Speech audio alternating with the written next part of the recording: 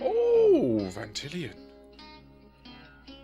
Rapido, senore, rapido, vamos. I did read your message the other day, mate, and I do sincerely appreciate you taking the time to share that with me. I didn't reply just because I think it said it spoke for itself. Do you know what I mean? I sincerely thank you for taking the time to share your feedback with me. Ah, my headset died.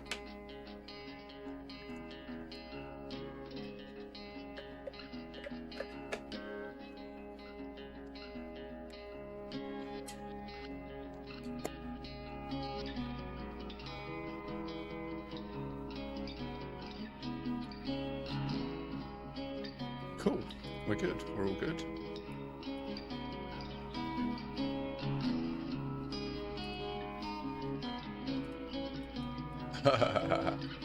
I mean, don't get me wrong. There was a version of me that was a bit like fucking easier said than done, you know?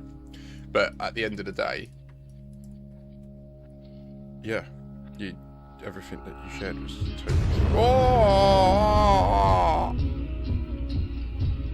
totally valid and very useful feedback. That's the key thing. Is I hope that you've noticed I've, rather than talk about it, I've tried to just show and put in it into action.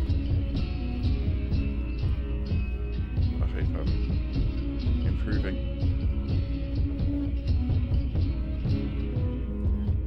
Oh, 07, Trinonica. Oh, the devil does this day of the sat meet thee.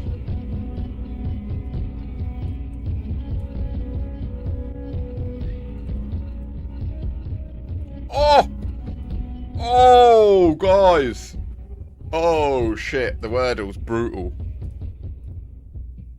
Oh, my God.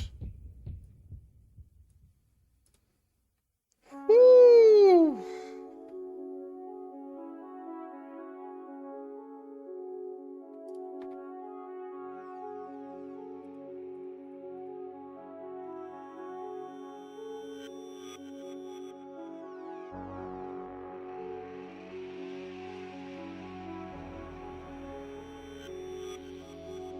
Let's prepare the first Bowlington of the day, shall we?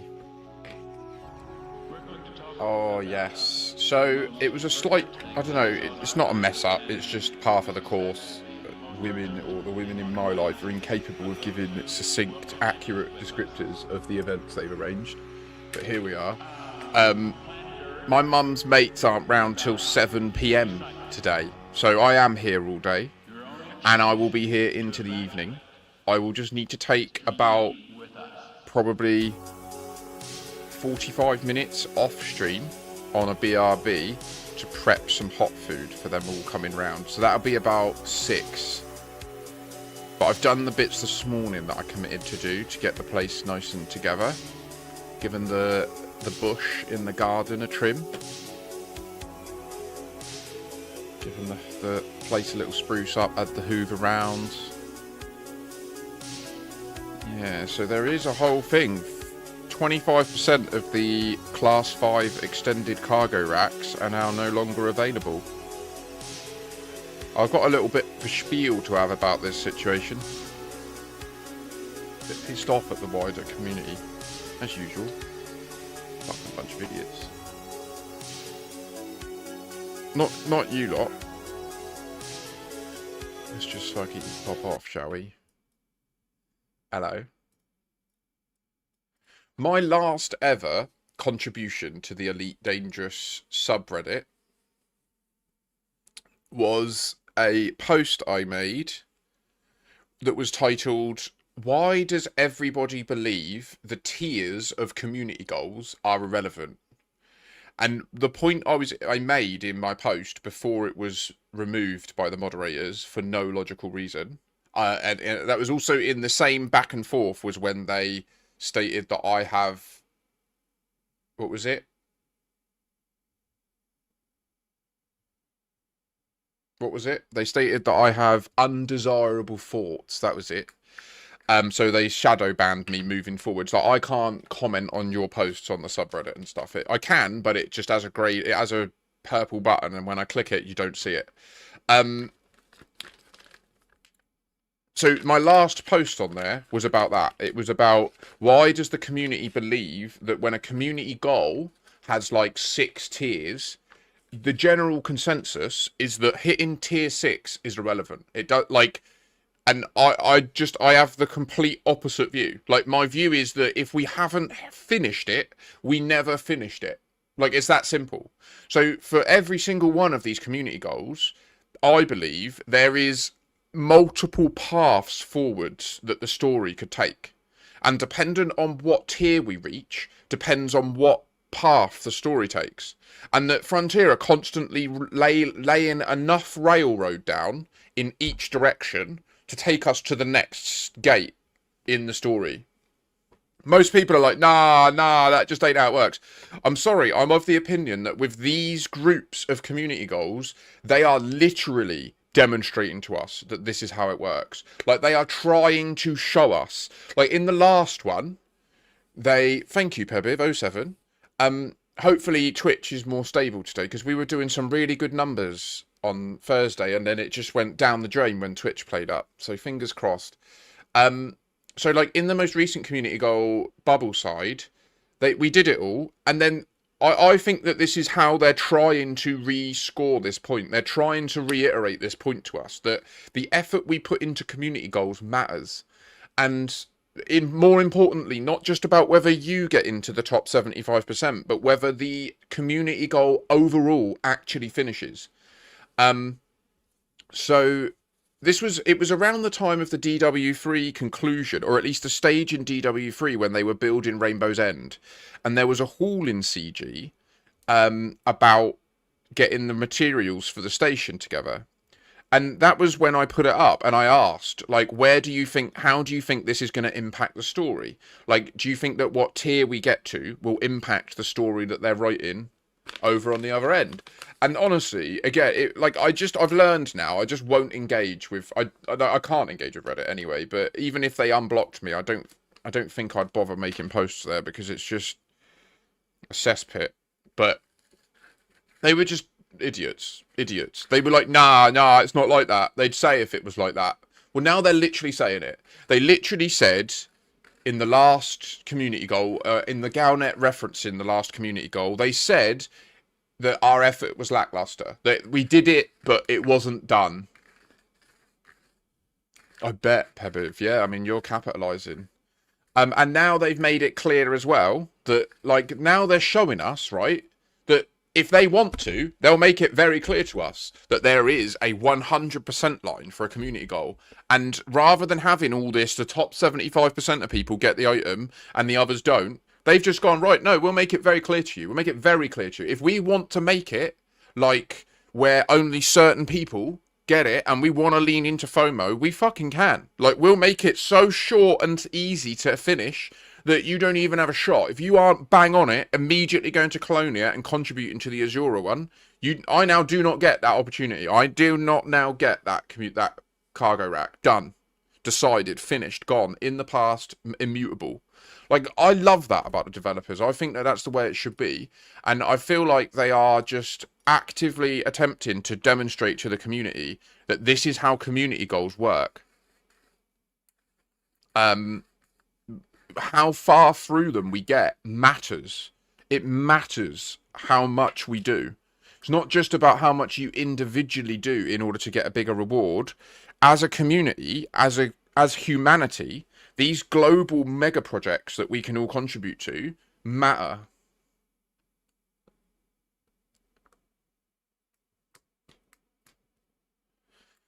Yeah, you did well, Nick. You should have... Anyone who followed my advice and got a few plippers on board before leaving, you will absolutely profit. Like, yeah. We should have done it with the iron price, Nick. We should have stocked the iron price with plippers, and then I should have given you admiral rights, and you could have jumped it over instead. Anyway, bygones be bygones. So to the plan for today's stream, I'm going to bosh out the Wordle, which is monstrous. I might even need some assistance because I'm 2 guesses in with nil bar. I'm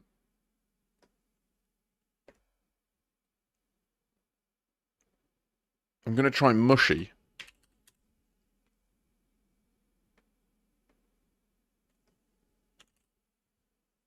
I'm still trying to decide how I feel about the way the CG was set up. I'm observing that people are having to reevaluate how they approach this. Can't just do the 1-ton contribution. Why is that, Pebiv? I thought you could do the 1-ton contribution. It's just like, whereas normally it's have you contributed enough to be in the 75%? This one is just have you contributed anything or not, right? Oh, right, I see what you mean. Only if the CG complete. Yeah, so it's worth doing 1-ton in the remaining 3. Oh 07 Big Joe. And then focusing on the lowest one from there on to help it complete, I think. I think if everyone followed that strategy, oh 07 Joe, thank you, then we would at least get as far through as we're going to, and we'd get as many cargo racks as we can. If everyone followed that.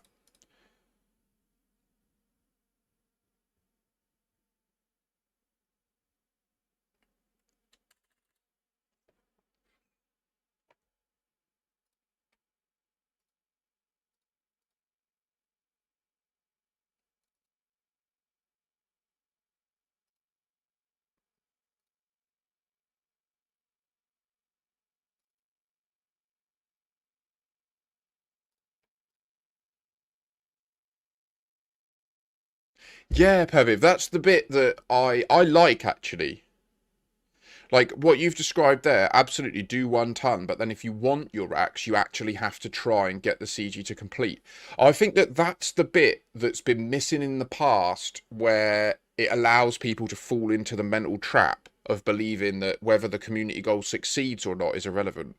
I think exactly like there is no incentive mechanism to say, well, yeah, you've done that much, but it's all for nothing if it doesn't actually finish, you know? And that's the bit where I feel like, yeah, that's what's led people down this path of believing, well, if it finishes or not, if it hits tier 4 of 7, it doesn't matter. It's not my problem, you know? And so I feel like the way to do it is to do it where everyone gets a reward and the reward scales twofold. So the higher a tier you are personally in, the more of the reward you get. But overall, the more tiers the CG hits, the better the reward for everyone is. So if you're in the top 10, you're getting ridiculous, like billions and billions and loads of modules and stuff. Like in this scenario, you might get 5 or 4 class 5 extended cargo racks. You know, you're going to use so many at once anyway, so it's kind of irrelevant. You can't sell them or anything, you know? So I think that at least if they did that, then... Well, yeah, there is that strat, Nick. Just dominate everything, always.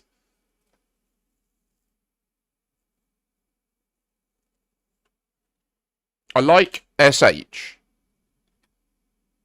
We can't have a U here, you see. So it can't be SU, it can't be HU. It could be SHU.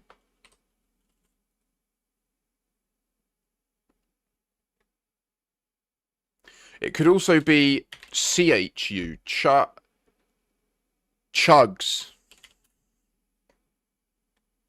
Chugs. But now we know where the U is, and we know where the H is either at the end or the beginning, and the S could be SH. USH. Crushes out. Swash. Slush. Bruh. Your boy be guan and up and down, brother. Give me sorry, I don't know what I'm talking about. Right, so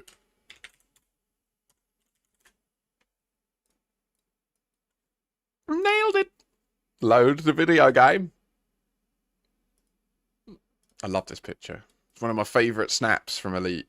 It would be even better these days with the new lighting, actually. I think it would make the Mandalay proper pink.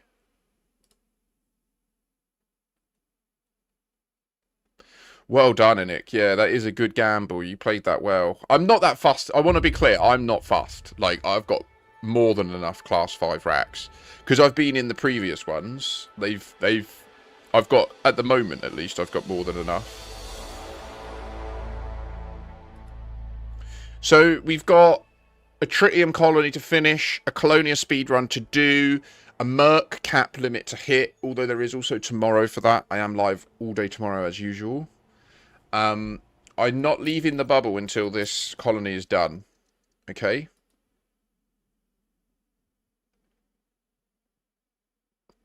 Is it not fixed yet, Ventilion?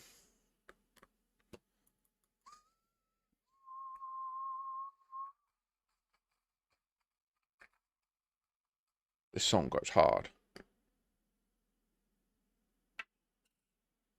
Really, Enic? You got FOMO'd. That's a shame.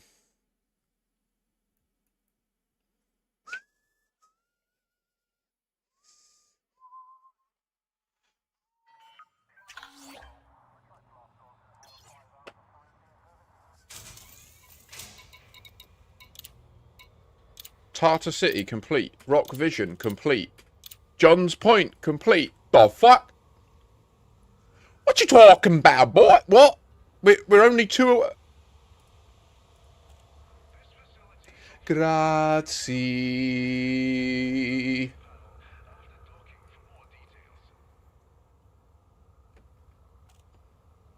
We're 3 construction projects away from completing this entire colony.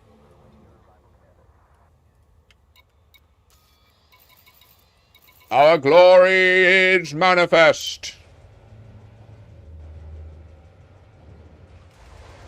Wow. Absolutely. If that was you, Benyed, thank you. Our standard of living has gone negative. Our security has gone down to plus 1.7.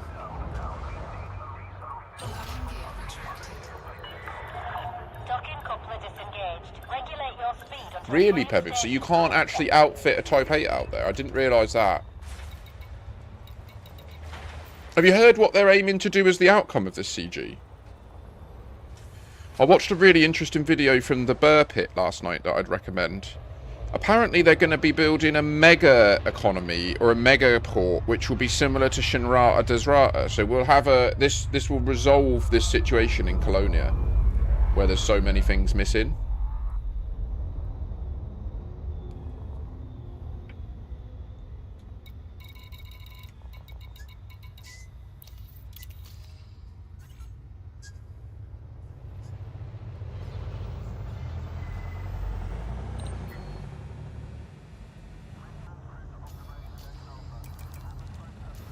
It was the Burr Pit that made that connection. I think in the latest Galnet article, it states that it would result in a mega market or something like that. And he was stating that the only other place where they've ever used that terminology was in talking about Jameson Memorial.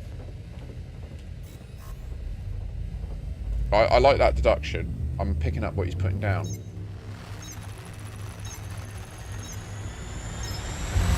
Oh, really, Enic? That's quite good. That needed dealt with, didn't it?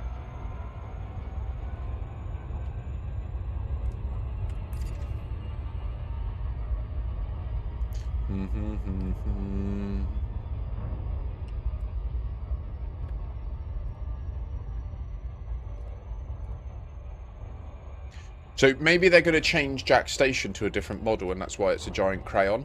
Also, did anybody see the thing I posted in the Discord from Reddit? I'm very curious. There's people, as usual, the immediate reaction, it's just some intern has left in some translation files. Fucking, honestly. The Dunning-Kruger effect needs to be studied in the Elite Dangerous community. Because... oh my fucking god. Does it attract a lot of people that think they're way smarter than they are in experience, you know? To be clear...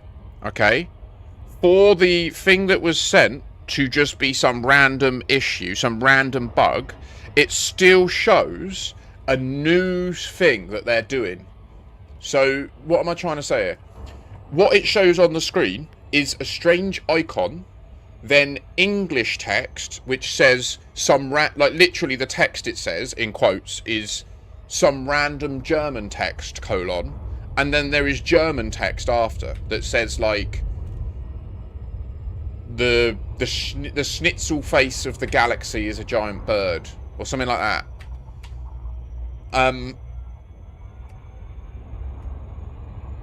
Yeah. Whether what it shows is that they are doing multiple languages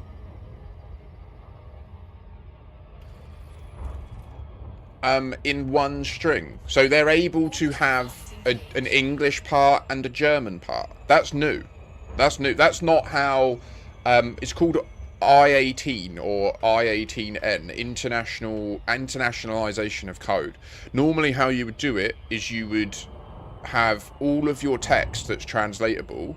It would not actually exist in the code base. It would exist as an external file that's just referenced. So like when you want to view, when you read like the text on the left here that says in the top left the word system, like the game file isn't saved to show the word system there. It's just a parameter that says $system. And then when you pick English at the beginning, when you run the game, it knows you've picked English. It loads it as English. And whenever it needs to load that text, it will say, I need to get the English text and put it here. And that's how the word system arrives.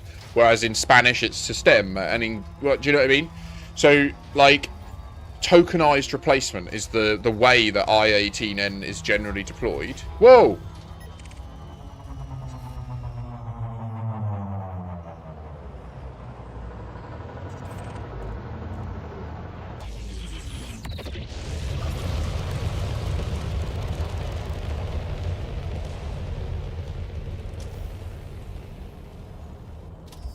What just happened?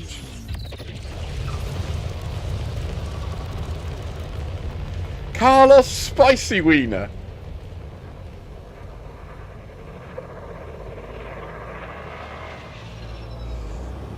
Cyberdummy, you asked, what is this, please? Can you look in Discord and you'll see what I'm talking about?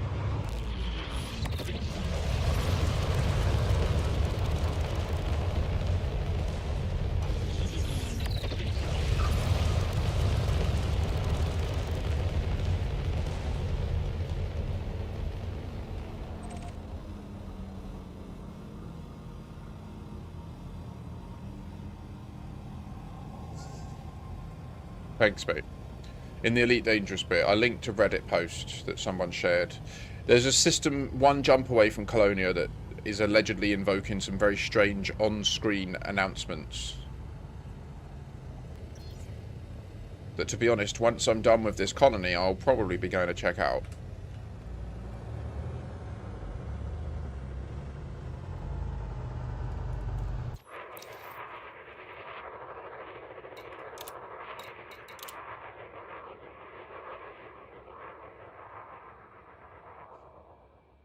This is rough.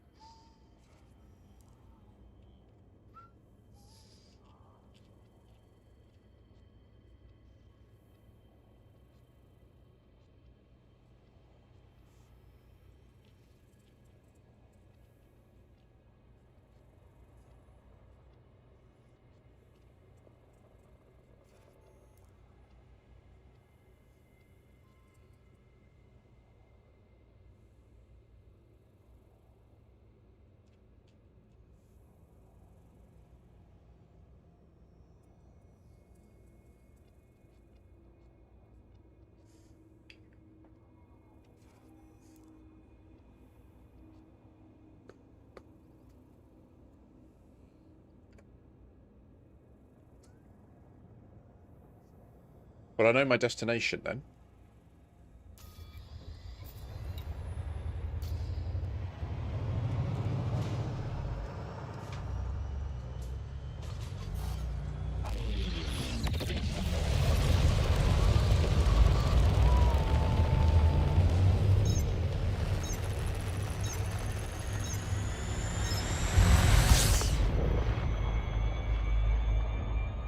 '07 Mac. How you doing?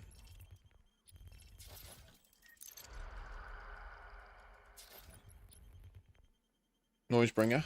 Gosh, Godspeed, Godspeed, commanders. Nice, Enic. Yeah, do let me know if you invoke it. It could have just been a transitory bug, you know. It could have been that there was a bug that resulted in that being displayed, but the underlying mechanism of it is still evidence of something going on. Do you know what I mean? This is where it's so frustrating when people just go, the entire thing is a bug, full stop. No, nothing to look into. The generation and presentation of text at that location in the screen is not normal. I'll say that much. It is not normal in the game's ways. Dire City. Polanski Landing. Go on then.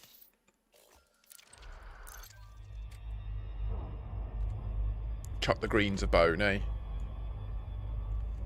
Give old Polanski another home. Since apparently he's one of the fucking houseboat weirdos.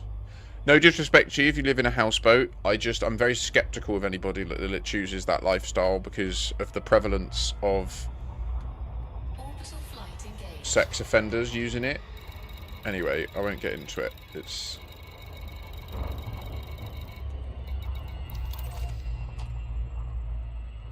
For context, I will get into it briefly, just for context. In London, there's a big problem with county lines because the Met is divided by region. And the way that the Thames works is it crosses through many, and then there's canals off the Thames. So one thing that sex offenders, in particular paederasts, like people that molest children, one thing they do in London in order to avoid having to register that they're on the sex offenders list is they have to register in a council region if they're going to live there for more than 90 days. So they buy houseboats and then they live in an area for 89 days and then they move like literally one dock into the next area and then they don't have to register themselves. So it's how they can keep getting jobs in the city and they can keep getting normal stuff and then they don't come back on the searches as being in this register even though they've done these heinous things. So that's where I'm like, it's a policing problem, really. It's not about the lifestyle of living in a houseboat. I would love to live in a houseboat myself. I think that that's a beautiful idea. But, yeah. I fucked up bad. Taking damage.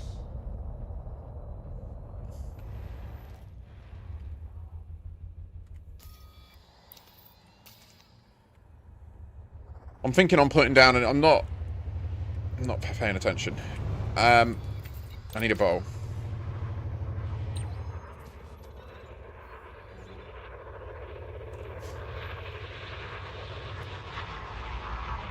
I mean, much less sinister, but can still ruin lives and families, you know, gambling. Landing gear deployed.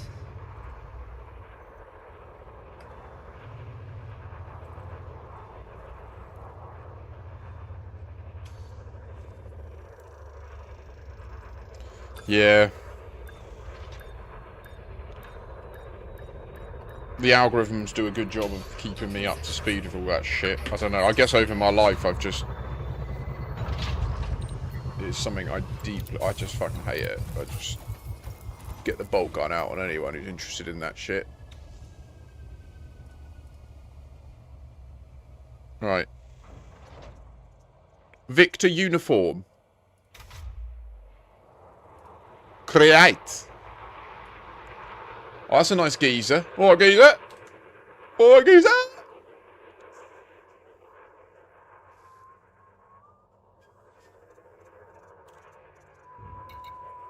Landing gear retracted. Ship released. Engines engaged.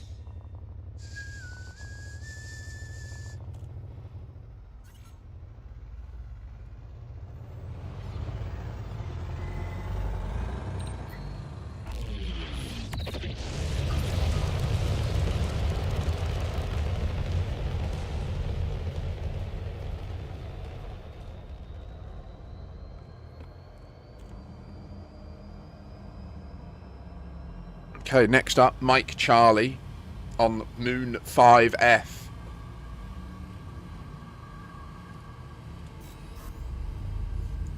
Also, cannabinoids in the bloodstream. Hallelujah to the onion head. In Braben's name, we consume you. He's at home like, no, not in my name. Something tells me I don't know. Braben puts out like square energy. Do you know what I mean? Like he's got square aura. But I think maybe we underestimate old Mr. Braben. He's also a billionaire. No one realises. One sec, I'm hearing things.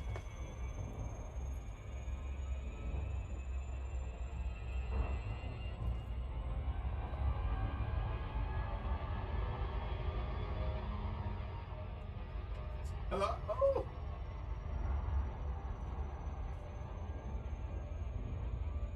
It's not about the credits, it's about the mats.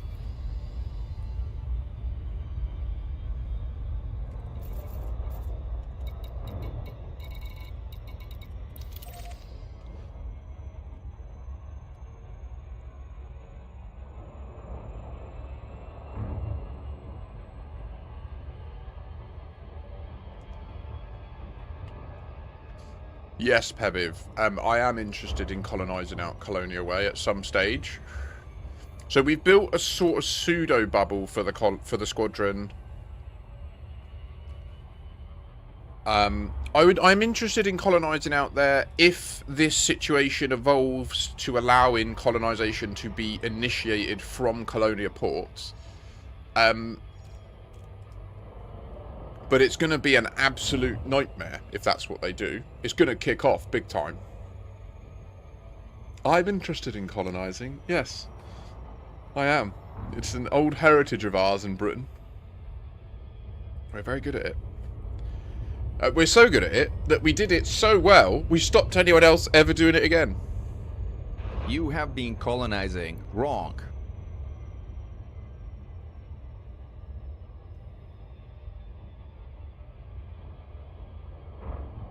We literally said to the planet, you have been colonizing wrong. And then we dedicated half our naval fleet to just sinking them. Orbital flight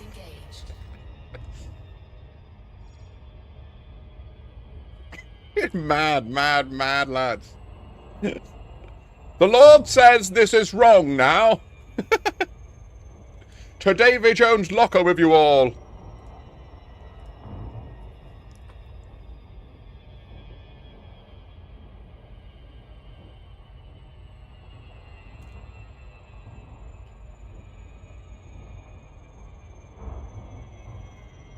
To be honest, I think one of the real reasons is because ultimately we only finished paying off the debt to the slavers in 2015.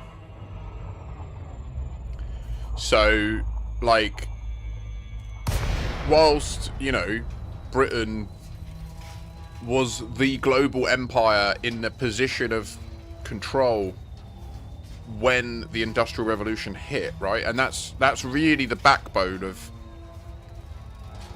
as it wasn't the Industrial Revolution per se, but it was that we were in that ramp-up process of innovation, and the labour requirements were getting larger and larger, you know, populations were scaling.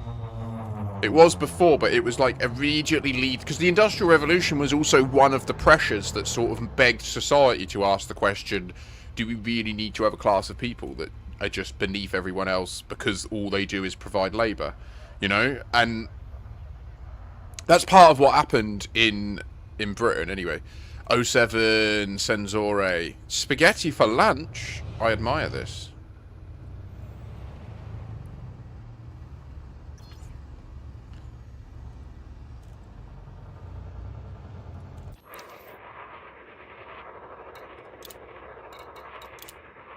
But ultimately, the bit about the journey of slavery in the West that a lot of people aren't taught these days, and it's very frustrating, especially Americans, because a lot of Americans somehow leave education believing that the Civil War was about slavery. Anyway, and they believe that because America won, they then chose to end slavery. It's literally like a historical reality. Like, that's not the order of events. It's just not what actually happened. Like, what actually happened was Britain said, you've got to stop using slaves, and America went, fuck you. As well as we ain't paying your taxes, as well as we ain't listening to your rules. Like, it... Anyway. Yeah, Senzore.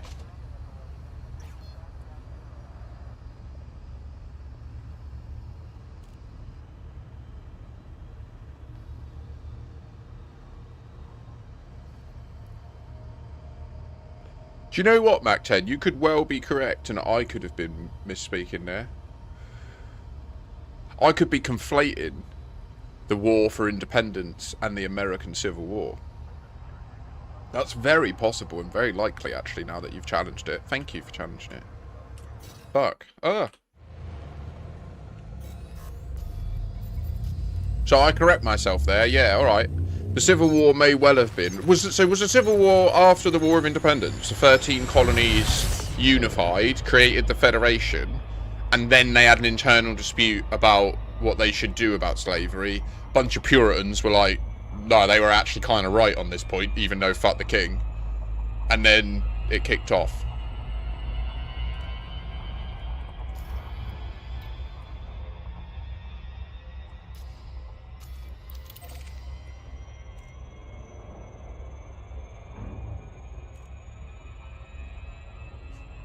Oh, okay, my bad. Literally 100 years difference. Fair. Nonetheless, that happening also caused introspection across the pond, right? Like in Europe and in Britain. And it certainly was, like, seemingly the sort of straw that broke the camel's back of the empire.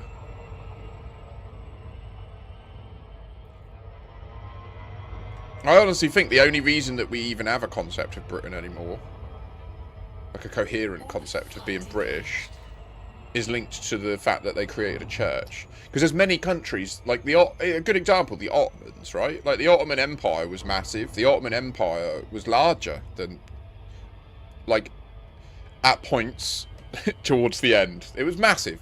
And yet, you don't really hear about, I don't hear anything about the Ottoman. I don't hear people in the Levant go, we're all Ottomans. Do you know what I mean? Like, you don't hear that. You don't hear any of that. So there's some difference between what Britain did as a phenomena globally and what other empires contemporaneously have managed to do. I do think it is about, they say like the Roman Empire never ended, it just became a religion. And I think that's kind of similar with the British Empire. And I guess one of the questions is, what's the new one that's evolving? Because it looks like America is developing some sort of weird technocratic god AI thing.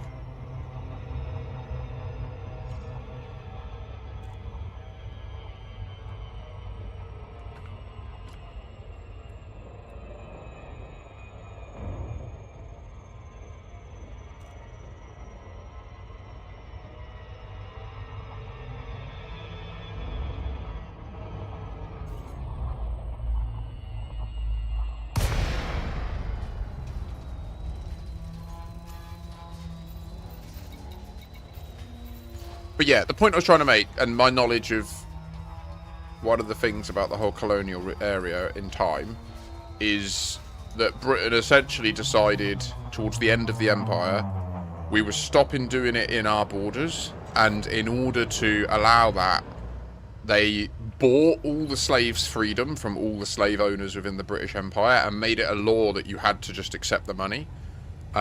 Or at least you had to accept the freedom of the slave, and then you could choose whether you wanted the money or not. A lot of, like, people were like, I ain't having their money out of principle. And then they also said, but that's pointless if all we do is stop our people owning slaves, because then we're just at a labour disadvantage to the rest of the world. So we'll also declare war on slavery and dedicate, like, a non-trivial portion of the British Empire to patrolling the Atlantic and around the Mediterranean. So yeah, this is the process of designating stuff on the surface.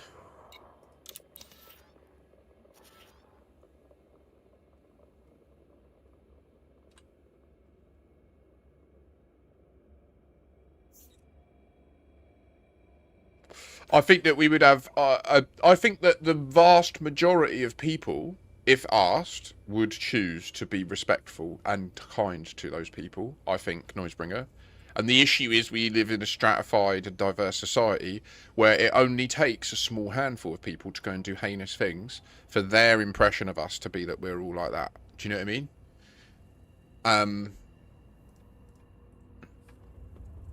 So, yeah.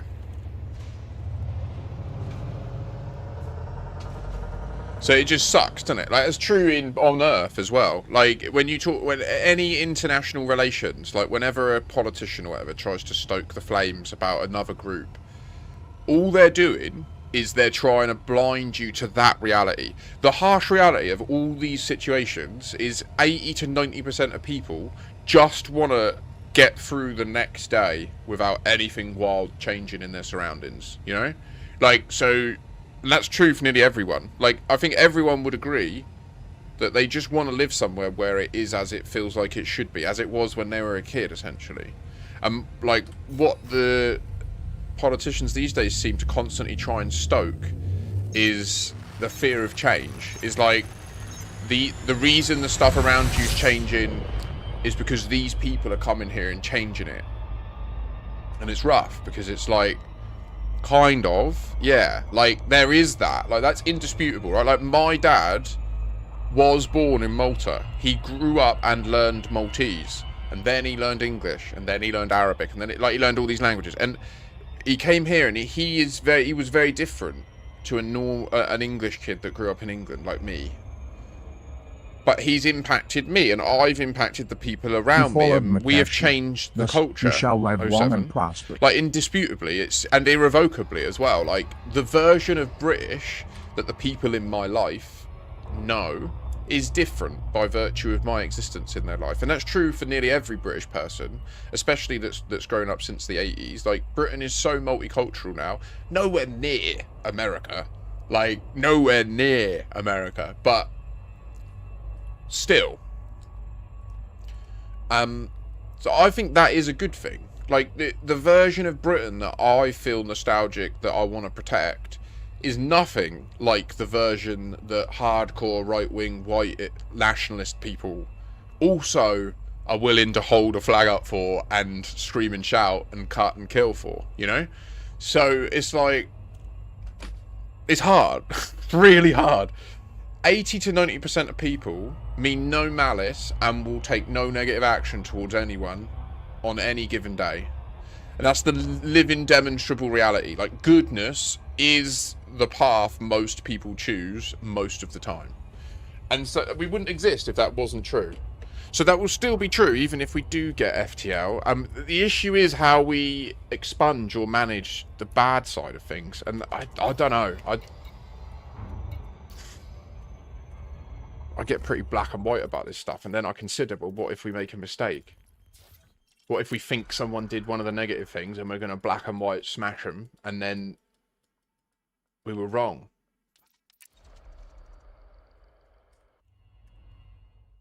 And we've smashed them, and they're gone.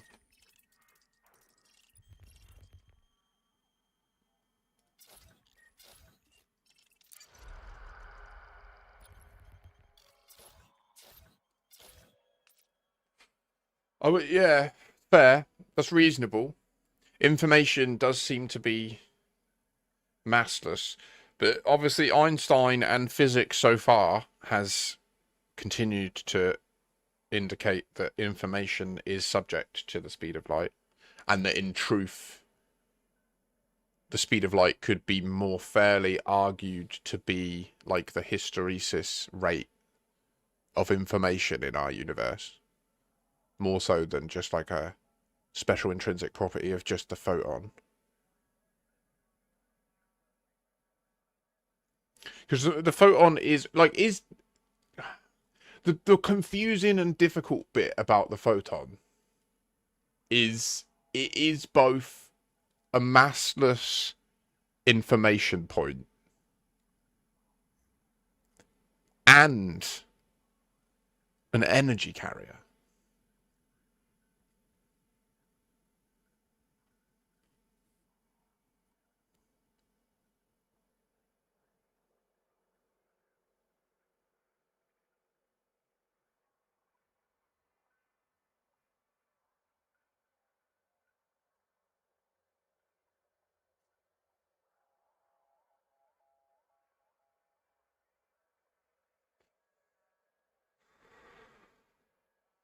So, like, we find a planet where there's a species that are in the very early Stone Age.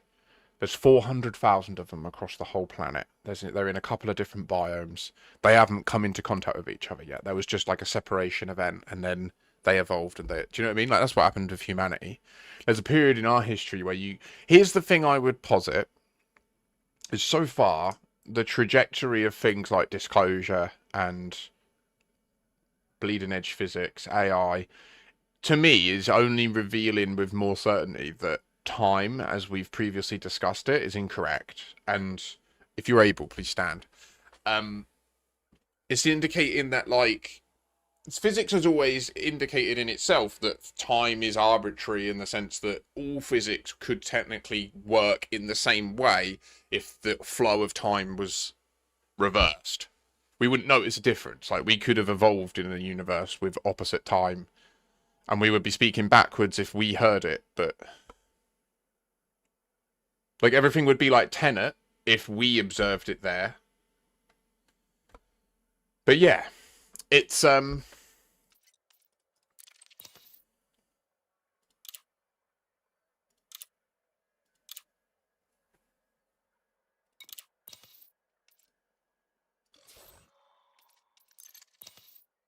now I'm tempted to keep Buscara Landing, but I'm not going to. But I will go Egyptian again if I can. Why is it giving me wedge? Chiba could have been good. Fuck. That's in Ethiopia, isn't it? Chiba. Shit. That was perfect. Let's hope we get that back. Bear's Pride. We had that Lubok. Yeah, okay, right. Come on.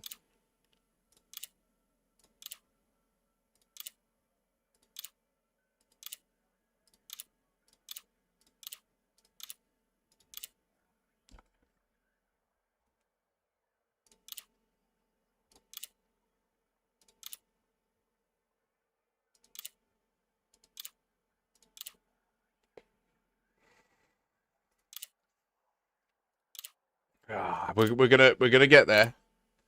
The question is, will I skip it?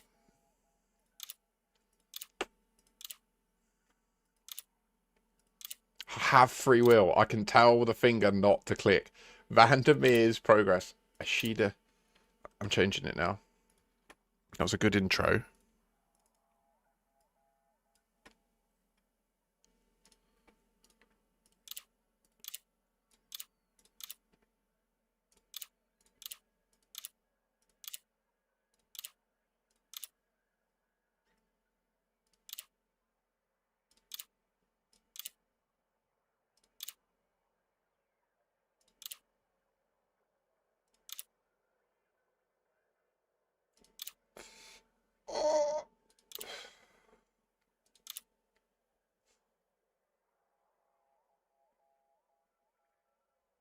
Every time I go for a walk at the moment, I go via the calisthenics, and there's always kids playing on it. And it annoys me. And I just walk off, obviously, because it's fair, it's public commons. Like, I'm not going to be, like, approaching a group of kids and asking if I can have a turn.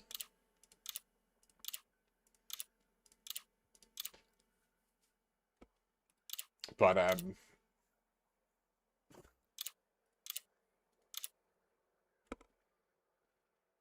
it inevitably, the amount of paths that interaction can take where it just goes bad in the modern world. Go there at 2 in the morning.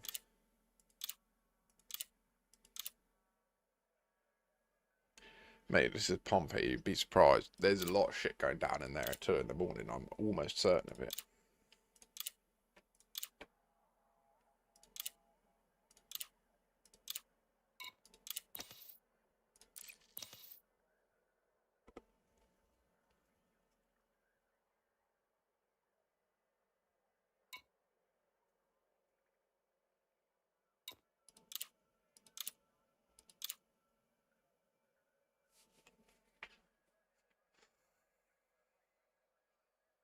Go on then. I've had enough of this. Right.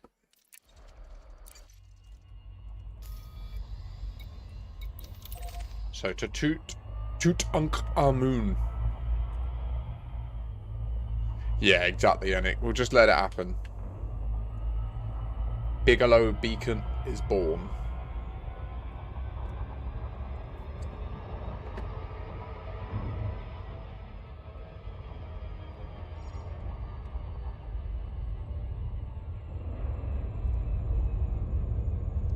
So how is everybody's Saturday going so far? And have you all got a lot locked in for your day? Are you all just over in Colonia? Where is everyone? No, there's a lot of people nearby still. John Tran's nearby. Got Captain Future. Captain Future, that's Rosen's other alt, I believe. Orbital flight engaged.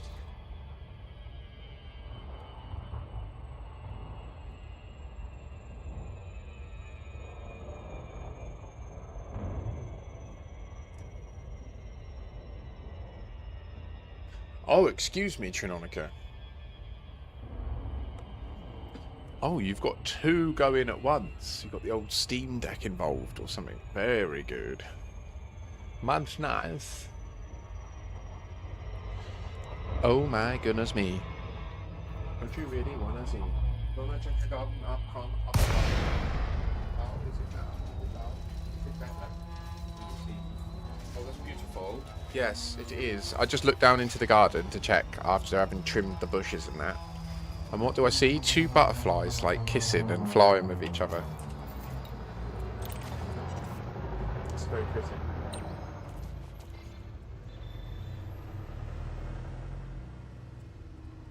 And a cat just did a double smash. No, I'm joking. Look at the pilgrimage.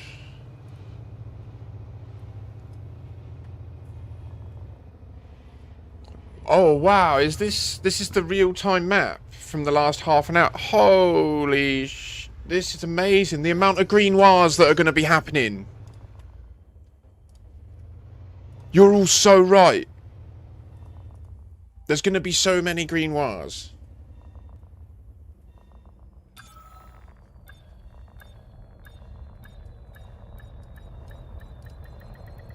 Docking successful.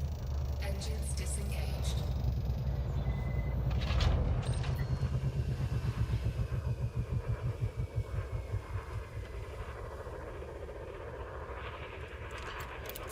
Much nice.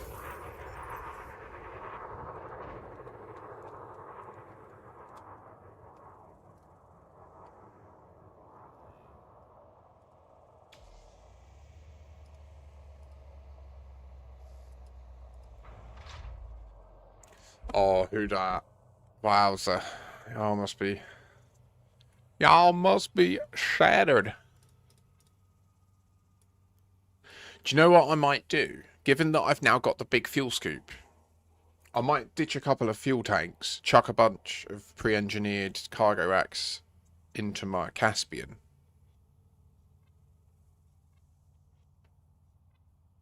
And then I can just haul in that. Because it sounds like I'll probably be able to haul more than a Type 8 with no cargo racks. Or I could buy a Type 8 and engineer it and put the engineered cargo racks I've transported in the Caspian.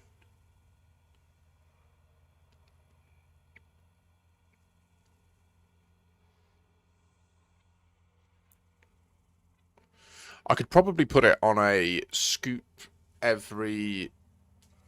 Like, it jumps so far.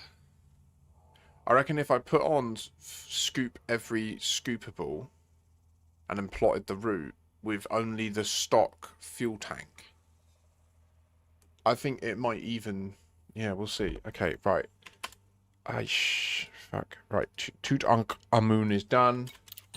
We need to get Bravo, Engines engaged. Victor, which is Bigelow Reach.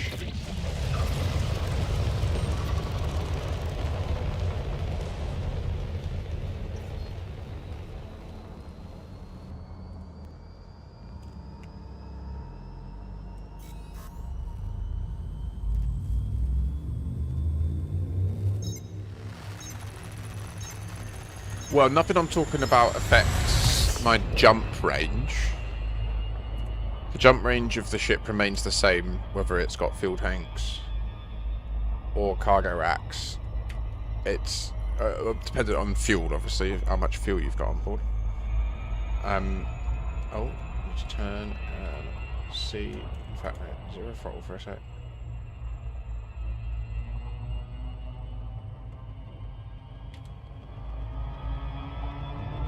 Yeah.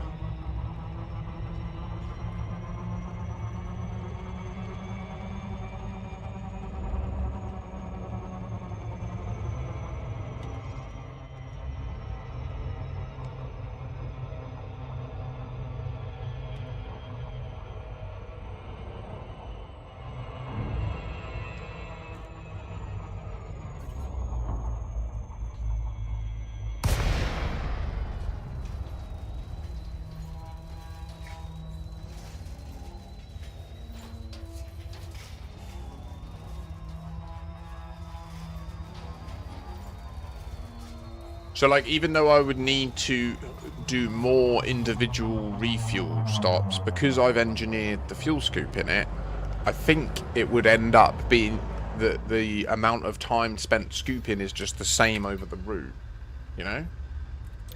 And there's enough options on the way where you jump in and it is a scooper, and there's a neutron next door, or vice versa.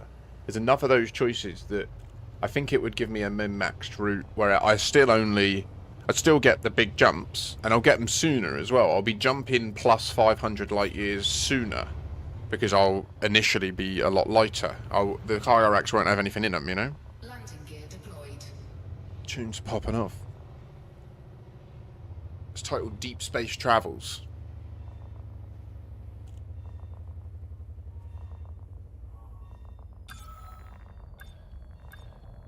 Completing these 3 will complete this colony. There will be no more... Well, there'll be 2 orbital construction spots available. But I won't be able to build it, so...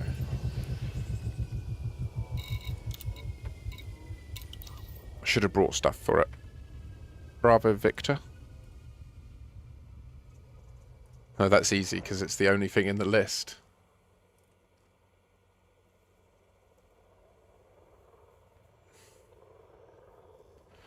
Tiger, Ambient Works 4, Interstellar Journey.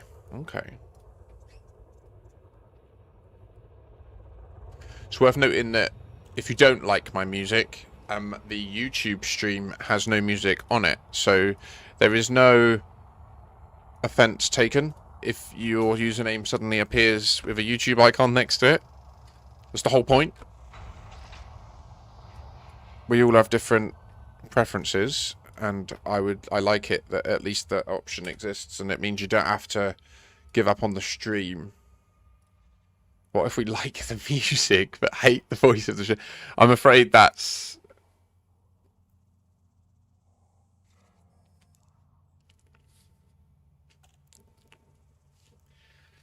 Okay, there's now profanity.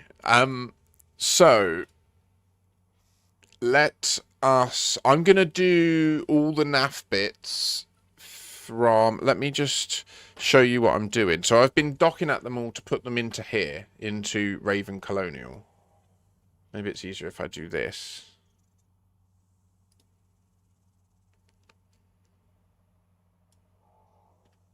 That's banging, isn't it? That's exactly what we need. So this is Raven Colonial. I highly recommend it. We pre-planned this entire system. So the whole time we've had access to this perspective to see these end figures, which we're about to hit. So it's going to be rough. We're going to be in negative standard of living and security. I'm going to kick off by going to grab the random bits that we have on the fleet carriers.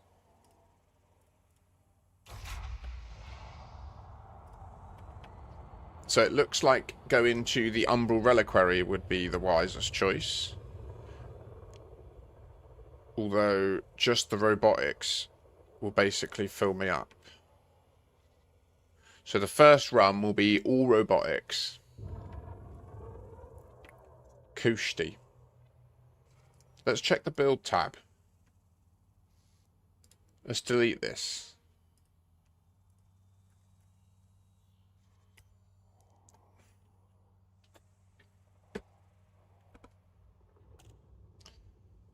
Oh, bruh. GG's. Let us know if it's good or not. Dang. Don't you know it's true? We got the same amount, each one for you. Okay, but wait. So it's about one whole load per. So I should go to both for just one, shouldn't I? And then...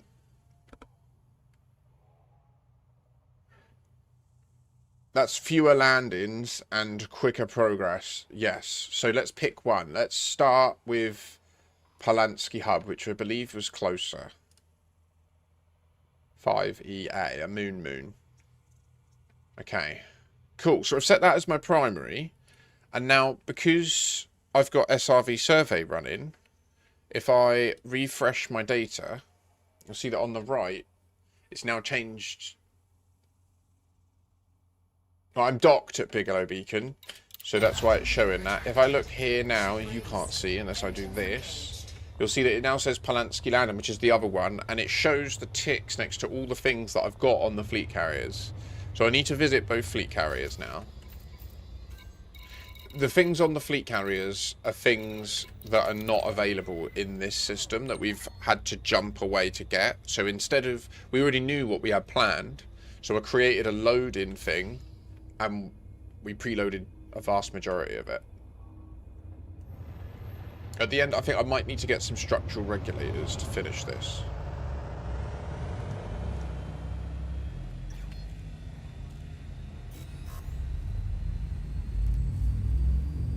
I shot my fleet carrier over to Colonia to get in on the community goals. I'm glad I did it, because one finished at about 5:40.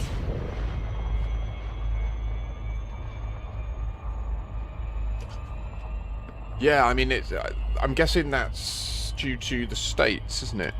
Because that's their approaching midnight.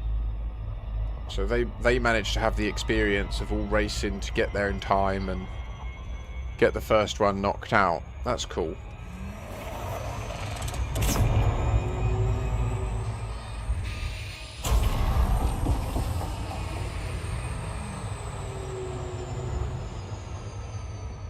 Didn't do the math. No, I didn't do the math. What I could have done was at the beginning of the stream jumped both fleet carriers over to these planets. That would have been a good idea. That would have been a good idea. I was free to think of that and I didn't. Now it's kind of too late. It's irrelevant because we're just going to go to them both once. No, wait, we'll be going to both. We should, after this, we should jump both to the last moon.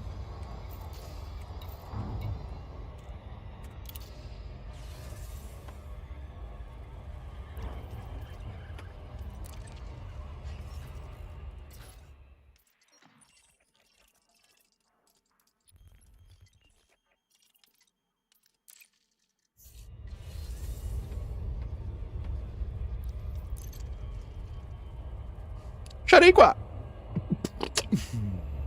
Where is she? I don't know. One of the CG stations is an outpost, and I only had my Caspian there yesterday, so I bought a hauler, delivered 8 tons.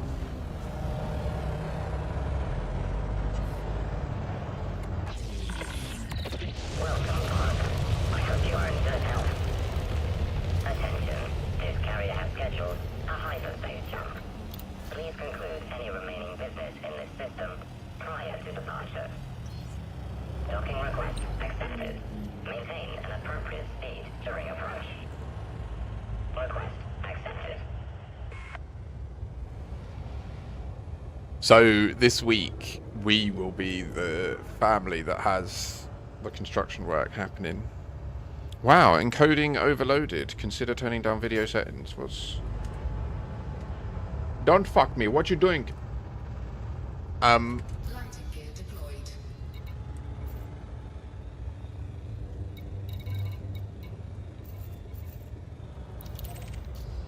How you doing, Dwarf? We're having a frame rate event here at the Iron Price.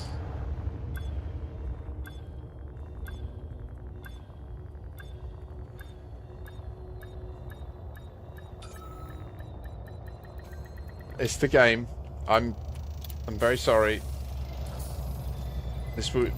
We will just have a degraded experience for a moment. Hello, Commander. How may we assist you? Don't know why I have so much of this when we didn't need it.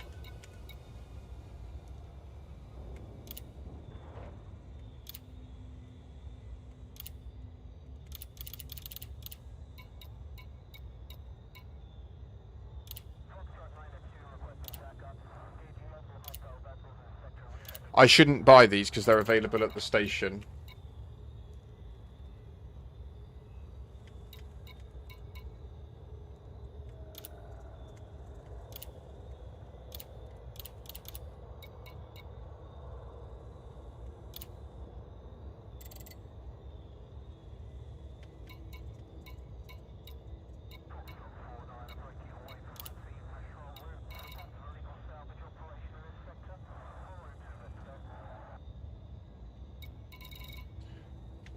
Okay, but since I'm here and they're here, I should, because it's jumping and it will save Trit. It might save a fraction of Trit, but...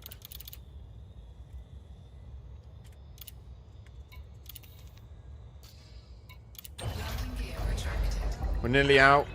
The stream is nearly saved. I used to have so many friends that were like, my stream's lagging, and I have no idea why. So to explain how to frame them at the game is like, yeah, I mean, it is limited, it's just the engine has an error state where now that we're not loading the iron price, it's back up to 60 and everything's should be back to normal. It's not fully deterministic either. It's not that the iron price loading tanks the FPS. There's something else. There's something fucky. I don't know what it is. I think it could be related to the number of NPCs present. Like, I think when it loads properly and all of the crew are on there walking around and there's a large number of guards circling it, like in ships, I think that's when we start to get the old hoopla going on, you know? The higgity hoopla.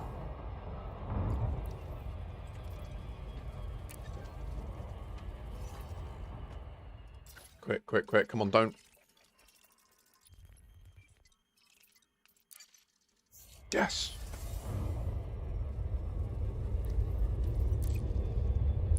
Yeah. It'd be great if they could do more work on culling, so there's optimization on render stuffs. Right now I'm playing this game limited to 7 watts. What? Noisebringer, that's insane. That's mental. Are you serious? 7 watts? How's that? Welcome, Commander. Follow standard flight protocols around this carrier. Attention. This carrier has scheduled a hyperspace jump. Please conclude any remaining business. Don't fuck me, no, no. Docking request accepted. Don't do it. A landing pad has been assigned to you. Don't fuck me. Request accepted.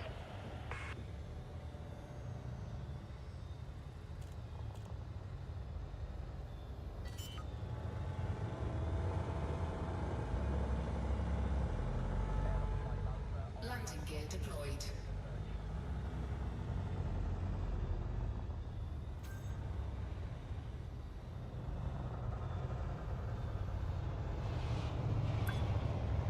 That would be cool. I want to check something as well. I was thinking about it earlier. Is it where? Wait, is it at the main menu? Main menu. It is. Okay. I can't check it right now then. So I want to get this done first. I'll do this load. You're in the middle of hauling ass, boy.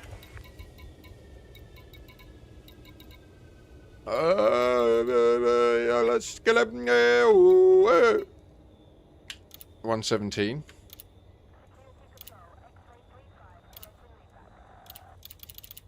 Fuck the numpad.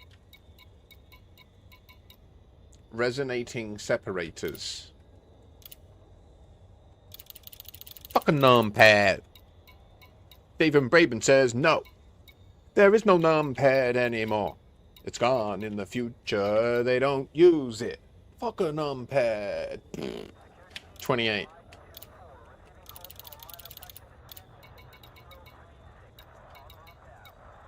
Advanced catalyzer. 112. I've got more of these than we needed.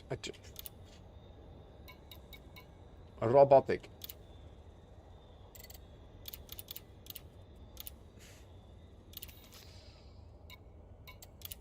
Landing gear retracted. Clamps released. Move clear of the landing pad. Oh my goodness me. Right, this one, yeah?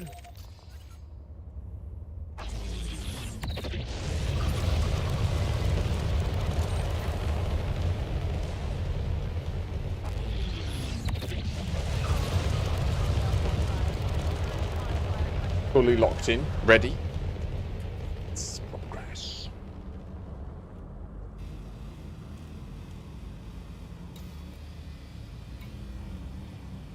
For a second I thought I had nothing on me then, and I was like, am I having some sort of fog state? Did I not just load it all? Is this it? Is this the event? Has it all changed? What did I do? What am I going to find? No, it's okay. The aliens aren't here yet. They haven't taken control. It's an interesting conversation in chat going on about performance of machines and their ability to play Elite Dangerous in incredibly efficient ways. I had no idea that this game could run at 22 FPS on a 7-watt Linux CPU.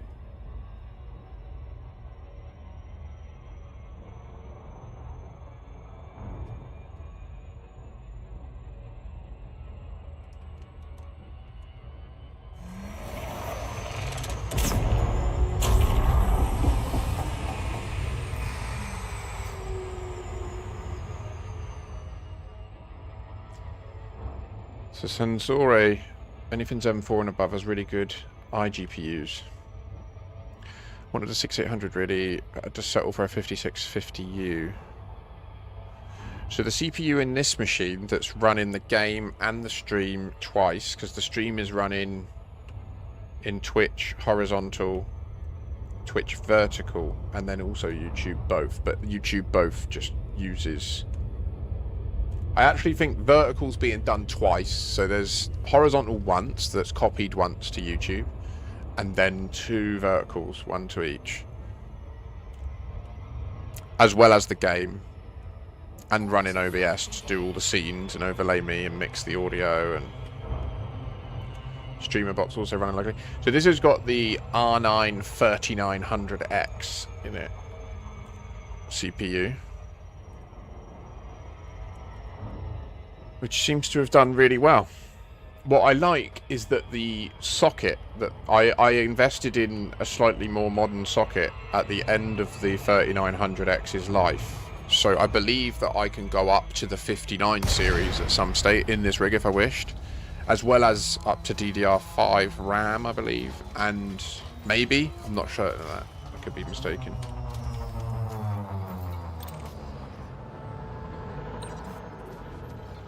Yeah, that's the one that it makes it kind of pointless. Like, do you know what I mean?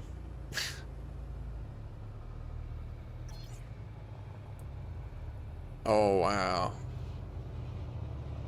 Nice.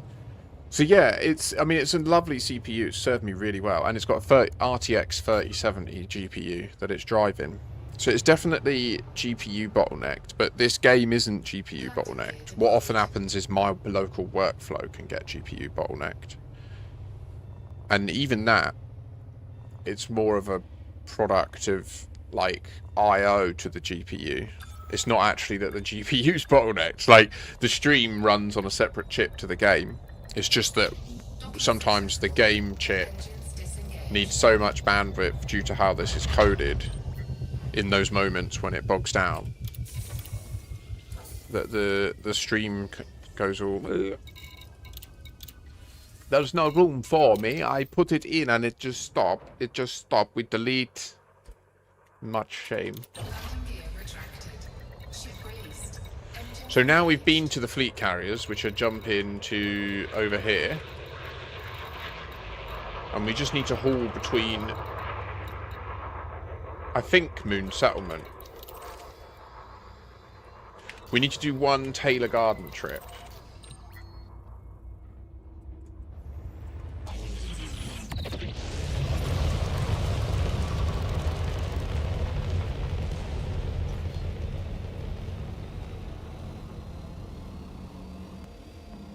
Correct, Sensori. Yeah, exactly. That sounds reasonable to me. Like, despite it being true that the fact that my GPU is the chipset, like it has a chipset on board, the NVENC chipset, that is what is encoding all these streams, and it is true to say in marketing that that has no effect on gameplay, right? Like, that is true. Like, the performance of the game is not impacted by that running. And the data levels of the NVENC are so low that it's not. What happens is that the amount of information that can be passed, everything has to go, like, even everything goes through the CPU. CPU's like an orchestrator in the context of games and processors and everything. So even when the GPU, not when it creates a frame, but because of the way I'm doing it, kind of, every frame that's created of my game goes through OBS as well, right? So it both goes to my screen, which I see and interact with and play, and then within the software it goes into OBS, gets fucked with because all the stuff's been put over it and my face is here and that, and then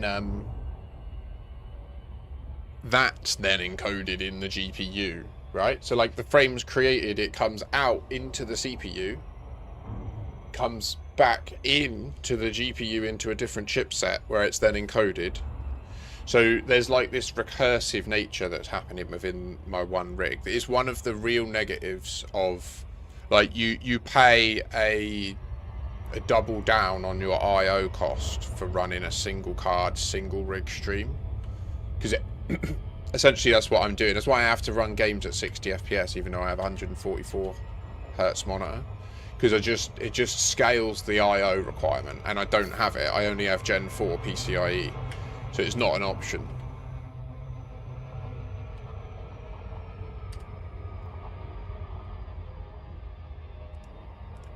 It's just too much. Do you know what I mean? Like, every frame that the game generates, one version goes out on the HDMI. Bearing in mind this is 60 times every second, so just constant.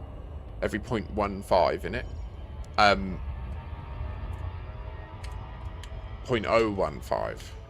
Something like that. It's crazy.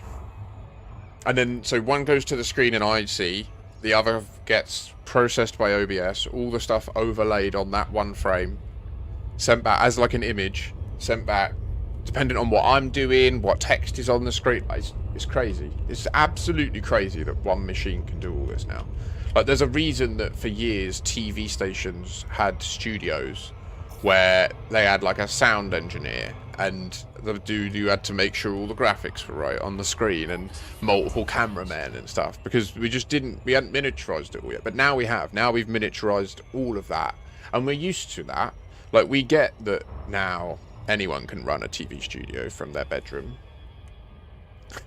If you invest the time in understanding all the different plugins and how these things work and what costs you're paying. Like, a lot of people won't understand, they don't know any of what I just said, so they'll try and stream, but they'll have the game maxed out and that on a single stream rig, and like what Sensori was saying, there's limits that you have to operate within.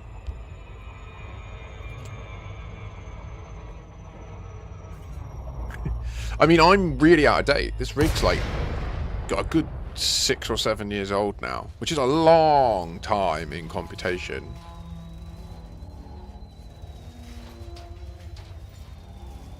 Wow. Yeah, that is huge.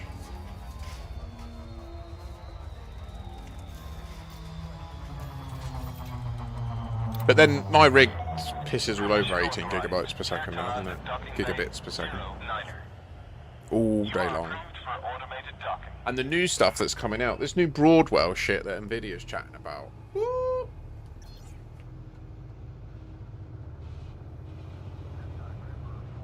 Oh, we're talking first compute that we owned. My first ever compute that I had was I think it was a Commodore 64. It had cassette tapes. Lighting gear deployed. I had an egg game. And then I think after that, I think I got a PS1. Message. No. After that, there was a SNES. Docking successful. Commence power down. It's good to have you with us, Commander. There was a SNES, and then the Game Boys. I got into the Game Boy Color, and then I remember the Game Boy Advance release day. I had managed to get in on the pre-order that was delivered to your home the day before. It was huge, and so I got it. It delivered that day. I got home from school. I got to play with it that evening, and then the next day I brought it in, and I was like the lad. I was the lad. There were so many people that were just like, "Can I just see it turn on? Can I just see you just turn it on and just see the opening bit?" Because it was literally like. Write in Roman numerals with square brackets is sick. I still have a working Apple C on my desk. What is it? I don't understand.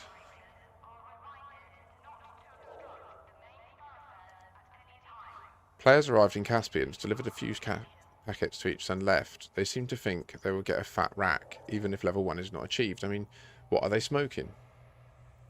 Well, Senharth.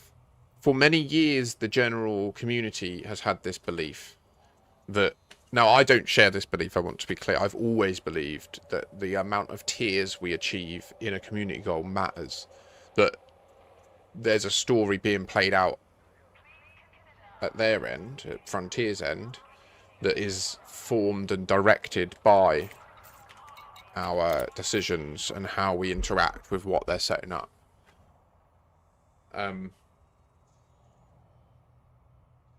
So yeah, which makes sense when you say it out loud, right? Because it's like they're building a product. Of course they want to look at what we want to do and then do more of that. Like, so if they can build a system in the game where they naturally get that data, that's a really elegant idea. Like, well done, that's good. And they seem to have done that, but no one really gets it. So it doesn't just, like, I think what they're trying to make really clear to us, both with the Galnet article, where they kind of somewhat backhanded, they stated that we didn't finish it. You know, we didn't do it all.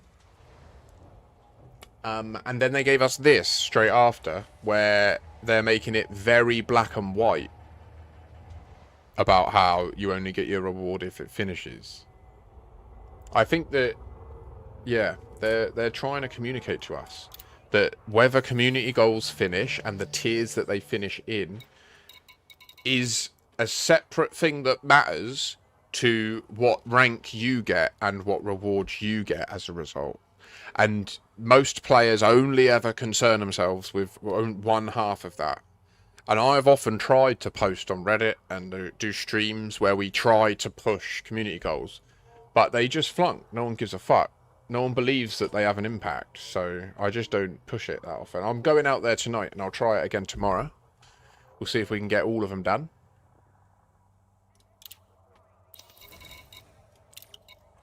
Chang, Director Chang.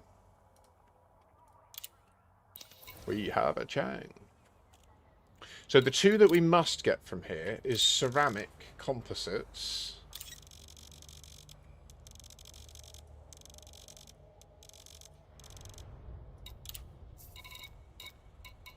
And emergency power cells. Fuck a numpad. Pardon me.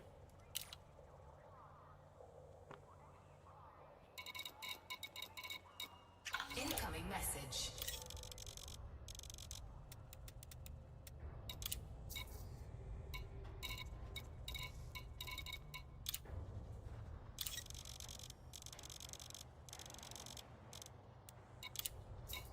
Should we create some, like, community-based lore around, like, the history and background of why there's no numpads in the Elite Dangerous universe? Like, why you can't just type numbers in?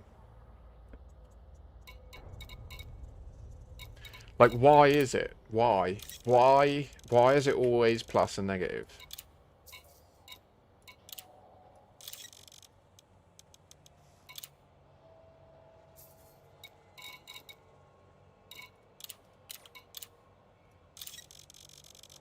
There must be a reason.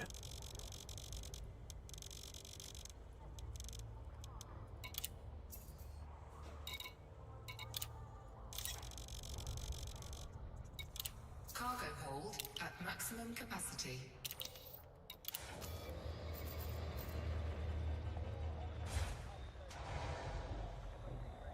The future doesn't have array out of bounds. Shag. Touche. Landing gear retracted. Valid response. Power.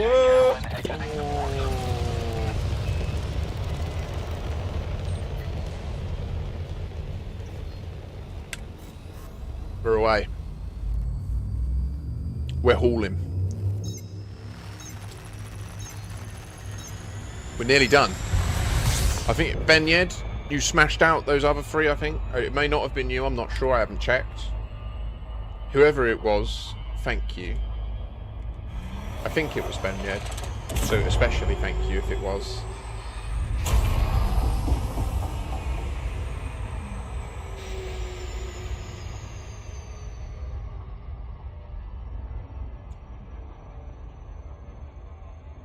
Future doesn't have death and taxes, so no numpads needed. Shit, you're right, yeah. It doesn't. And yet there's still politics and war and crime.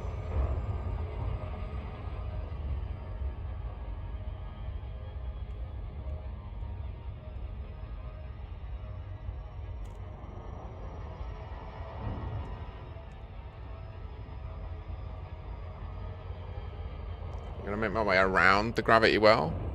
I think a lot of it is because controllers.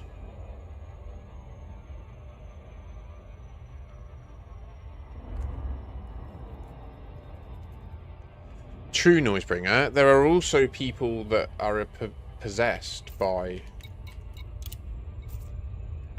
species that developed on Earth that reproduces by possessing other sentient species and causing them to go on rampages. I don't literally. I know it sounds mental, but it is just part of the lore of the game. And I know that most of you are like, "What the fuck is he talking about?" And I am on Onion Head. Like I am. Like I don't know what to say. Like it, but it's all true. Everything I said is true. Everything. Orbital flight engaged. It's just that's the reality that we exist in right now. Do you know what's also true? Is the two leading AI companies on planet Earth in real time in the last week, both of them have announced that they had research grade pre or mid training models in research and testing that broke out of their testing sandboxes into the real internet and hacked rival companies or other companies. That's in our actual timeline now. Those events occurred. So yeah, maybe we're near to the end of days. I don't know. The OpenAI model hacked Hugging Face, yes. And then yesterday evening, Anthropic announced that their in-training model hacked 3 companies. That they only discovered because OpenAI announced, and so they did a double check.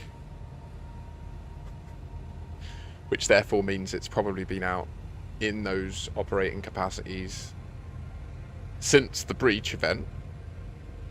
And we don't know what it's been up to, and they need to work out what it's been up to. Senhalf. It was very obvious most players We travel to the vast distance in a Caspian. Frontier knew that. This CG was designed to fail. Colonia is a dump. Literally a waste of space. No, no, no, no, no. But what they're expecting us to do is think, listen to people like me, and bring a shipyard full of flippers and sell them at 400% base hull rate and earn a fucking billion credits doing that. That's what they expect you to do. Drain all of the AX dudes' accounts by charging them an absolute leg for a flipper.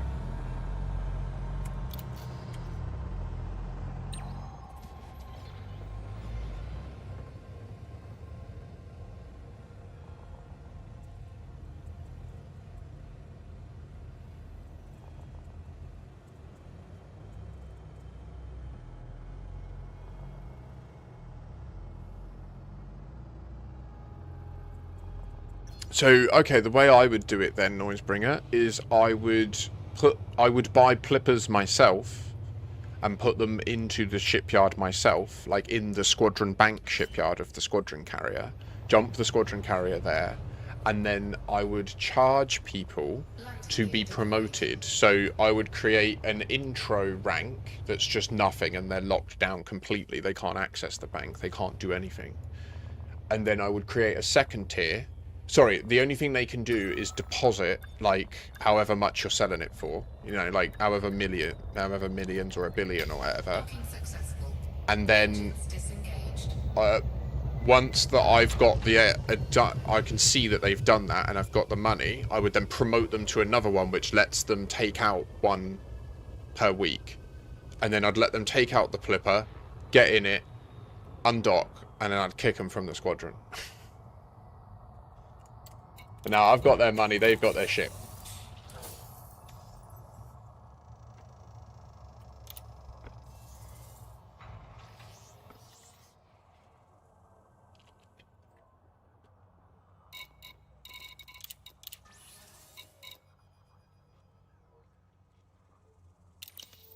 That's how you sell flippers for billions in Colonia. Do we do it? That's the question.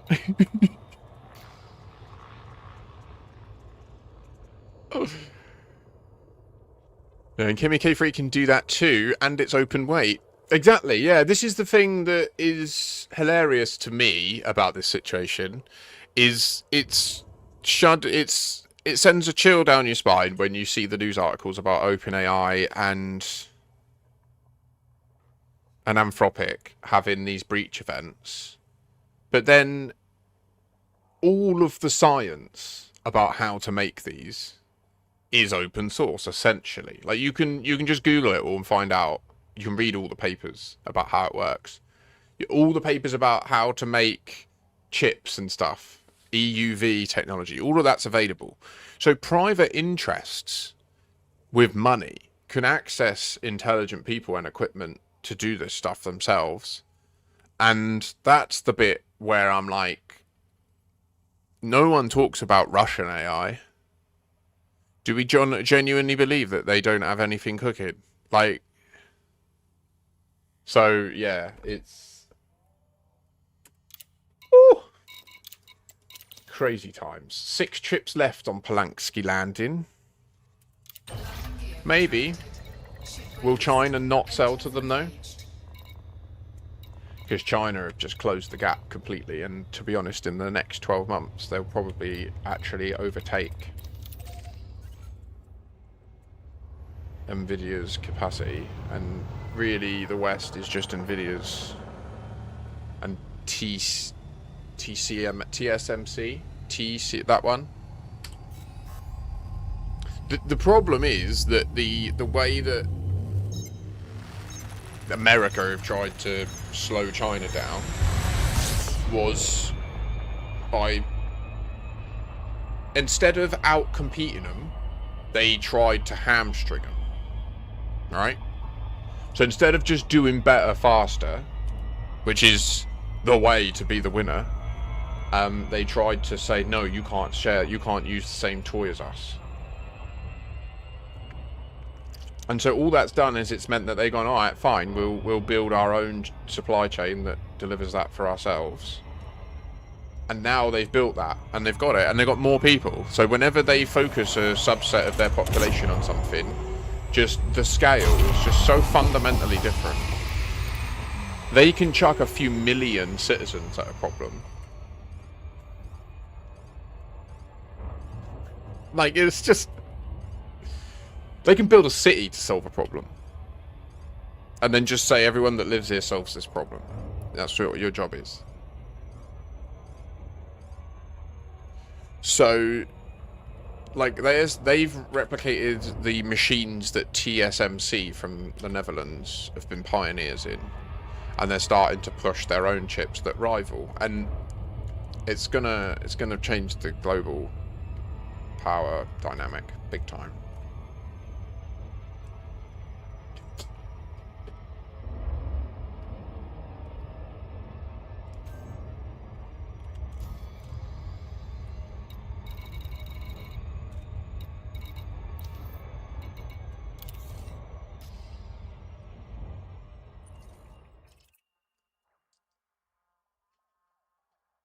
That makes sense to me, Noisebringer. Yeah, there is always more to it, isn't there? They replicated DUV, which is the previous generation. EUV is the latest machines ASML makes and TSMC uses. I think ASML is the Dutch company I'm thinking of, and TSMC is the Taiwanese semiconductor. But even having EUV is not a guarantee because Intel has EUV and they're still behind TSMC. Yeah, absolutely. I'm not saying that none of it's easy. I'm just saying that, like I say, the scale that China has access to is just fundamentally like an order of magnitude more than anywhere else.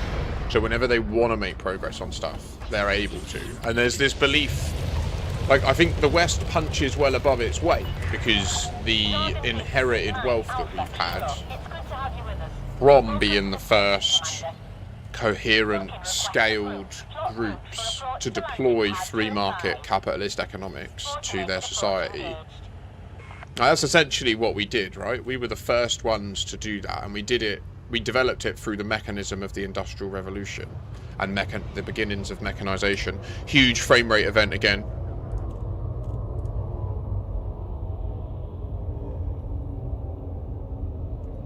That's the thing, Mac, is my view is that over in China there's going to be AI-based development happening of these different technologies that we're just completely asleep behind the wheel on. I think that's what's going down. Soon they'll come out with shit that's like magic and witchcraft to us. And it might already be happening and we just don't see it.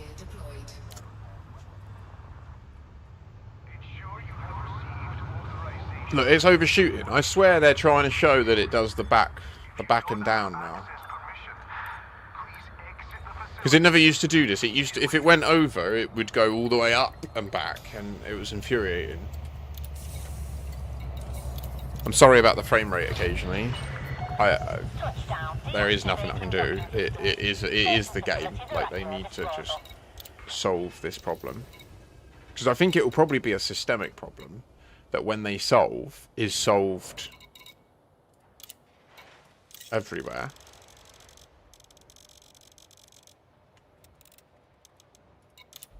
Issue is it might also be deep.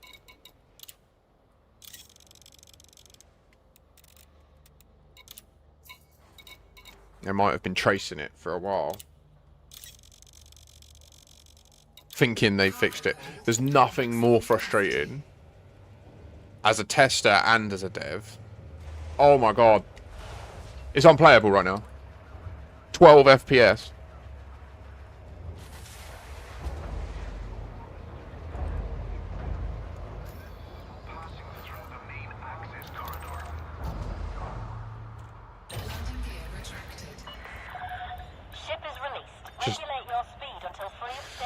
Engage Stephen Hawking mode. Conserving. Conserving. We just need to develop 3D printers that can deposit atoms, singular atoms with 100% accuracy. This is the thing, is I think if you search for that, you'll find that somewhere, yeah, some patent exists to show that there is a tool to do that. Atomic deposition. What we need to develop, Ennick, isn't that, actually. I thought about this long ago. It's an electromagnetic lattice that can break down any structured matter into elements. So imagine like an electromagnetic sieve that anything you put in just comes out like individually perfectly balanced and stable isotopes of whatever atoms were constituent in the molecules of that thing. Like complete disintegrator. It disintegrates all molecules into just a soup that you can then sort electromagnetically and then have stored ready for your printer.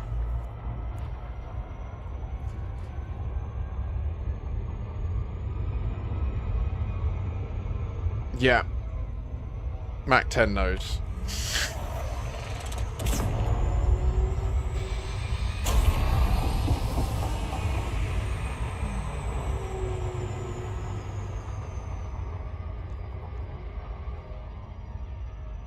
Would be cool, but imagine how long it would take to 3D print a duck benchy with it.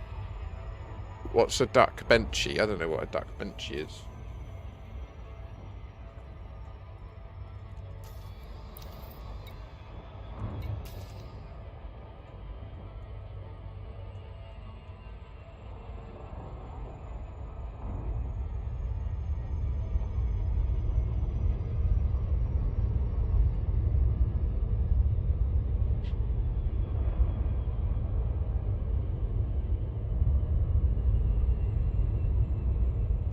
I might have locked the garage and taken the keys. I'm going to need to smoke weed. Space weed. It's a little duck boat people use to calibrate their 3D printers. It's like a test benchmark print. Okay. I understand. I'm not a 3D printer owner. I'm an admirer of the technology. 3D printing has come a long way. And, you know, we do now have a lot more 3D printing happening. I don't understand why we don't now have more common, like, social systems that say, now that this technology is available, like, you know, as a government, we're deploying a central printing system into each population. And therefore, because that's now the choice, you have to use it. Like, if you want cutlery, you can have custom cutlery, but you have to get it made by that. And it'll all be, like, centralized. I guess that's why, isn't it? Because it's not competitive, and then there's no incentive to innovate, to outcompete your neighbor.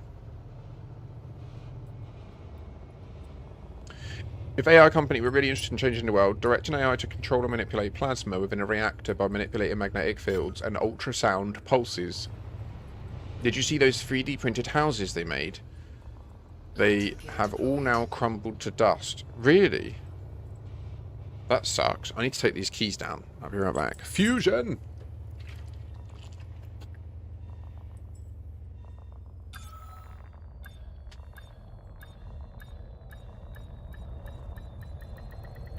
Docking successful.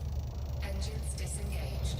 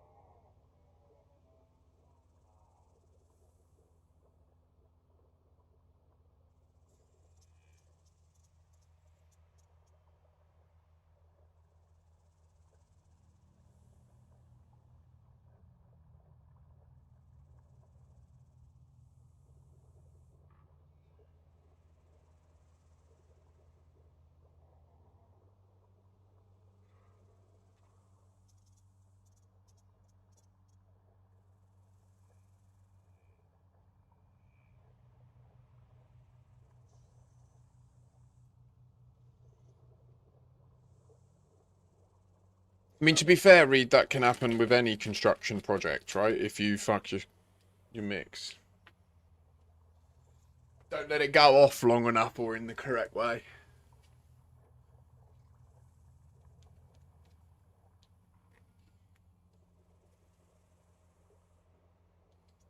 Gonna go and sit down now. Oh my goodness me, how wow. I know it's true, now you're gonna see this. Coming up and down. We're in Polanski landing, go and make a sound. We've nearly finished another colony. Affecting tritium for all of ye, you see. Going back up to moon settlement, we're gonna go and buy the shit for here, go and buy the shit for there, yeah. What the fuck is that now? I'm not going to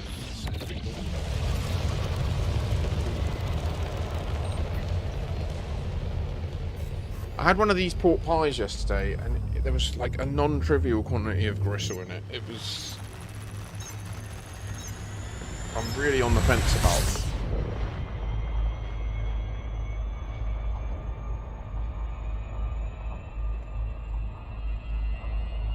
I don't mind a very small amount, but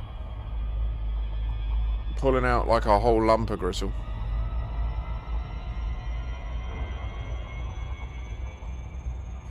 I bet, Mac. Yeah, I've got a mate who's got one, and I don't know for sure, but I imagine he finds lots of little uses for it. I need to check with him. He's about tonight. I will ask him, actually. Oh! Bottled it.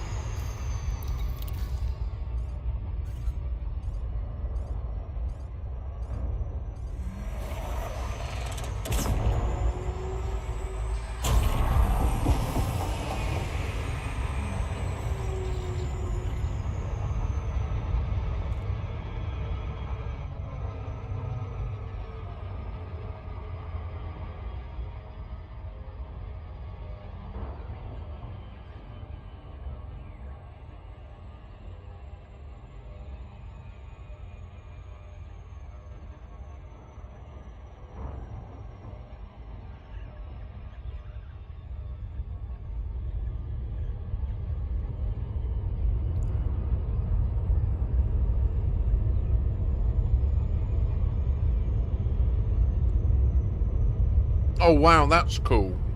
I had a friend who wanted to get one, so he bought a kit with the build plate, motors, wiring and print head. I printed the rest. 3D printer for $300. I love that. I think there is a 3D printer that can print itself as well, isn't there? Completely.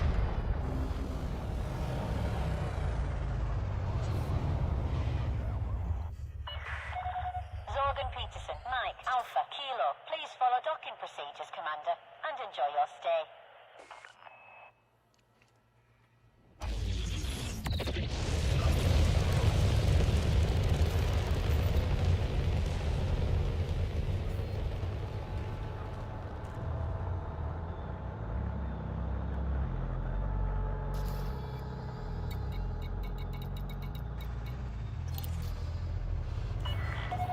Permission granted. Land on designated pad number 24. You're approved for automated docking sequence.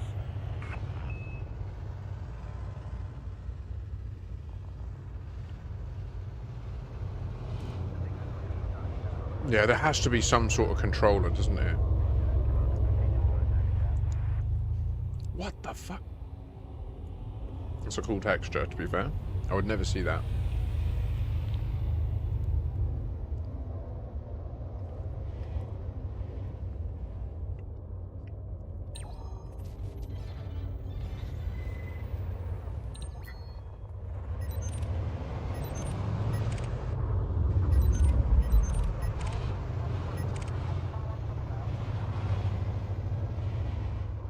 Took so long it missed its shot.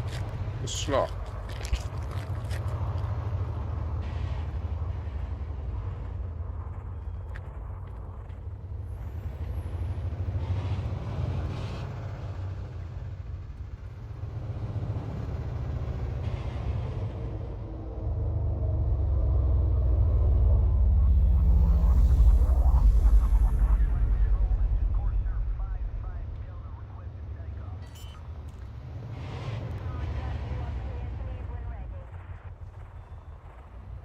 Landing gear deployed.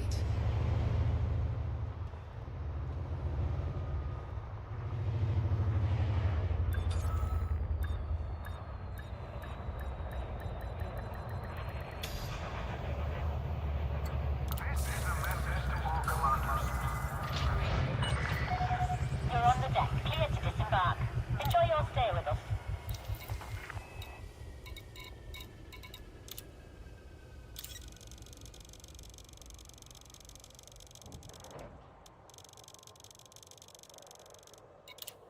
Cargo hold at maximum capacity.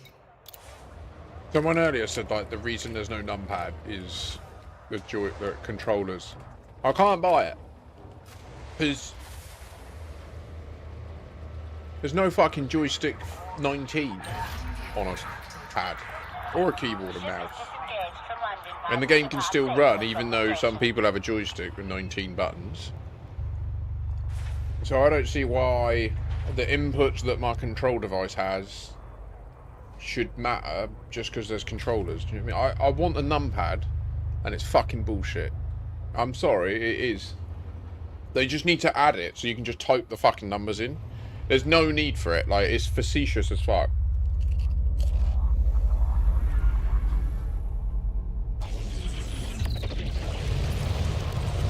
I'm pissed off about it.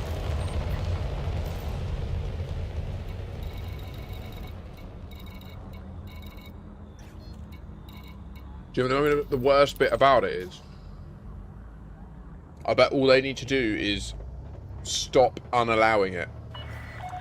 You've now exceeded the no-fire zone. Goodbye, Commander. That's the bit that pisses me off. You know how I know? You can use the numpad in names, and the numbers will be there.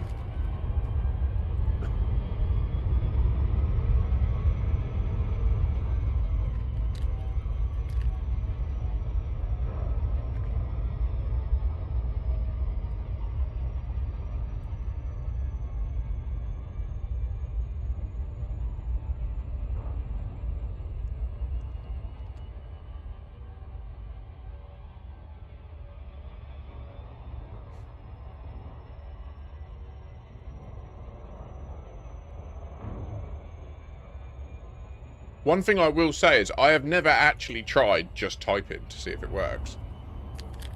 That is a fair comment. If I try it and it works, I will shit myself, and I'll be creating so many shorts about it.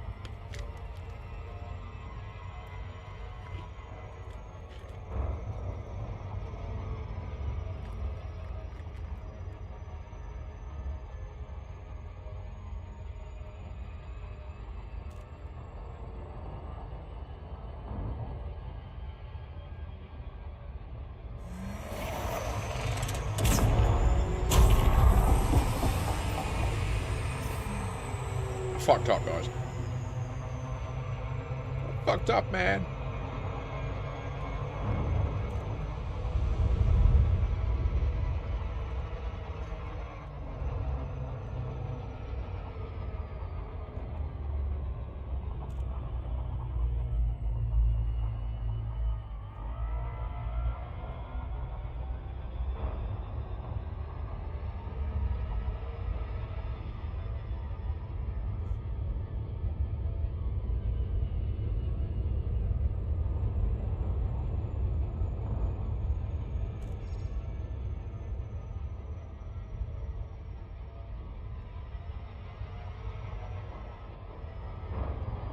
Orbital flight engaged.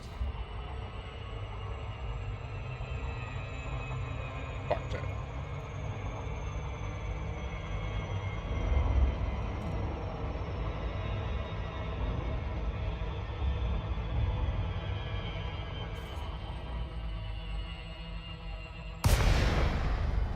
Bitch! Hold on, boys, we're going in steep.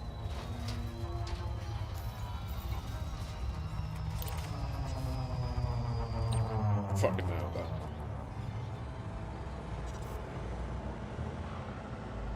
Could have been one of the scuffed ones. Wasn't.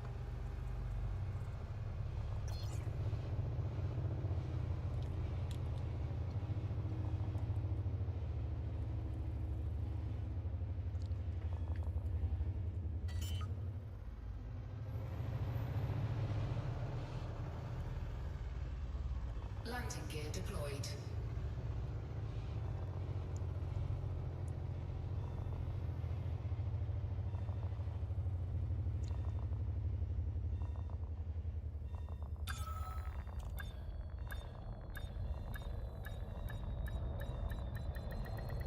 Docking successful. Engines disengaged.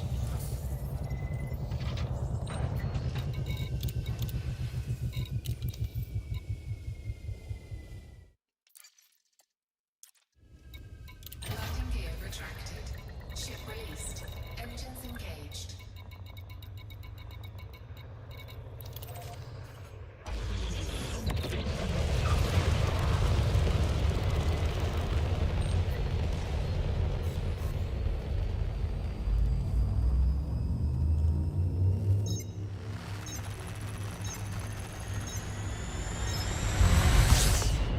Lovely jubbly. Lovely little snackaroony. Lovely little hydration. And off we go to Moon Settlement. When we dock at Moon Settlement, we will relog. I want to check in the main menu for different languages. After seeing that issue that someone shared on Reddit. Now, it could have been an edited image, I won't lie. It could be a red herring completely. It could be. The symbol behind, though, looked like it was moving round. It looked like it was animated. That's the bit that makes me wonder if there is something new coming where it pops up on the screen like that. And that it was erroneously invoked due to reasons by that person. I don't know. There aren't widespread reports. It's not like there was a WebSocket, like a communication from the servers, in quotes, that should cause that to come out. Which we know they can do, right? They can send us all a message saying that the servers will restart soon.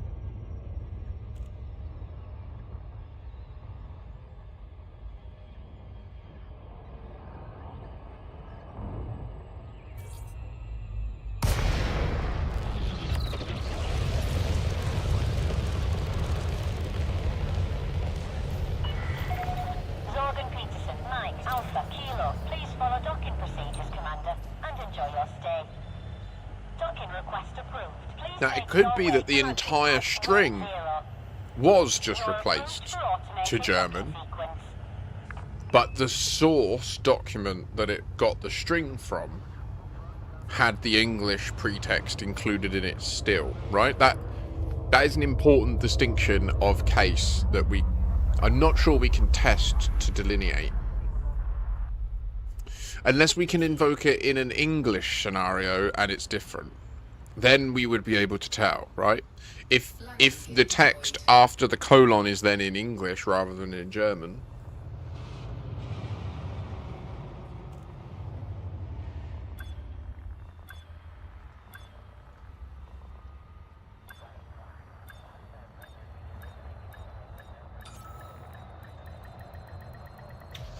Then again, the person said that they had to translate the German, so maybe they weren't a German person, maybe they were English. Contact confirmed. Deactivating docking systems. Enjoy your stay at our facility, Commander.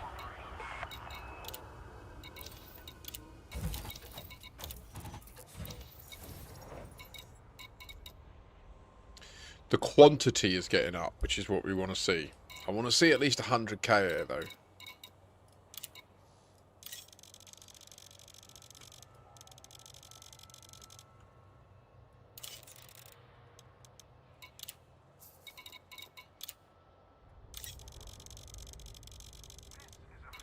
Cargo hold at maximum capacity.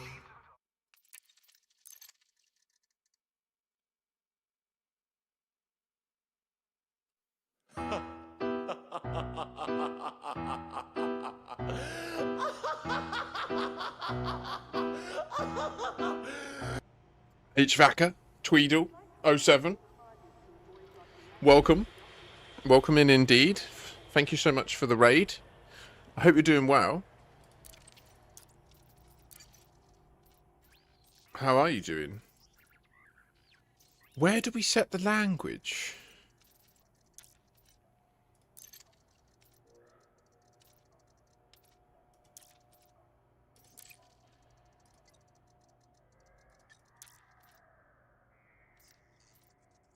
In the launcher. You're burning alive. Is it very warm down in south of France?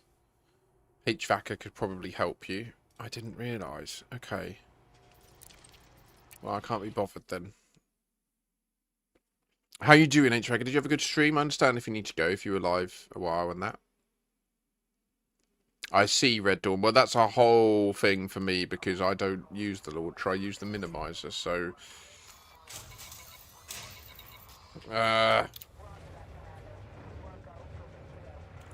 Just to fill any of the raiders or new people to the stream in, we're just pondering a Reddit post that was put on today, which showed a screenshot of someone one jump away from Colonia with a very peculiar message on their screen, on the centre of their screen. And it was strange because half of it was in English and half of it was in German. Now, thinking about it, the poster stated that they had to translate the German, so that indicates that they're an English speaker. So it's very strange, because it says in English something in German, and then it's got German nonsense. You are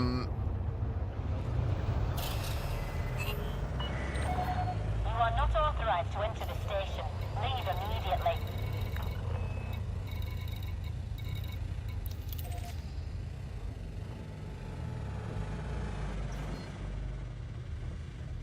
Oh no. Okay, HVACer, that sucks. That sounds like a whole thing. Holy shit, that was busy, that view, wasn't it? Look at that. Sir, you appear to be very much in space.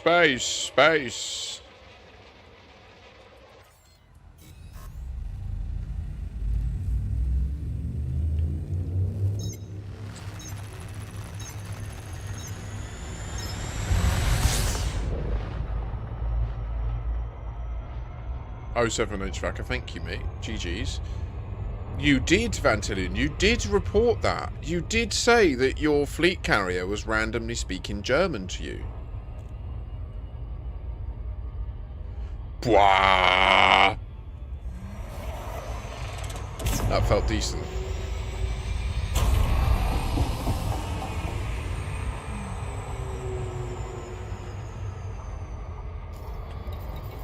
What's going on?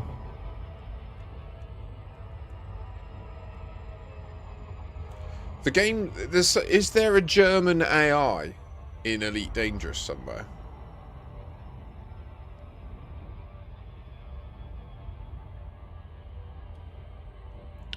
Is it Nazis in space? Fuck's sake.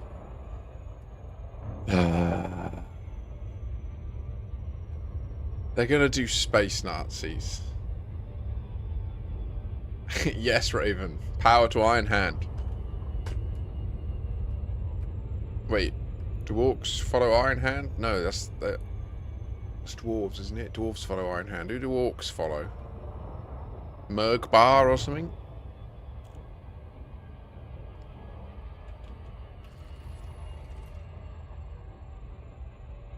Orbital flight engaged.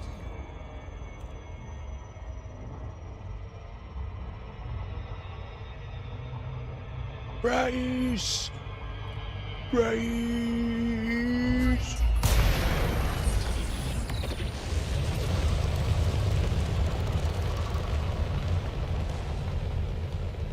So there's been 2 erroneous events happen in the last week related to German stuff showing up in the game. There's been this Reddit post shown about a weird pop-up on the screen, half in German. And Vantilian in the chat had a situation where he docked at his fleet carrier and it started speaking to him in German, but he didn't have...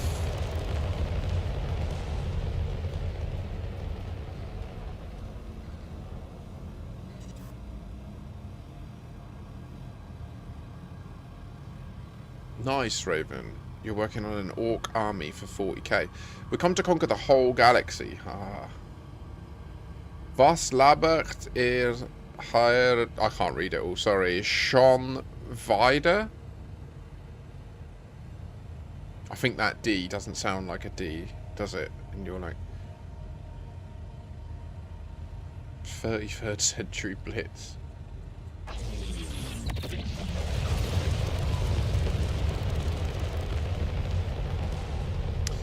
Ah, okay, thank you, McJMC. They should put them on the dark side of the moon.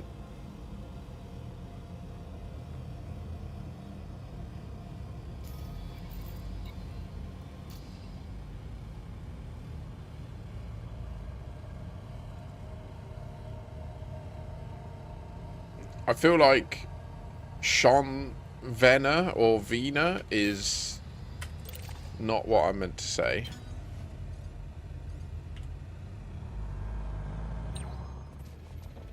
Anyway, English in chat, please. It's much easier.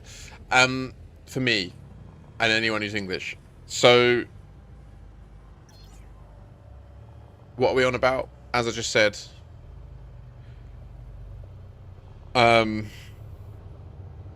there's German cropping up in the game, and we don't know what it means. I'm wondering if it means space Nazis. Landing gear deployed. Maybe that's the law of the game, is that we have to create the Fargoid to defeat the space Nazi AI.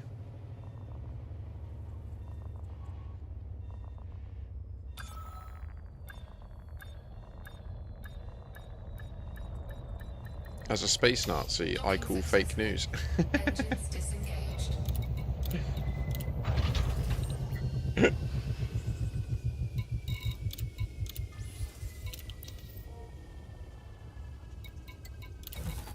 Wait, I just did that, right? I already repaired in that. The fuck? Ship released. Engines engaged. I'm in the time loop. You know it's true. You're in the time loop too. Yeah, you're here for you. We're gonna do it all again, you see now. We'll do it all again, you see. Wow.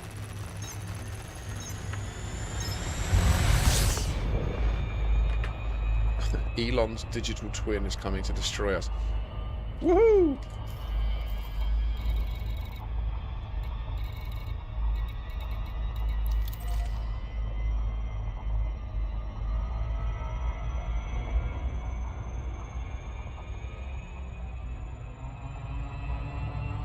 .47 light seconds, so I don't want to be at more than 1C.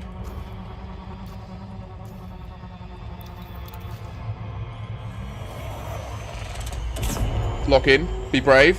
Hold. Ah! I think I fucking nailed it. See this yellow line here? I'm not going to go on the inside of it. We're going to trace it. Okay, that's quicker than going across. Let's just do full throttle as well.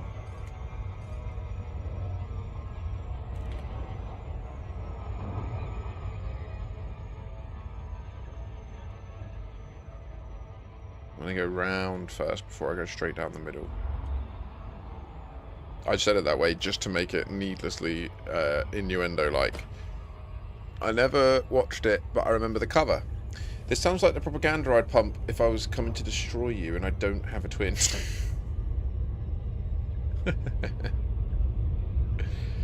So yeah, we're trying to work out, like, what's going on with it. Part of it seems to be centered on Colonia. So I will be going to Colonia later. The intention is to speedrun there in the Caspian.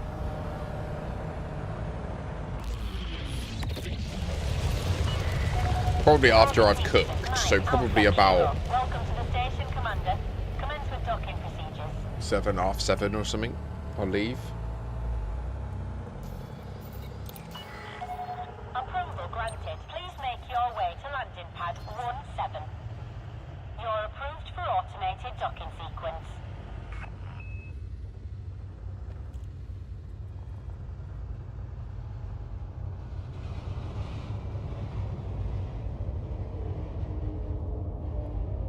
When we get this colony finished, I'm going to be so chuffed. Like, it... Oh my gosh. The plan has been so long in the making now. This auto dock is fucked, isn't it? It's half an hour warning until 4:20. I repeat, in the correct time zone, it is 30 minutes until 20 past 4. The holy requisite hour when the sacrament must be made. Prepare yourselves. Landing gear deployed. To those of you not in the correct time zone, join me. I am a force of corruption. Touchdown. Deactivating docking systems. Enjoy your stay with us. Oh, Mook JMC, that sucks. Do you want me to pick you up and take you ahead?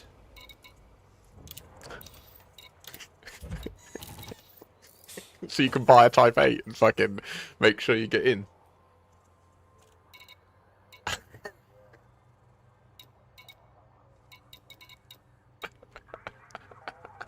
Just me, mid jump sequence. I like come up next to it, you just jump ship. Fuck you, nerds!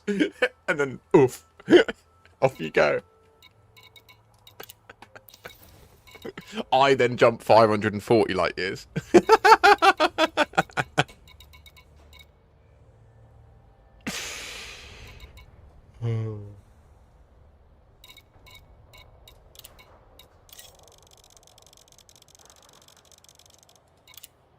Cargo hold at maximum capacity.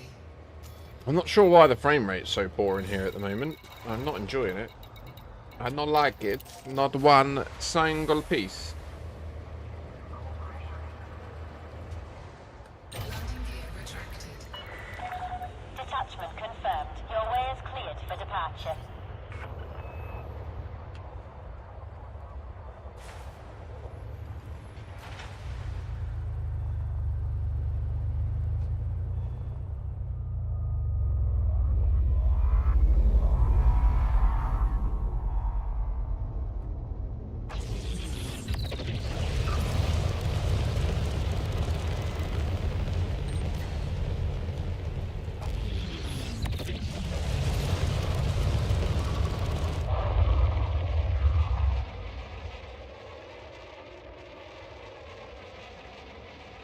And that shit looks fucking crazy, man. Oh, shit.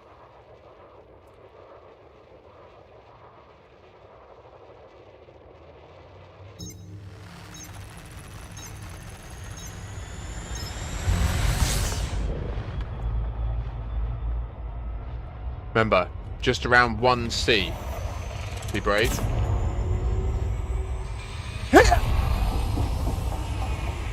Brilliant. Full power.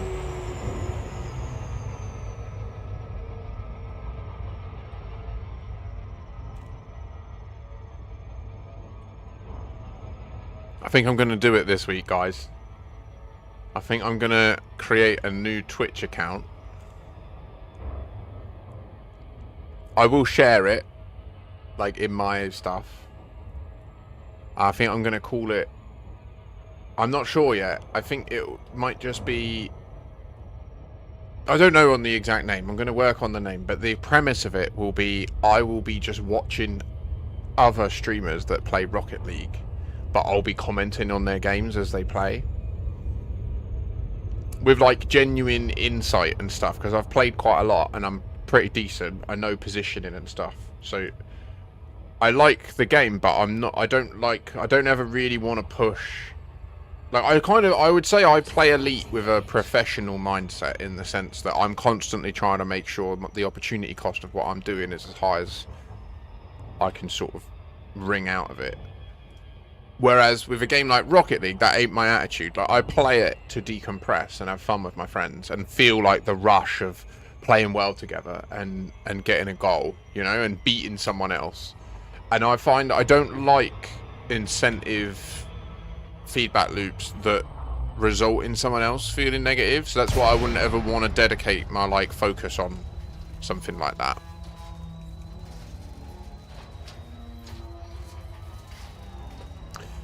Rocket League is a phenomenon, and it's in a really dodgy state right now, and that's kind of why I feel like whenever a game's in a dodgy state, it needs players to come back to it in order for it to get the attention it needs. And that's what's happening with Elite right now. Like, Elite has got such a promising few years ahead of it. I'm so happy to see it, because it was a really bumpy journey. What a lot of people don't, I think, take into account, or really maybe even understand, is that the Odyssey console stuff wasn't part of the Elite Dangerous or Frontier Development's roadmap per se.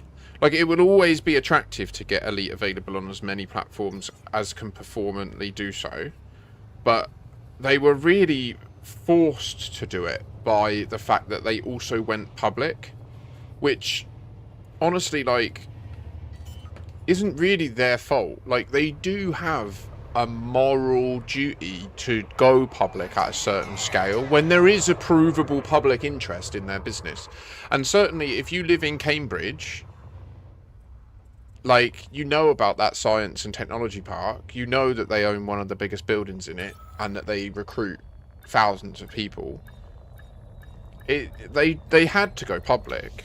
And the second that you go public, you then have a board that represents the public interest in the share price that's traded publicly on the markets, right? And so you can no longer make decisions solely through the goals of, I want to build an amazing space game experience.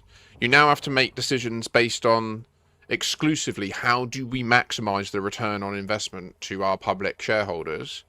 And we have to be able to prove at all points that that is what's driving us. Or we could be class action lawsuited. So it's shit. But that's just what happens in this system. If anything succeeds and it gets to a scale, it then has to go public. And the second it goes public, it can no longer exist for the reason why it was built. It has to exist for the reason of public profit. And as a founder, like, it don't matter how passionate you are about keeping the why alive, the second you get to that scale where you have to go public, you should just exit and walk away. It's lost. The why is dead. Public listing kills the why of a business. Seemingly just like bolt gun on site. It sucks.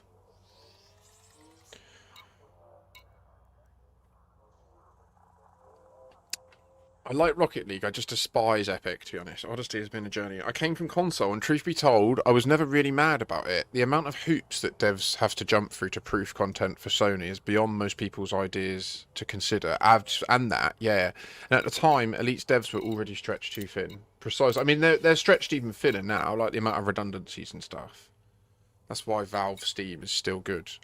Correct, Noisebringer. They remain private. Gabe Newell is just the god of Steam. And seemingly the video game industry at large.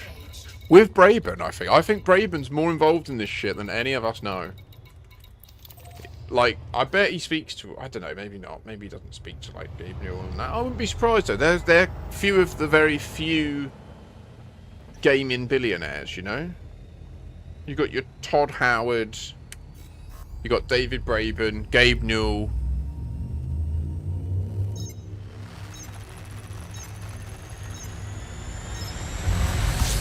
Wait, Ravenkin, who are you? Are you professing to be David Braben or Gabe Newell?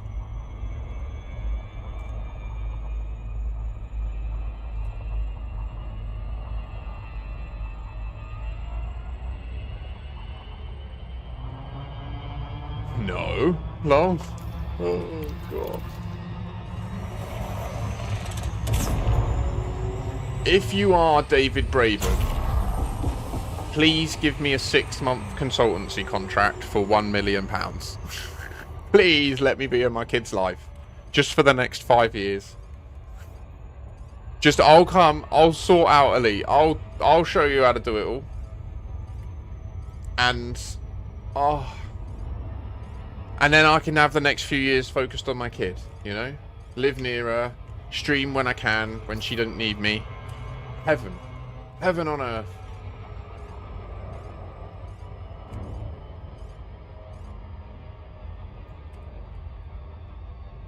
I would sign an NDA that says I would discount myself from the Raxler hunt and not divulge any information, etc. Just like I signed NDAs and security clearances that stated I wouldn't explain to people how to take down the entire electricity grid, even though I know how.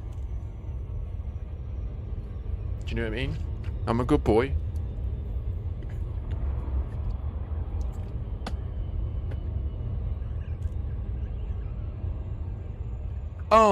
Now, don't you know it's true? Somehow.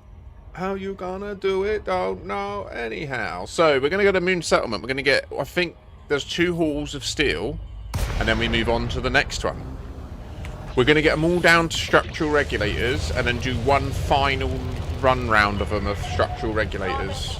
Mike, Alpha, Kilo, please follow docking procedures, Commander, and enjoy your No, stay. do you know what? I will, but I'm also gonna Please make your way to landing pad slot it 05. myself rather than wait for it. See if we can handle this, shall we? Noticing the relative trajectories, trying to compensate with speed. Remember, speed is time. Getting that landing gear deployed just to bring the speed under control even more. Hull integrity compromised. It's just a flesh wound. It's fine. It's because I dropped too much speed going through the letterbox. And my rotation speed didn't count for my lower trajectory. Lower velocity. Pardon me. I went over just to show off that it can go down and back now. Look. Automated approach engaged. That's cool.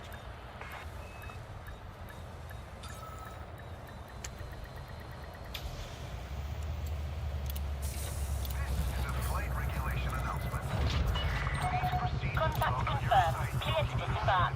Enjoy your Seriously stay though, on also, if board, you are David Commander. Braven in chat, talk to me. What the fuck? Well, you need the numpad. Numpad.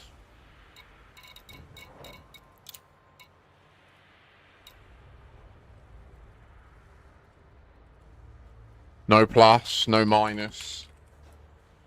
Nothing. It's like it ain't there. Cargo hold at maximum capacity.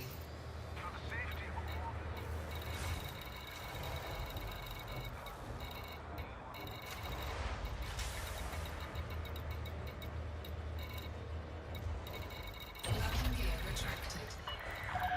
Docking coupler disengaged. Depart safely from the station. Trajectoricity. I like the way you're thinking, McJ. We just innovate in the language in real time. You need to go down or you're not going to get out. Oh, you're going to have to stop and then do another maneuver. God damn it. Get me out of this shithole.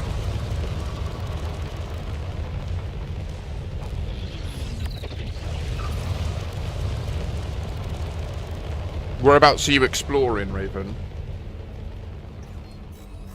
If you're able, rise for a moment.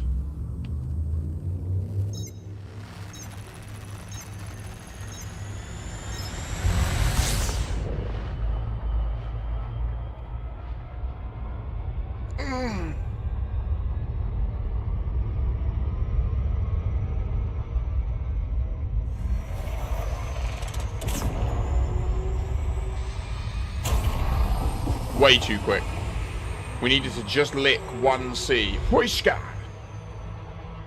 That was a good cutting through there. Malarkey. Scythia. Okay. Okay.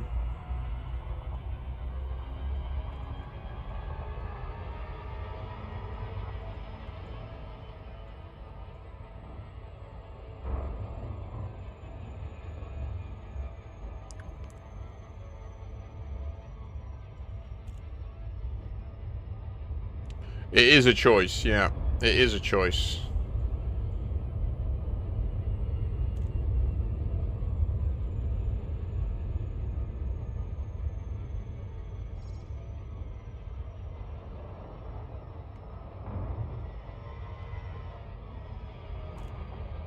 You must scan it. Engaged. I've been there, dude. This is scuffed. We're afraid we're going to have to abort our approach. Please do be aware that in response there may be some turbulent maneuvers.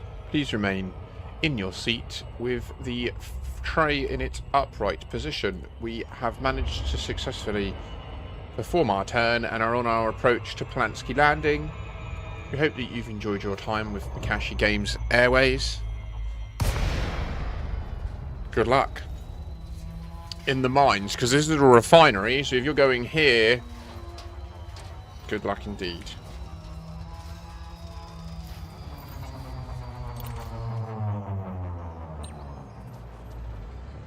Can I get this done by 6, do you think? I think I can. The first one took a bit of time. But then, the first one's been 2 hours, hasn't it?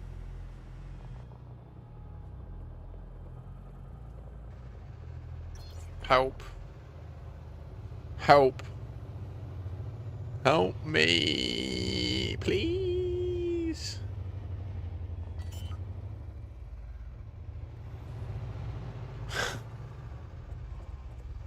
Landing gear deployed.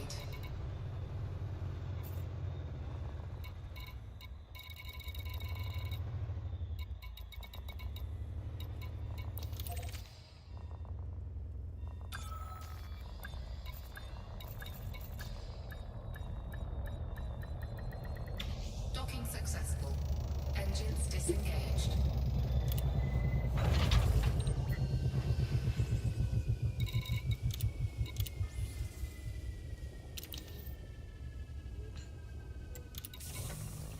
You know, I think that rather than doing this steel, because it's only 577 left.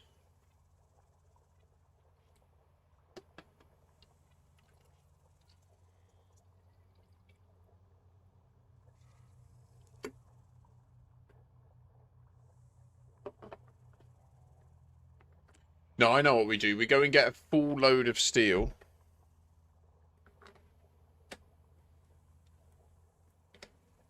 Passenger burst into the cockpit. Greg's doing a handstand. Just like rolling all over the place. Yeah, we get a full load of steel. We bring it the 577 here. Then we take the remainder of that to the next one that we target. And then from there we can go up to the fleet carriers, get its bits, go back down to it, drop those bits off, and then we're back on the loop to Moon Settlement. Yeah. Ooh, yeah, that sounds good to me, don't you know? Yeah, yeah. That much is true. Ho, ho, what? I am Mr. Santa, don't you know? Coming over here with the gifts for yo, yeah. Do we take the iron price to Colonia? I don't know. I think we should. We could earn many billions.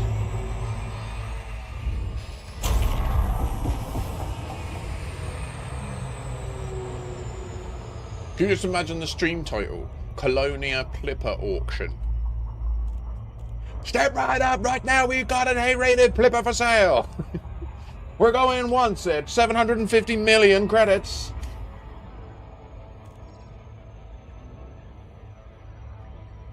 Oh.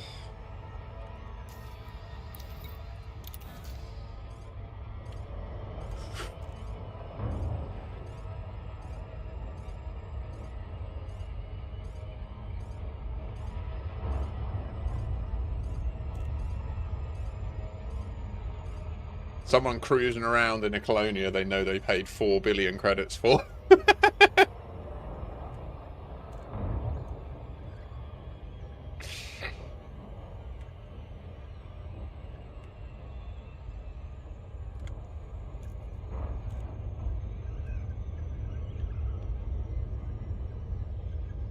No entrada, no. Ah. It's facing directly away from me. Oh well.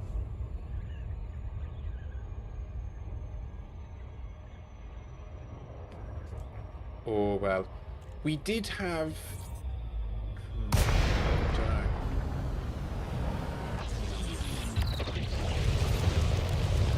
I'm trying to work out if it's worth taking the remainder over. It's good to have you with us.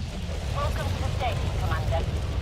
Like, do we get a full load of steel, drop the 577 at Polanski, and then take the remaining like 700 odd and put it in the next one we target, and then go up to the 2 fleet carriers, get the nearly full load from them two, bring it back down, and then go back to Moon Settlement? Or do we...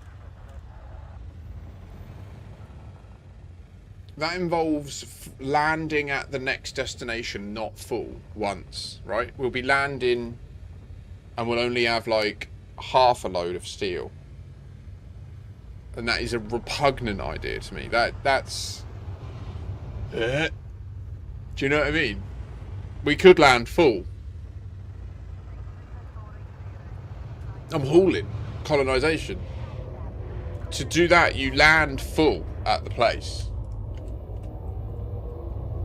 Do you know what I mean? Just fucking about 4A. Just get in there. It don't matter if you take damage, just get it done. Except for when you're in here and you take damage, that pisses me off. That's wrong. But when I do it, it's okay. I don't know. Damn AIs. Just work it out, right? You know what I want?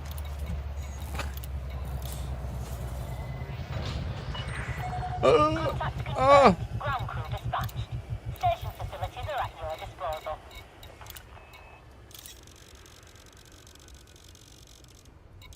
Cargo hold at maximum capacity. Also, if there is anyone nearby and you fancy just helping out a little bit, you could just grab some structural regulators and finish them off for that. I've got everything else in this system except the structural regulators. Just chucking out. Oh, they're late, you know. I'm going to sit back down now. I've been stood for 6 minutes. That's a good sit. Good stand. It's a 10% of an hour.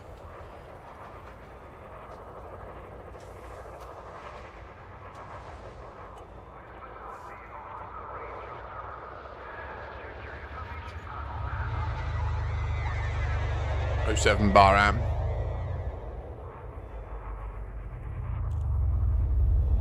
Your 8-minute warning till the holy hour. Power!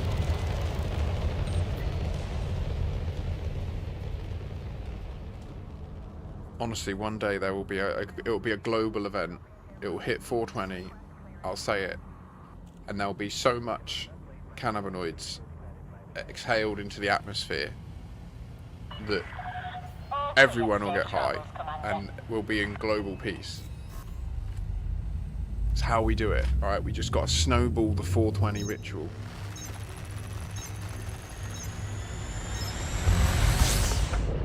And then set the atmospheric composition to have like 0.1% THC.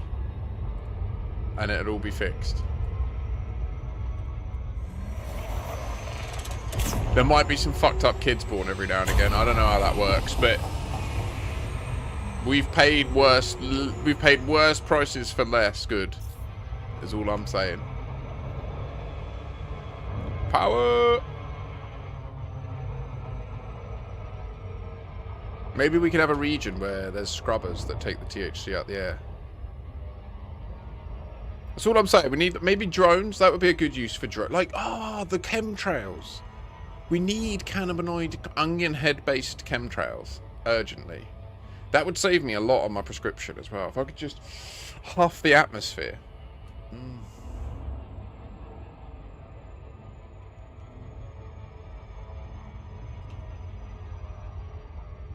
I wonder what percentage of the atmosphere actually is just airborne THC molecules.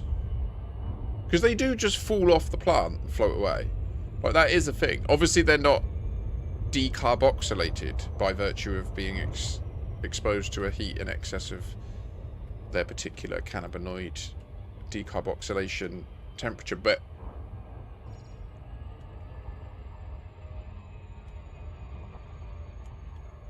so it's not psychoactive. It won't induce the psychoactive feeling of relaxation or lethargy. But your body will still use it as a neurotransmitter and integrate it into your limbic system. Oh! I can't believe I just pulled that off.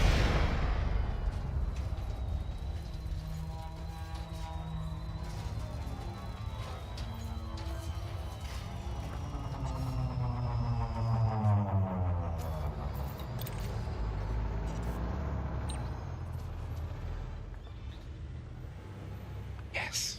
Yes. Yes. Oh, good.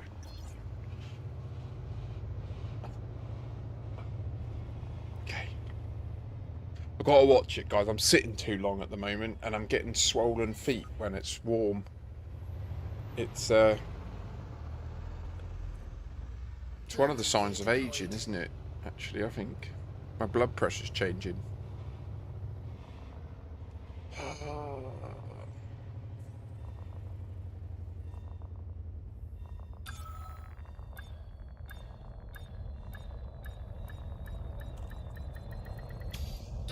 Can you imagine if we find out it's technically possible to live in a way where you never stop growing? And we've just like fucked up and we've built a society around the idea that you stop growing when you get to like 18, 20. Like you can just live forever and keep growing, but then the problem is you end up like a titan, like 40 foot tall, and you need to eat like 60 cows a day. So we had to create like a new social structure to stop the giants being made. Could explain a lot of the myths.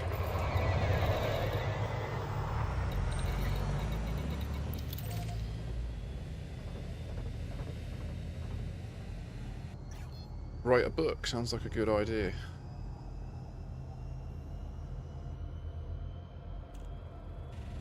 Get pedal for thrusting forward/backwards. It gives you somewhere to put your feet and it makes you move them so they'll stop swelling. That's actually a really good suggestion, yeah. Fair. Cheers, Astarius. Welcome in. 07.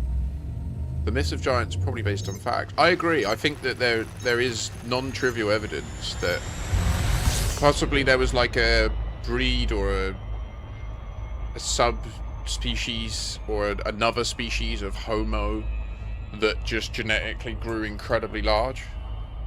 Similar to how there was like mammoths and stuff like that. But I think we smashed them up. I think Homo sapiens was like, we'll make a stick and stab him in the brain, and then we did that to all of them. And now they're all stabbed in the brain. Too much snoo. They do the fucky, you know? What, like, are you suggesting, hang on, what I took from your comment is that perhaps by abstaining from ejaculation or sexual pleasure, men and women could continue to grow. I don't know if that would be it. I think it would be related to diet. And I suppose that is technically true, but only in terms of obesity and mass, right? Like you, by the way, I'm early. It's 4:18, but just fucking get high every day, live the life.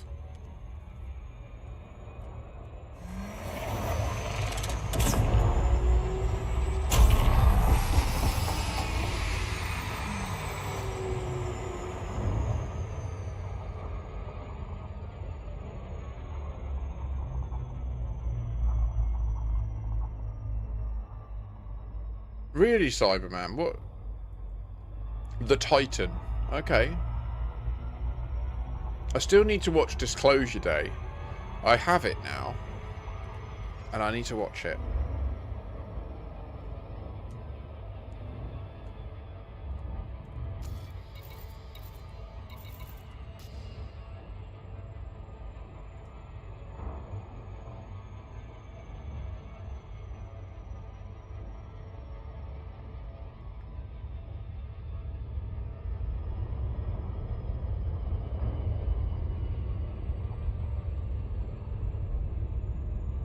I've heard quite a few spoilers. You know how in a first world country the children of immigrants from the third world are so much larger than the parents? That's probably the myth of giants' origin. Yeah, I feel that, yeah. where there was a group of people that were just quite small that wrote the books. 100%. Like, I think essentially a lot of the books and the history around the giants comes from the Jewish tribes, right? Like the Book of Enoch and stuff like that, the Book of the Giants. And I think they were just pretty malnourished and small. Like, upper 4 foot, lower 5 foot was a tall man, you know, I think.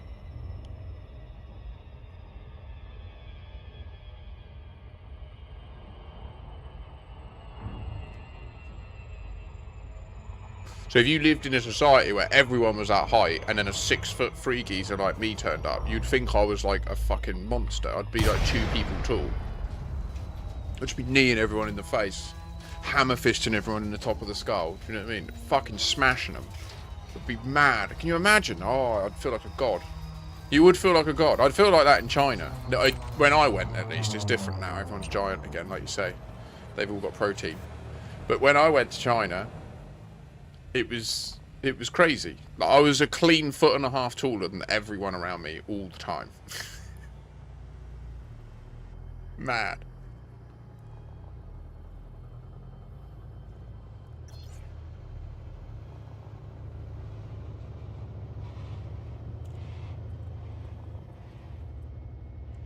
I had a full beard at the time, and people would just touch it. They touch black people's afro hair as well. They just...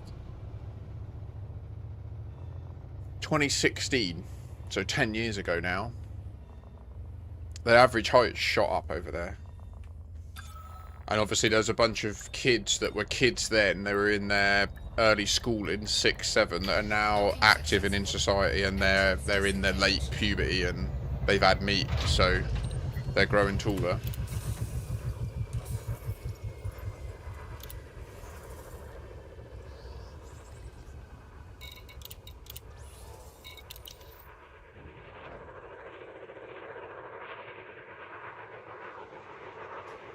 Doesn't require meat, I should say. It requires clean protein. But meat does just objectively provide the most bioavailable form of protein.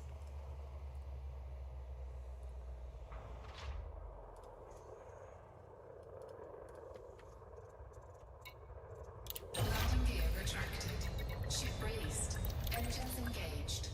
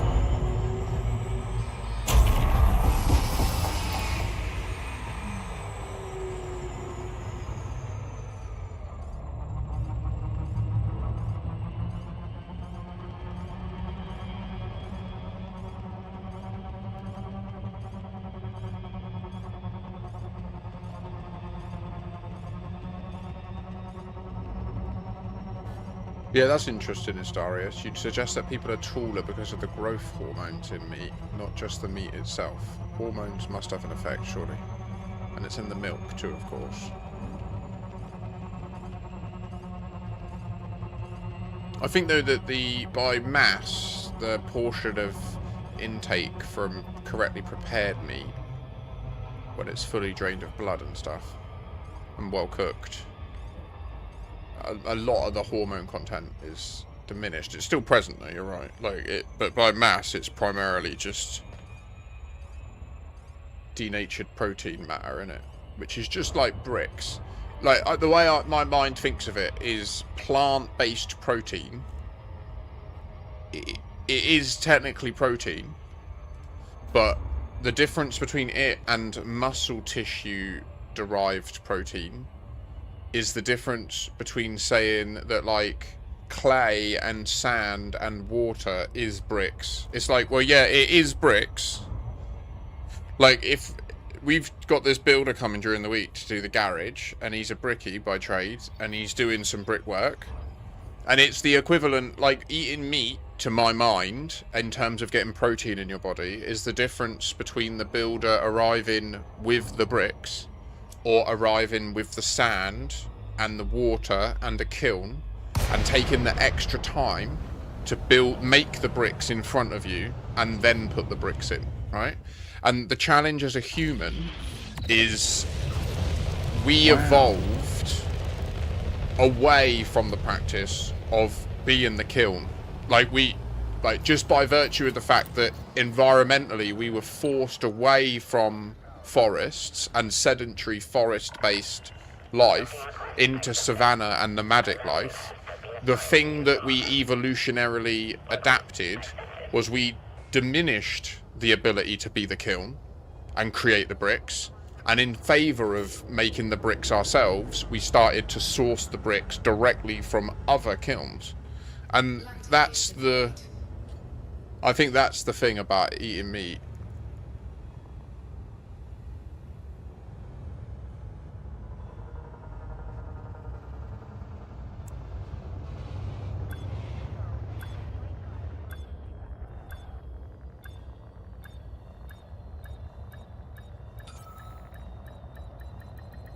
Brandon, that's interesting. It's in the protein and the amount of sugar available. Yeah, valid. Sugar is insane. Sugar is mad. Like, if protein is the building bricks in the house, sugar's the electricity in the wires. Like, oh. Crazy shit.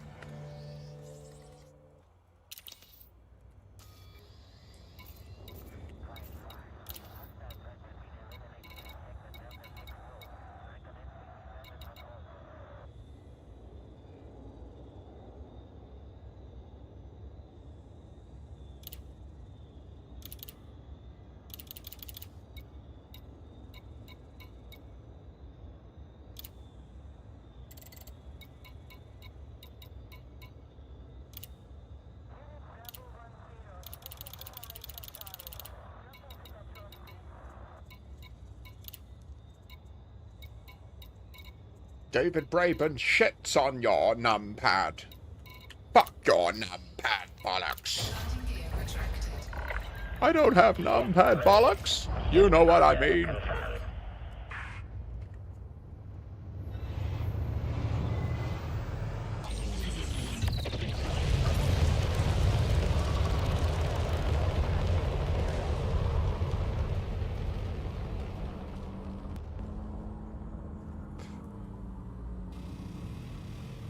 Yeah, I think it is, Brandon. It is a good analogy, isn't it?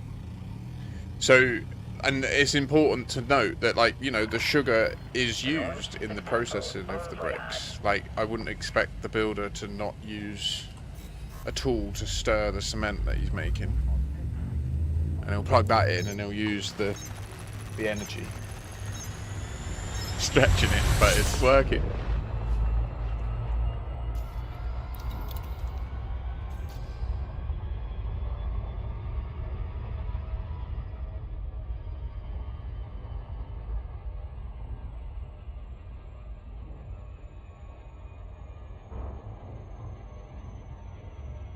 It's amazing that mammalian life has got the ability to burn fat. That's one of the most amazing things that we've evolved. The ability to sweat. Like, the amount of special, weird, shitty things that mammalian life has evolved that other forms of life on Earth don't have does make me wonder, what if... Like, this whole disclosure thing and aliens and stuff, I don't believe they're from another planet. But they could be from Earth, and maybe they made us. Like, maybe they are our creators. And maybe we've exceeded them. Maybe we are, like, what they wish they could have been.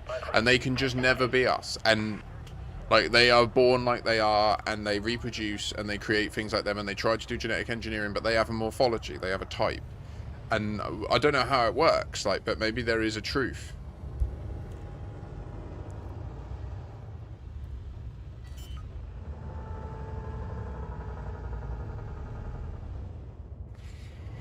Landing gear deployed. I'm a lamb. Good venting. Remember that you were a child once and you would accidentally sneeze. You probably didn't even think anything of it.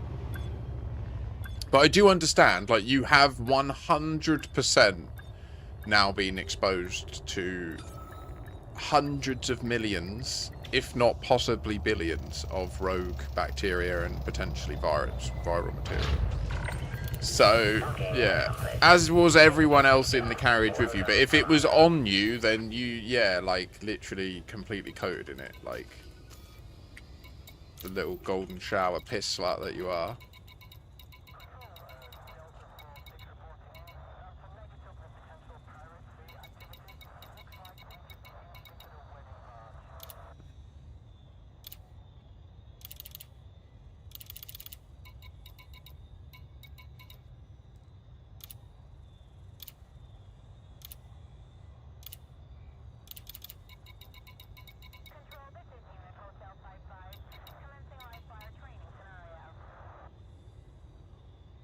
Nah, I mean, maybe. I don't know. It's complicated, isn't it? I kind of agree, but then not that. I don't agree with your situation. That definitely doesn't deserve lethal response.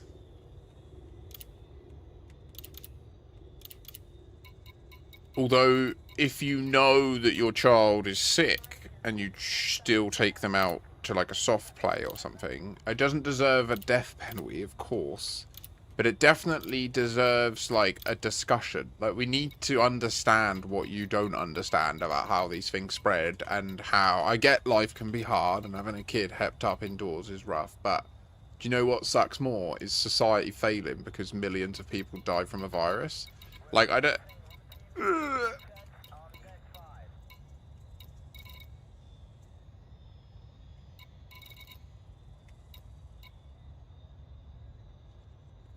That's right. There were structural regulators here, and there now aren't. So we don't have a whole load for each.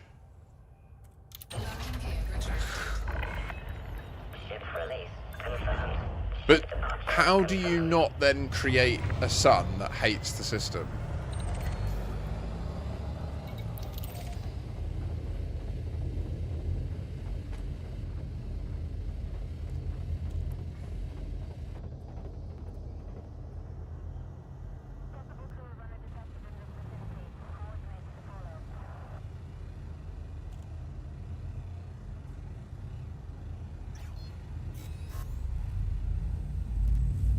So I'm gonna now make a decision to just pull back on the yoke of this conversation. Playing Elite Dangerous, Hamalam, you're welcome here. I hope you don't get sick. But unfortunately, people are people. You will smell their assholes and sniff their armpits by accident, and sometimes their kids will piss, shit, or sneeze on or near you. And you just got to remember that there is a chance that you were or will experience that kid's experience.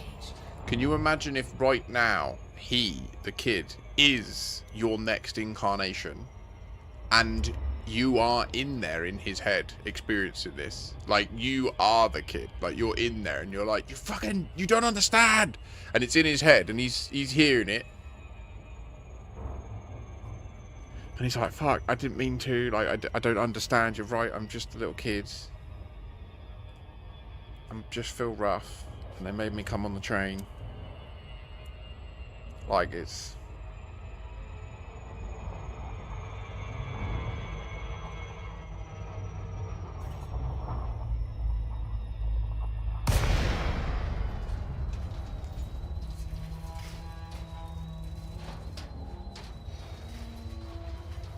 Then kill me.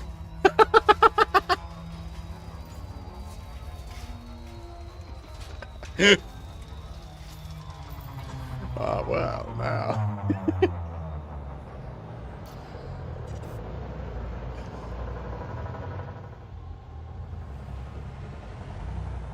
Like, I say all this, there's a reason I rarely leave the house, and it is because I hate hate having to fight illnesses and that, like Hamanam's talking about. Like, it does suck when you get ill. But then again, you know, when I was living up in Scotland, I was in my daughter's life. She was always going into school and catching stuff, and you just have this constant cycle with...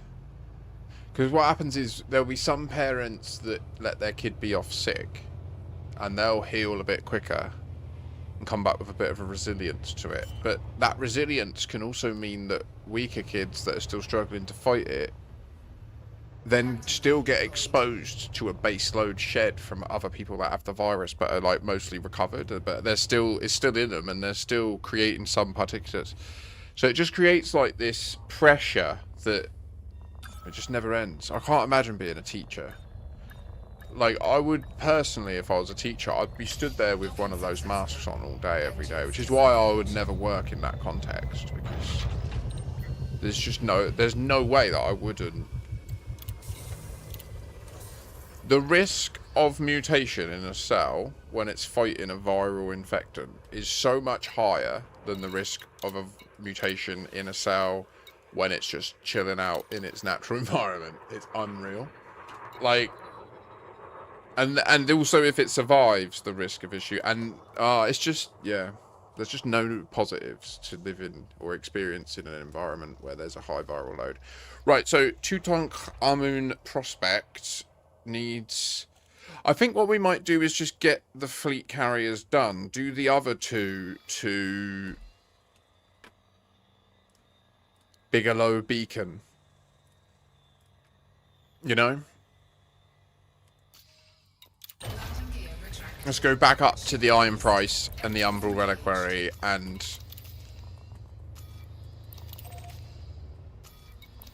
is that directly above me? Oh, holy shit, look it is. So we don't want to do this one first. We want to go up to this one, get the stuff, go round to the other one, and then that back down to these, because we want to be further away from these to have a nice glide down and get it right. Oh, it's a new month. It's the month of August, which means all of the boards at the top of chat have reset. There's now no longer a gift leader. There's no longer a bits leader. It is a Wild West. 1 bit makes you the bit leader for the month. 1 gifted sub. Damn.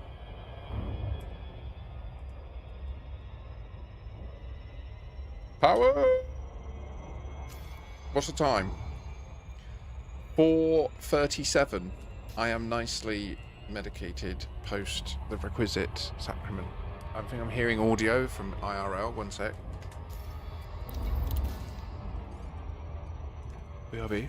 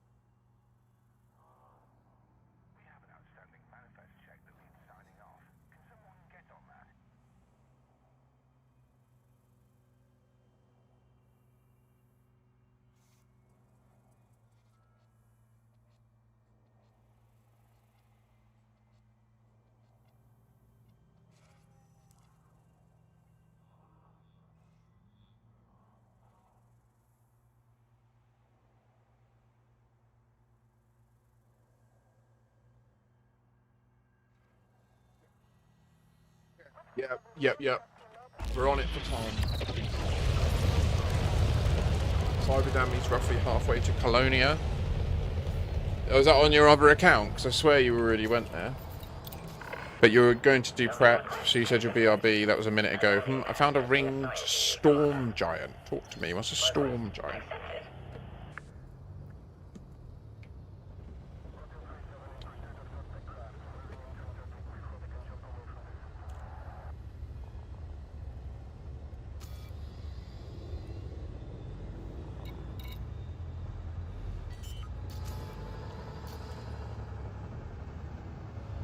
Okay. One with like all of the malarkey rather than just a like that one in the background with the bands and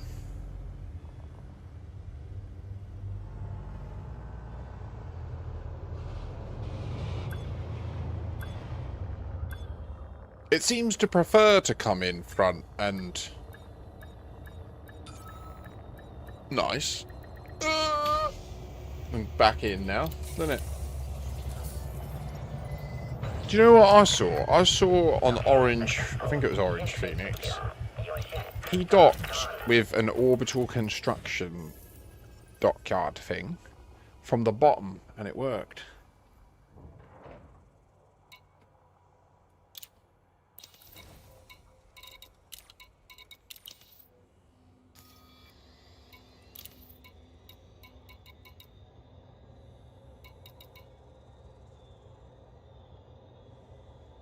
Okay, so I want these, yeah. Is it how many? Oh, I need 56. Oh, okay, I've only got 36 here. Hopefully I've got the other 20 elsewhere. HE suits, it needs them all. Easy, just hold the button down. Resonating separators, hold it down. Power gens, roger.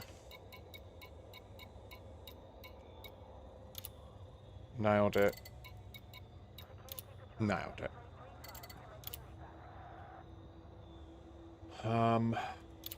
So are we actually going to go over to the IOP just for the fruit and veg and evac shelters? Yeah. Why not? It then takes these out of the equation and all those commodities.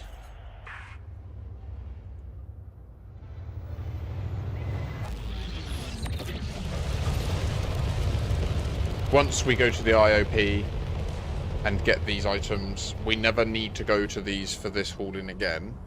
We need to go to Taylor Garden once for the both. And then just lock in. And it's Moon Settlement. And then there's one trip to Fujikawa's progress required at the end. And then maybe a couple of jumps back and a final double delivery or triple delivery, sorry. And that's it. This colony is fully built. No more hauling to be done here. So there's a fair few hauls in there. There's a few full hauls of steel, aluminium. There's a couple of hauls of bollocks like emergency power cells and that, like I said.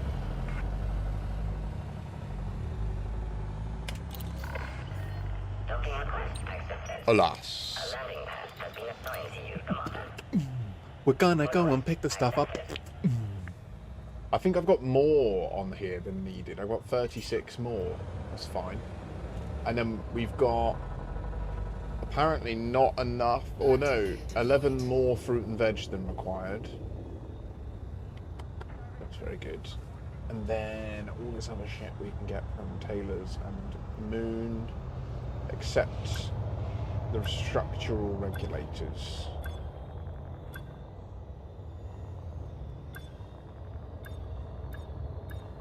And I need to get it done by 6.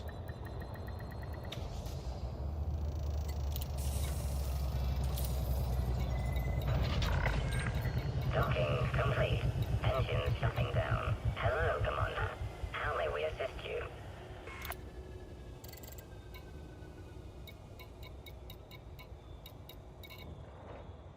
Wait, what? Evacs.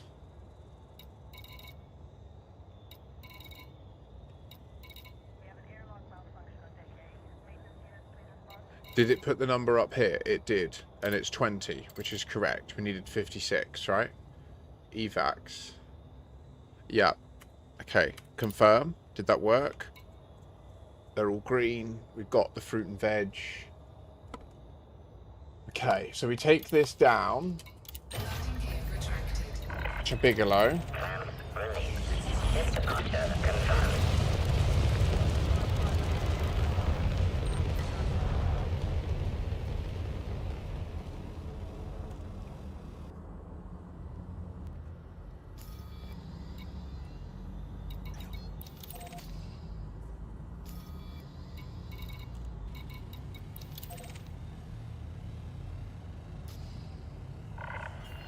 Goodbye, Commander. Goodbye.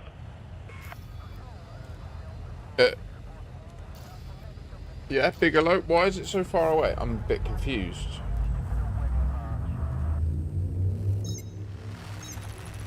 It's just very small.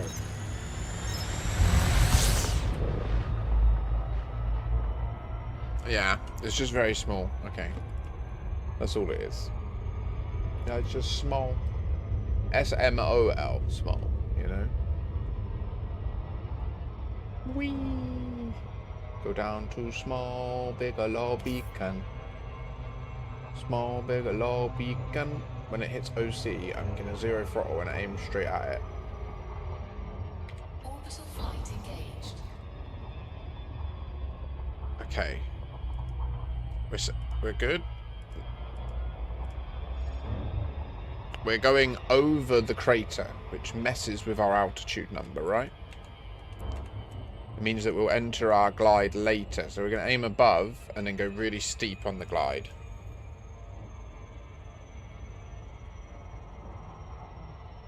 Like soon we'll go over the crest and then our altitude will hop back up again, maybe.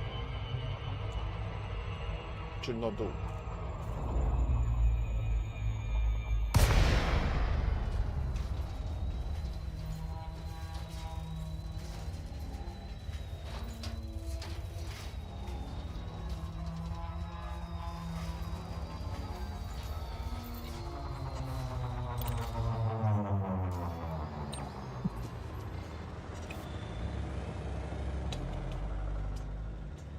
Okay, now I'm going to deselect the primary from Raven, go to the build panel. Look at the cost of both, or all three. No, yeah, but Polanski's got hardly anything left. It just needs structural. We need 1,034 structural regulators. And the list is about to get significantly shorter when I finish this delivery. Oh, it's most exciting. Fucking shit. I think we'll be able to bump off quite a bit of both of them as well. Docking successful. Engines disengaged. At Taylor Garden. We'll probably do Taylor Garden to both. And then lock in for Moon for the remainder. Because it will just be the big ticket items. It will be surface stabilizers, steel, aluminium.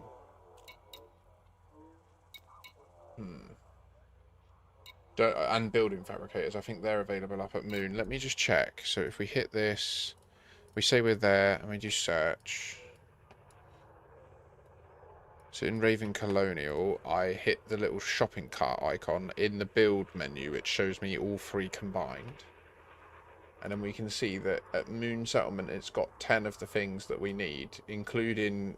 So a lot of these we don't have to worry about picking up from Taylor Garden, but we do have to pick up ceramic composites from there.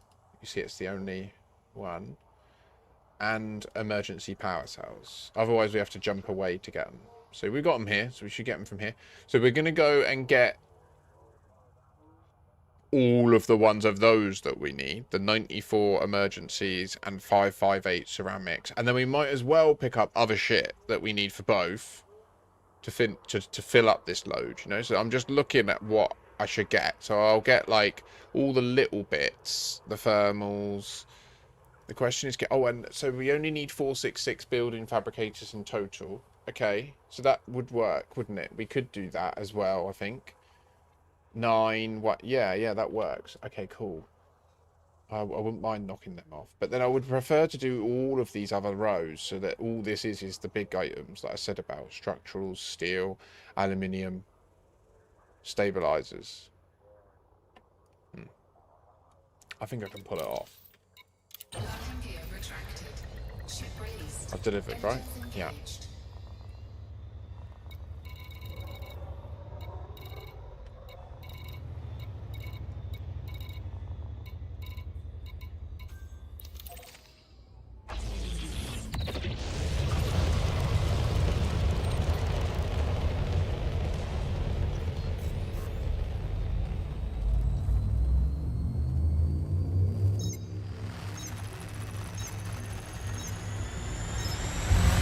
So I guess I speed run tomorrow morning to Colonia. I'm not going to have time. I'm going to have to go at 6. I've got a load of cooking to do, ready for my mum's mates. And then I'm figuring what I should do after is just cook, and then I can eat, and then I'll Power World with my mates and people in the server. If anyone is interested in Power World and you've considered it, there is a channel in the IOP server related to Power World. Feel free to join. You can get access to the server details in there. It's an extension of the IOP brand, so same rules as everywhere apply in terms of just being as you are here. Don't be a prick, you know. At the moment, the server is configured pretty nicely. It's got a little 20% buff to all the drops of stuff, so it's a bit easier to make progress. Eggs hatch pretty damn quick now, and at the influence of a friend, I've shifted things to be kind of ridiculous, but power. So the biggest eggs take, I think, 7 hours for me, but I've got quite a few upgrades, so it's probably 12 hours for everyone else. But late game, when you get a lot of upgrades, it's...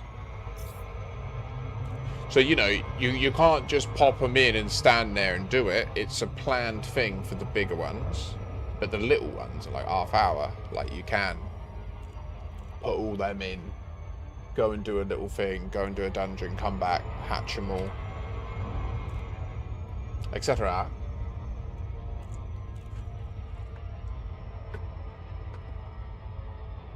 So yeah, I'm really enjoying that game. It's actually an incredibly good survival game. Like, I'm really interested in... I mentioned and said it's currently on these settings because I am very interested in hardcore. Hardcore PvP, Power World, would be horrible, horrendous, amazing, brutal. I almost feel like the world would be so dangerous that you would have to mostly work together with other players, even though you could kill them. But it would change the game a lot in that our pals would be more reckless, and you'd be really scared around each other to use your pals because you could accidentally kill each other. You know, like, that would be really cool. You'd be like, oh, they used their big move and I was stood next to them, and bang, you're gone. It's just deleted. I did 2 single player saves on hardcore settings. Save 1, I loaded in, I had it all on random as well, random pals at random levels. I loaded in, it loaded me into the starter zone.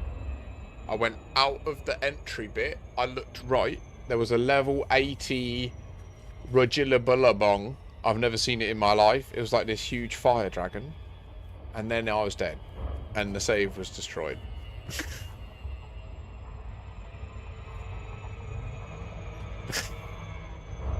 And in the second one, I managed to get away from it all and build a little base. And I saved it and turned it off. And it's on random as well. It's also on random levels, random seeds. So it's got a lot of potential. It's absolutely brutal.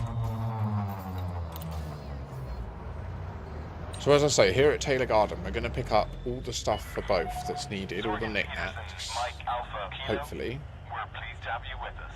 Enjoy your stay, Commander. Focused specifically Authorized. Please Please head directly for Bay 09er. On the 500. Automated docking initiated.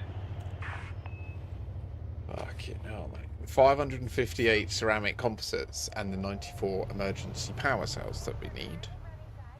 Then I think I'll also be going, I'll dabble in the food cartridges, computer components, survival equipment, if it's there, and copper, and or thermal cooling units. We can fit a lot on this spaceship, so we should try to move a lot.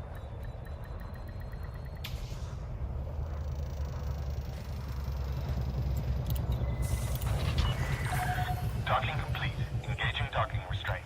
It's good to have you with us, Commander.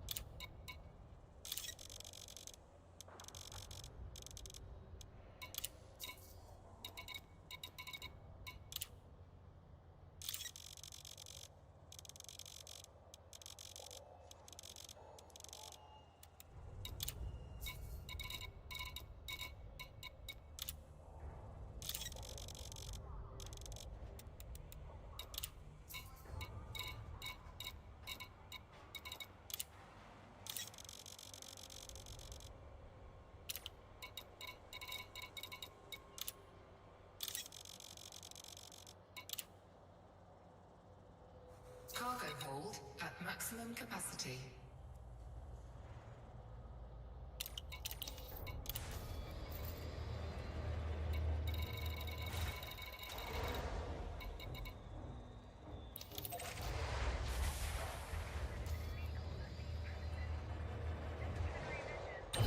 Very interesting. Ship detached. 14 Maintain trips. altitude. I struggled to get it done. I've got an hour to do 14 trips.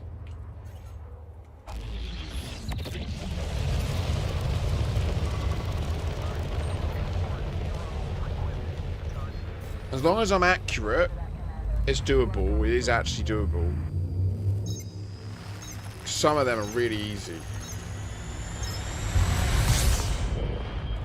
But even one ship would make that so easily doable.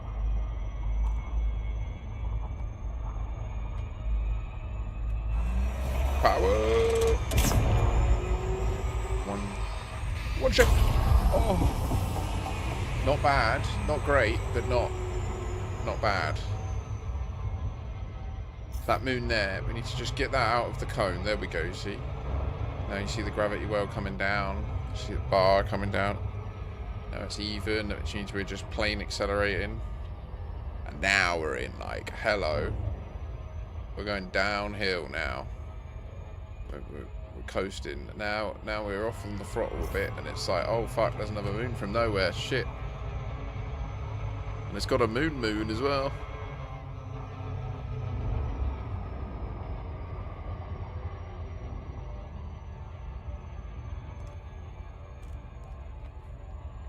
Where did that come from? Didn't see that on the radar.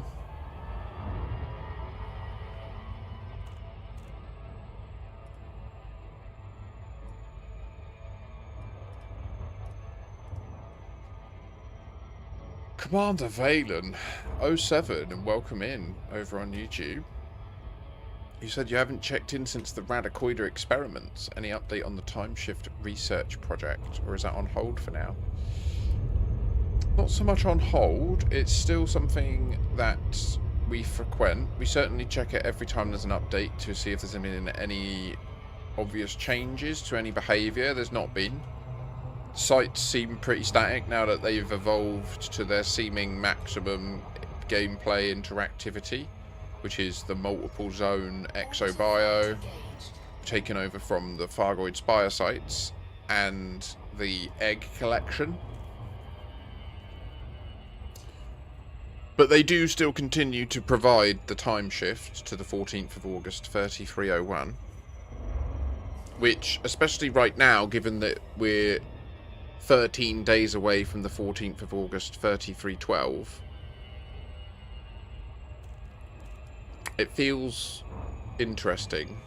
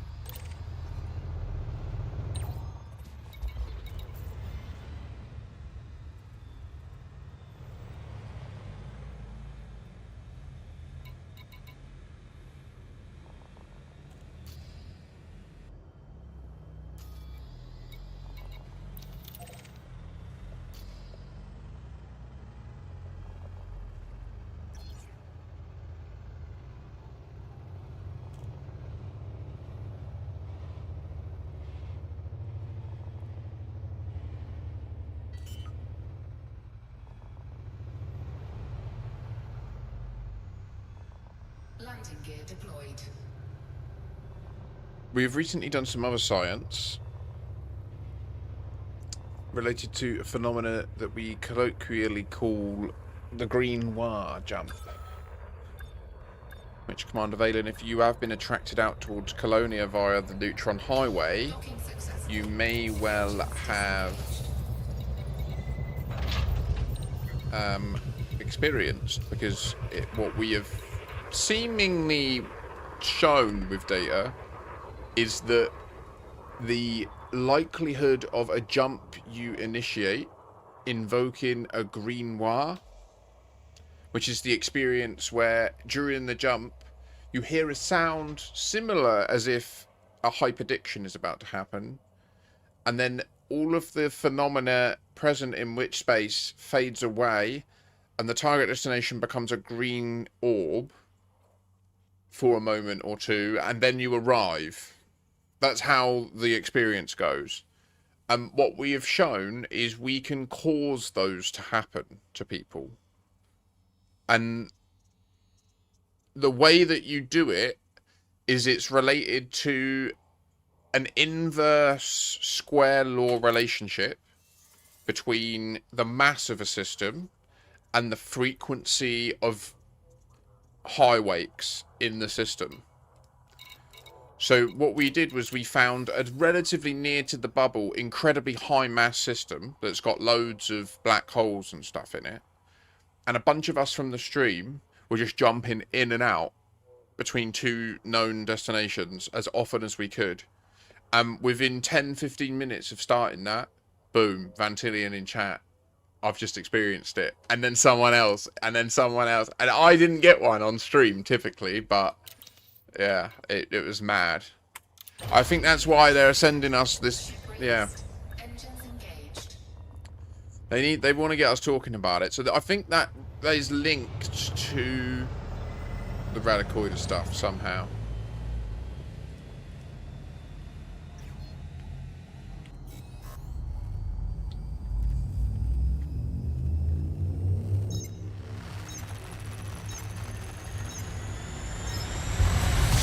Yeah, so the green noir is not like a weird phenomena. It's not like a bug. It is an invocable state. And we don't know how far it goes. If we can get 10,000 commanders in one heavy system, jumping in and out.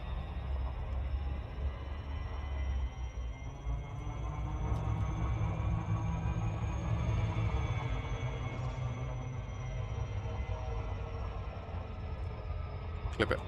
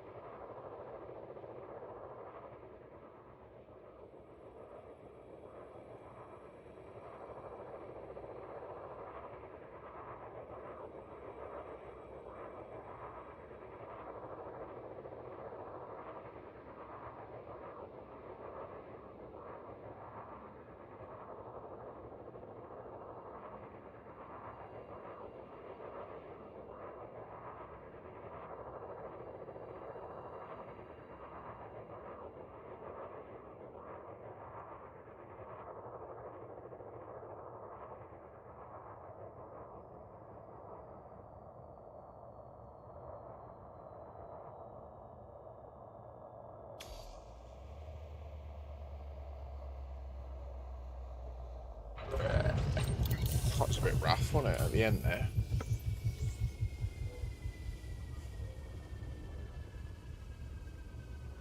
Stay there, Mike. Landing gear retracted. Ship released. Engines engaged.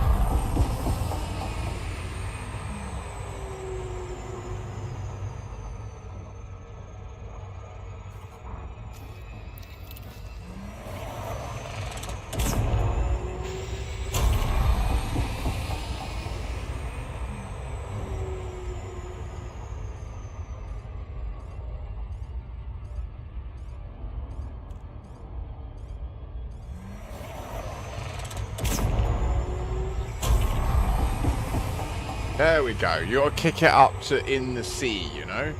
But the problem is the second you hit 1C, in the next second you hit between 5 and 10C, and in the second after that, you go up to about 25C. So you don't have long to react and realise, and just a 1 second is boom, you've gone 100% too far. Like in 1 second at 10C, you travel 10 light seconds, which is further than, yeah. It's not good. It's not good.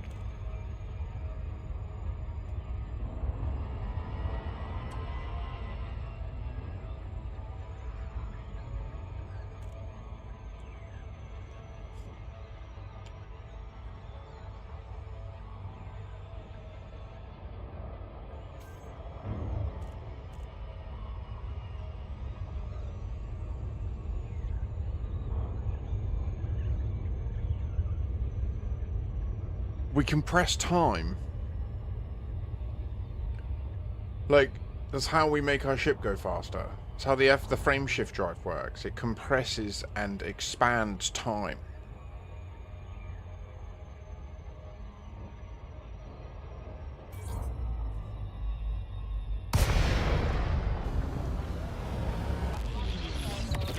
'07 racks are redacted.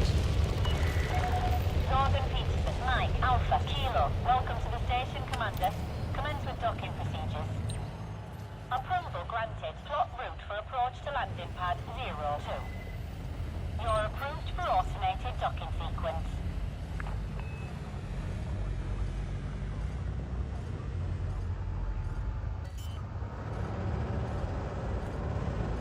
.22 FPS. It's an original Elite Dangerous landing.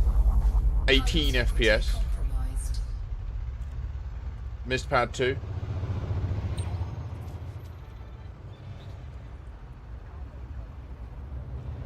Taking damage. Ooh. It's fair though. I probably did crash just as much. And I did say to it earlier, just get it done, you know? So, in my book, that's Kushti Bush, you know what I mean? Right, so let's assign Tutankhamun. Ugh, not Spanch. Sorry, Spanch. Sorry. Oh, I sent them an unnecessary API request. I'm so sorry. It's just your bookmark is next to Raven. Oh, I'm sorry. Did not mean to add to the load. I just clicked auto launch, but I haven't got anything on board. You gotta quit to main menu. If you do that, quit to main menu. It's quicker than going out and in. It loads you back in docked. Don't you know? Yes, it's true. That's the way, for show, for show. Oh my gosh, for show. You see, you know. I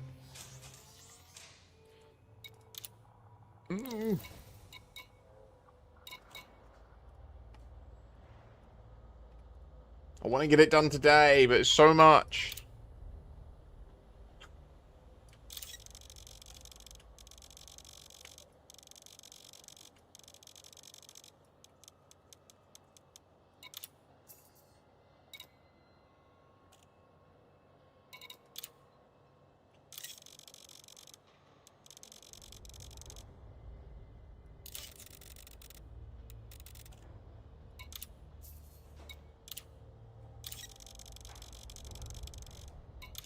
Cargo hold at maximum capacity.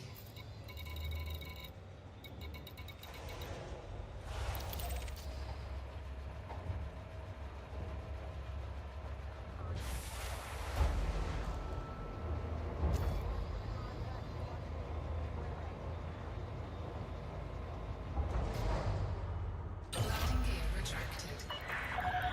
Ship is released. Your way is cleared for departure.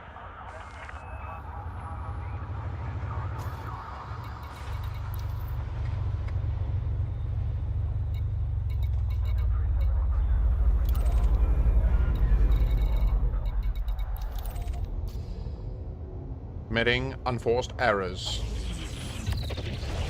Committing unforced errors. Whoops. He, they, see me.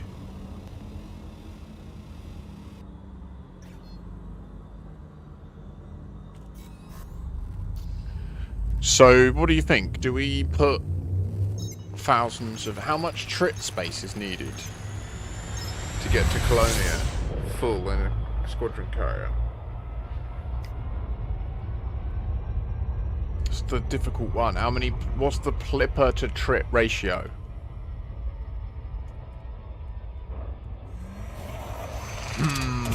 These are the questions of our time. Power, yeah.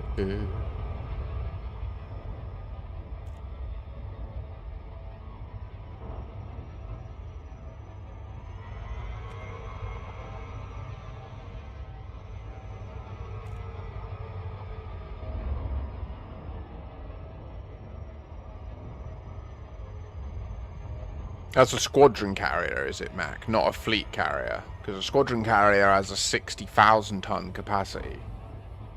So that, like... Right. Yeah.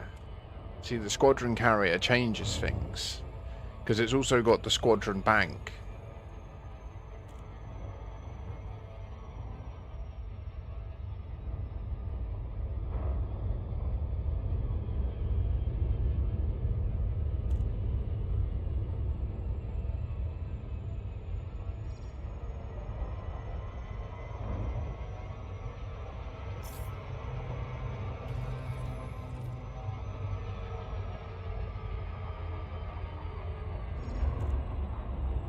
Orbital flight engaged.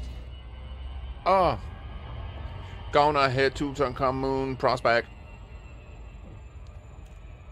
Gonna build it, all you see, respect.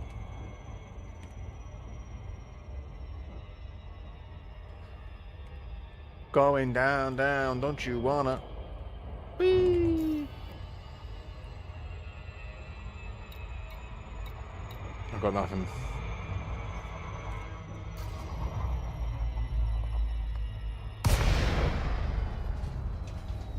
Wait, Arthur Van Ryn? Fuck you. I'll fight you. Bike shed, 3 PM.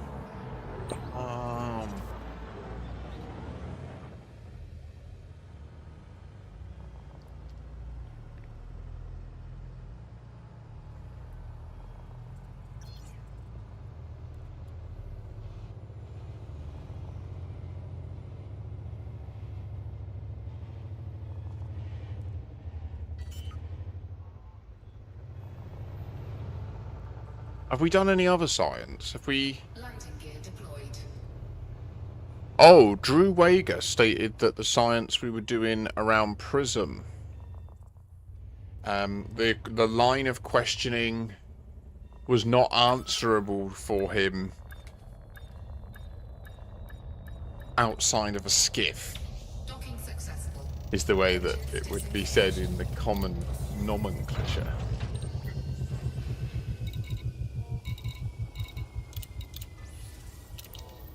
Landing gear retracted. Ship released. Engines engaged.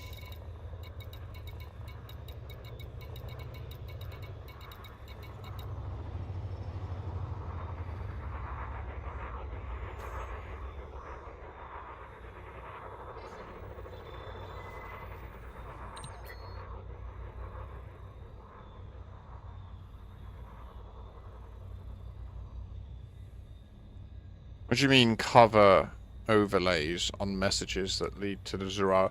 I do think that the scope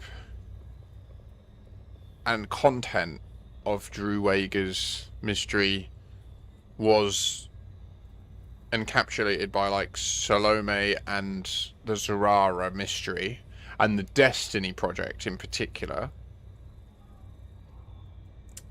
But I think that the tools that he used and was given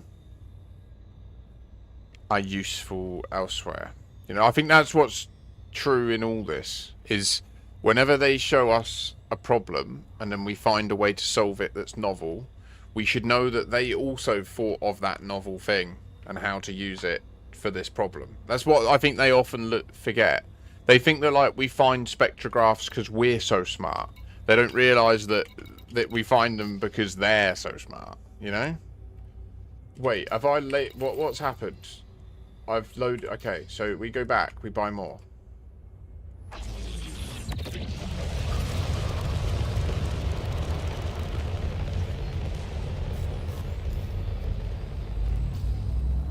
I'll be lucky if I get... I'm not going to get it finished today. I think I might get Tutankhamun prospects loaded and then go and do the structural regulators before I finish today. And then all that will be left tomorrow morning will be to finish the last one, speed run over to Colonia, and probably contribute to the last two if I'm lucky.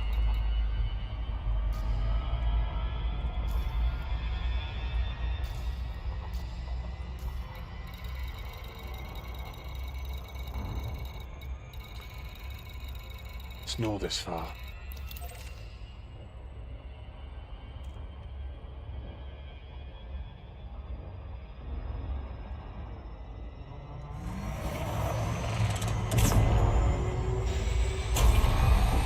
Bottled it.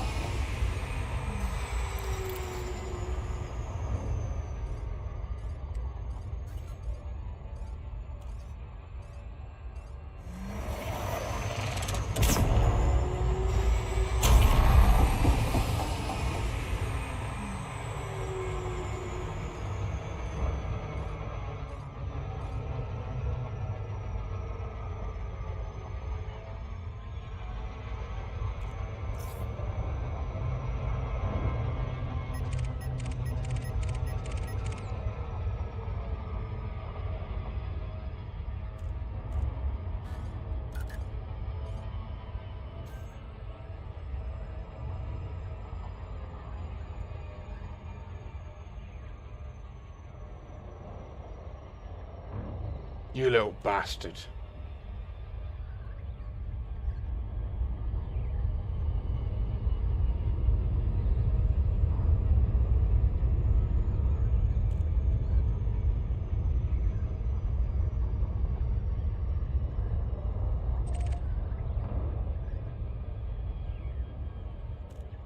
Not now. Oh, what?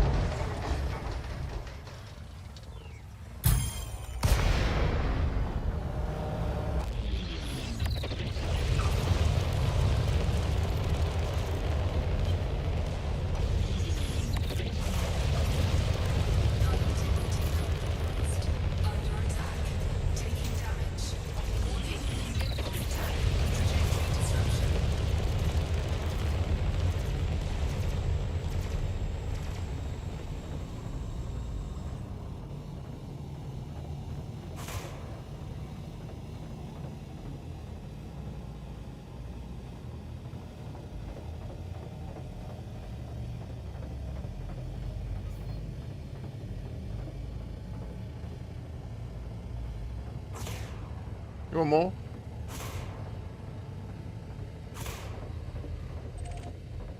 Yeah, that's what I thought. Motherfucker.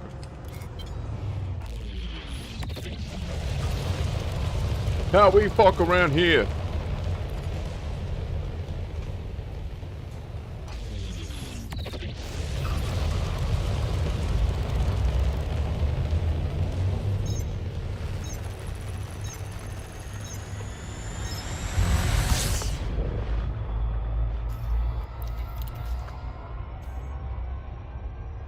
You found a probe. Fargoid probe. Means there's an ammonia.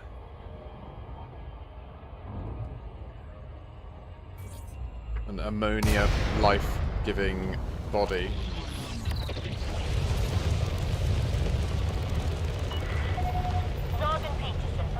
Either an ammonia world or a gas giant with ammonia-based life.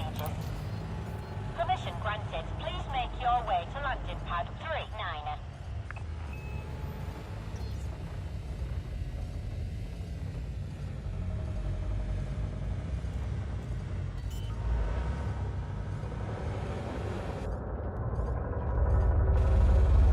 Landing gear deployed. Taking damage. Security surveillance is in effect in the facility at all times. Any act of aggression. You're approved for automated docking sequence. Nailed it! Can't believe that guy shot me and did 6% damage to my hull. You're on the deck, clear to disembark. Enjoy your Probe and stay aboard sensor, the peak facility, FDev puzzle era. Not peak. Nah. Raxa's peak.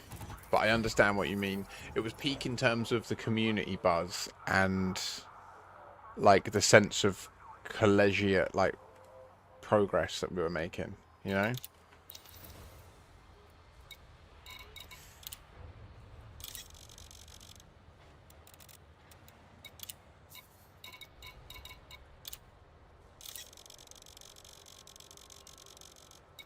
Cargo hold at maximum capacity.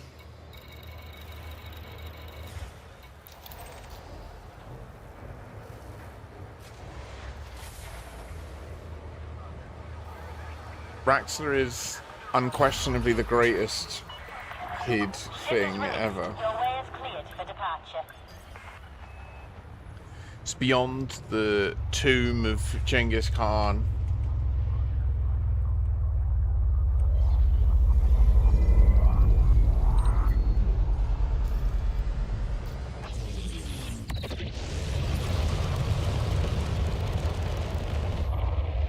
It transcends it all!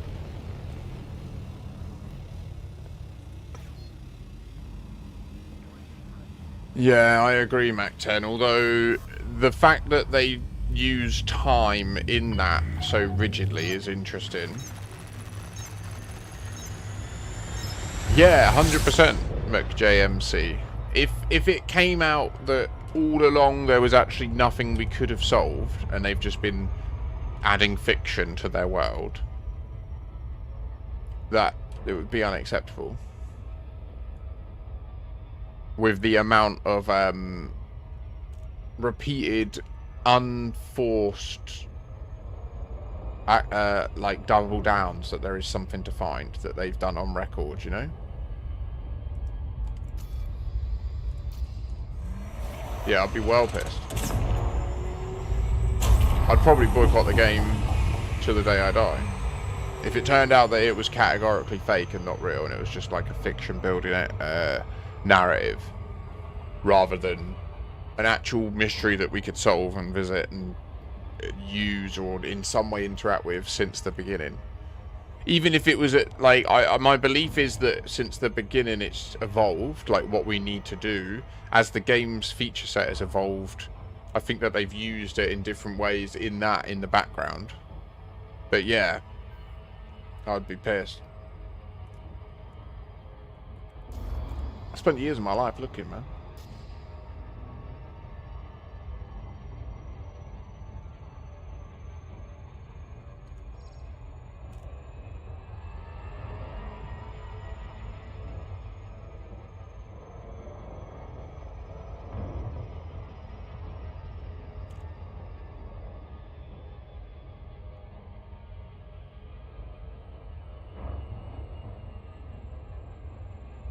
What I would say is, if it's fake, why isn't there similar stuff in all their other games? If they, as a development studio, believe that they need to add fake mythology into their games in order for them to be successful, and then equally, why do they continue with it over time, since Elite isn't a massive success? Like, it is successful, but it's not Fortnite or Rocket League, do you know what I mean?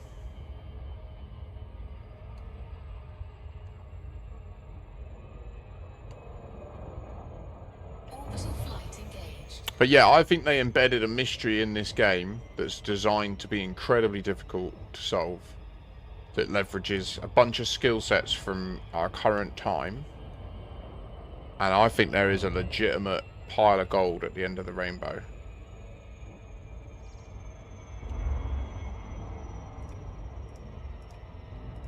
I just don't know what the next step is.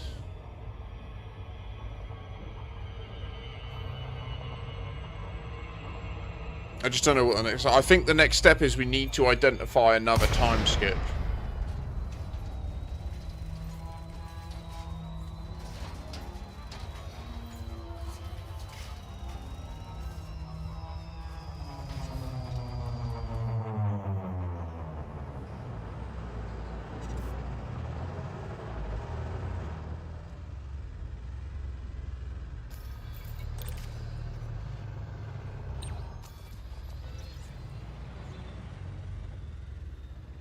Okay. Yeah, I think what I prophesized will be valid. I'll get 2 of these 3 completed, and then the last one will just need its bulk stuff hauled. Aluminium, steel, polymers.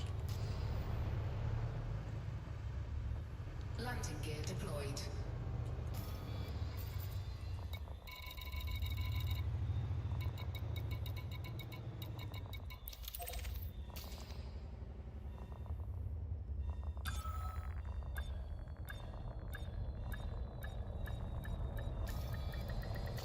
Docking successful. Engines disengaged.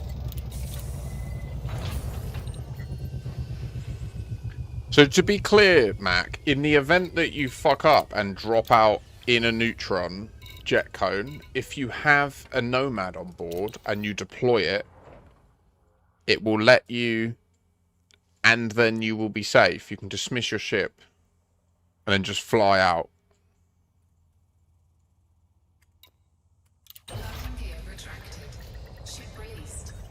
Does it let you deploy it when you're in it and it's kicking off?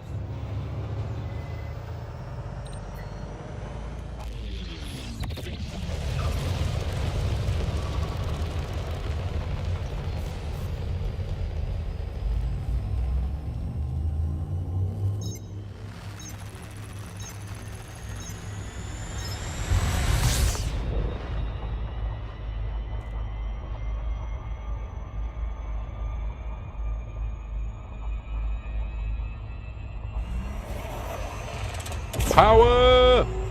Here we go. Here we go. Moon saddle. Fuck. No, no, no. I fucked it up. Went way too fast. Same person said they saw an asteroid but didn't pursue it.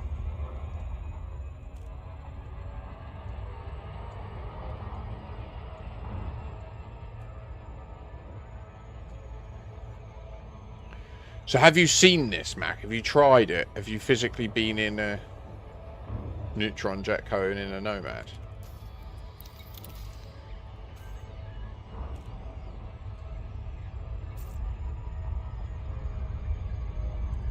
Oh, now I understand.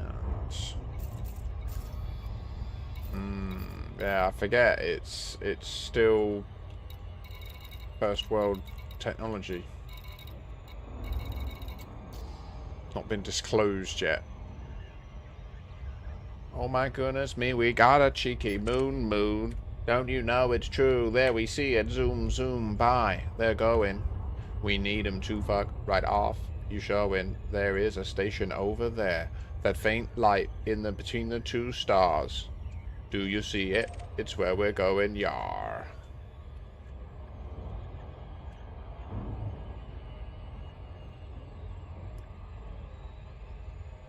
Oh, you getting paid? That was a big rotation event, wasn't it? Damn, Raven. Zorgan Peace, Mike, Alpha, Kilo. Welcome to the station, Commander. Commence with docking. Woohoo! 27 body system. Half have bios, and the other half are good credit mapping. Automated approach engaged. Damn. It's one hell of a system. Yeah, Mac. Again, I don't know if it's just potentially a technique that we should learn and know as an option, you know, a new tool in the toolkit. It went straight in. It didn't mess about. It's like it's learnt from me.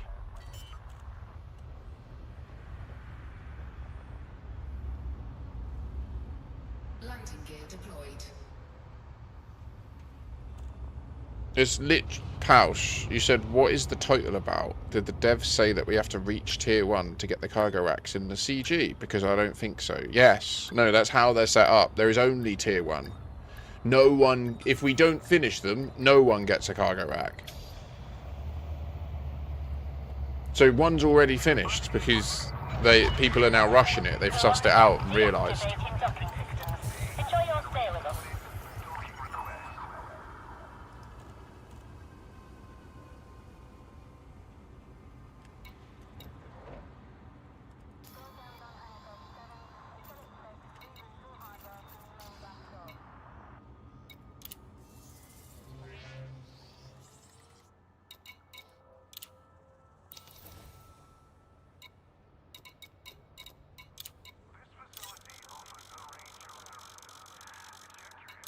Cargo hold at maximum capacity.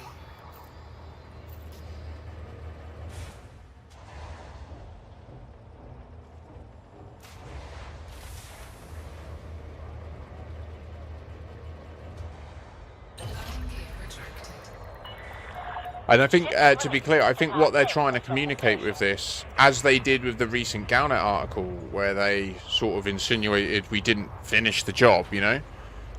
We technically did a good job, but we didn't finish it.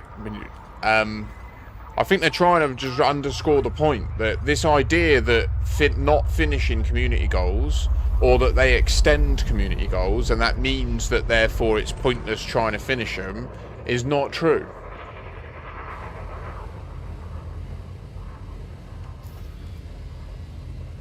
Yeah, Raven, you're going to get so many billions out of that.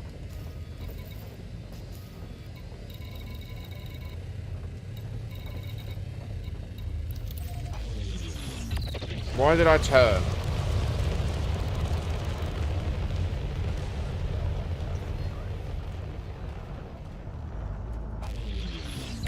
It literally does Porsche.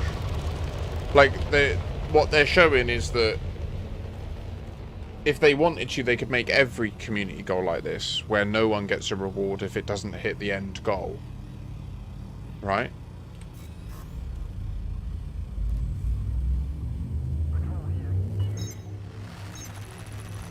Oh wow, Noisebringer, 60,000 tons for the community goal. Well played.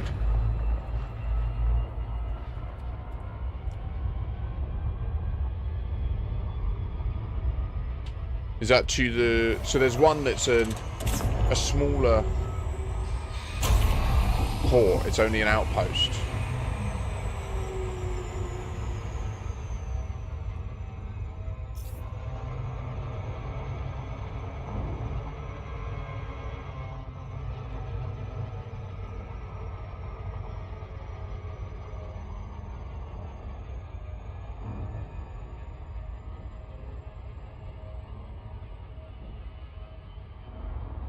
Really?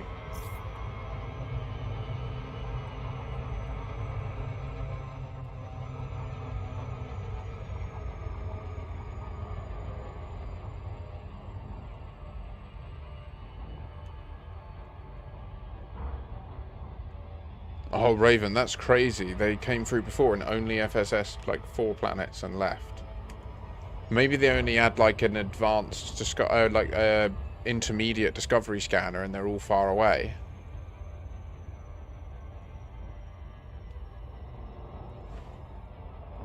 Yeah, Noisebringer. So that's probably what will happen. There'll be a lot of people focused on the others because of the bulk hauling, and then once there's only one left, then there'll just be like billions of Type 8. And then what you'll also see as well, what's that system like? The one that's got the outpost, is it heavy? Has it got a big heavy star?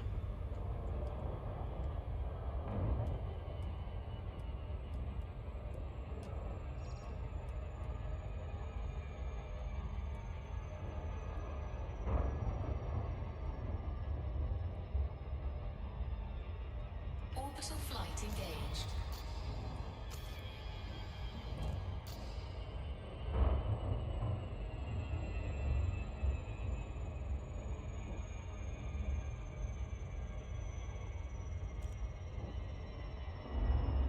Oh god, that's annoying.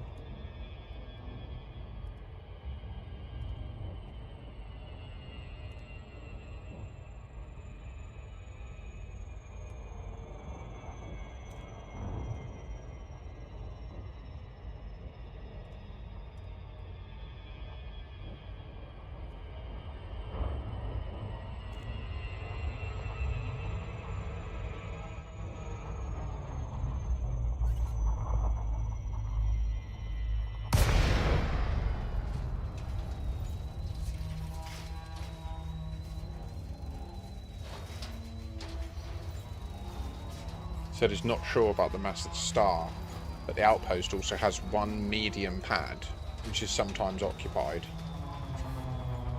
The thing is, for the credits it says, depending on success tier, even though there is only one tier, but for the cargo racks it says no such thing. Fair, maybe at the end, anyone who's contributed anything, because you will technically be in the top 100%. We'll have to wait and see, I guess. Certainly, though, that seems to be the indication from the early end of one of them, is a lot of people are interpreting it to mean what I've said.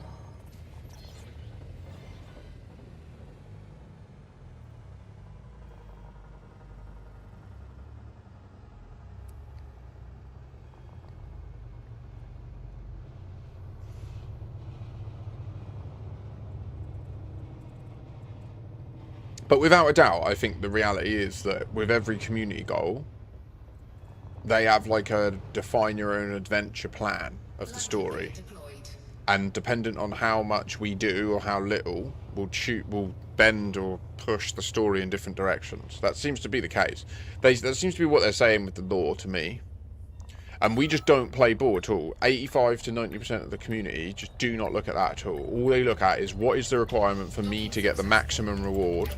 And a lot of the time they'll just do the minimum to get that, you know?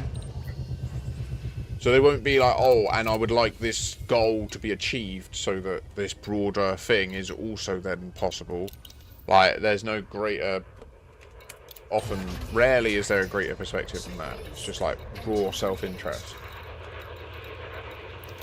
And I don't think that's what community goals are about. It's kind of in the name.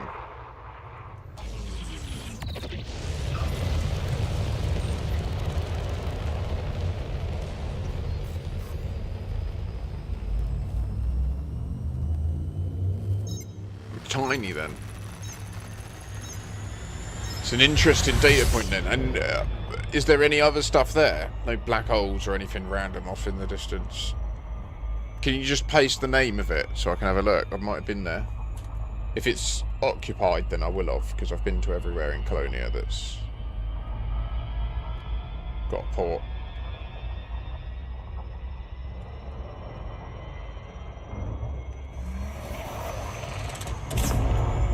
All good for first footfalls, Raven.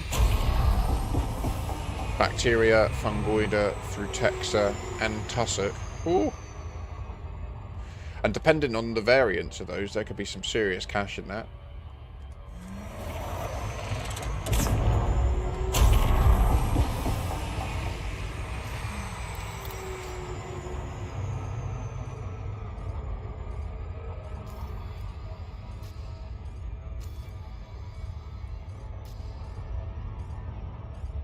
I'm not going to get even this one done, am I? I just don't have time. I've got to go at 6 and start cooking. I've got to, or I won't have it all done ready for when our mates get here.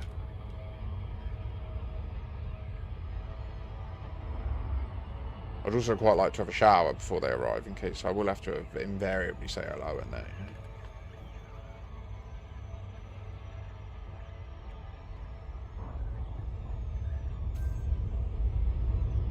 It's just all like picky food shit, like chicken nuggets and mini pizzas and literally like like what I'd put on for my kid and her mates.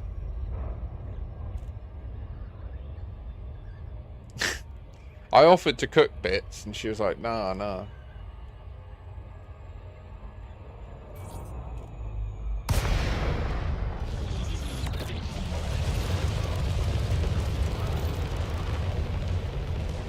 No buffalo wings. No barbecue. Like I said, like surely the weather and that, like we do a barbie, right?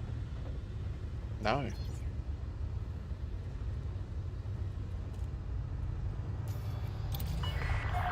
Permission granted. Land undesignated pad number. Play the cards you dealt, eh? Play the cards you dealt. Automated approach engaged. Ah.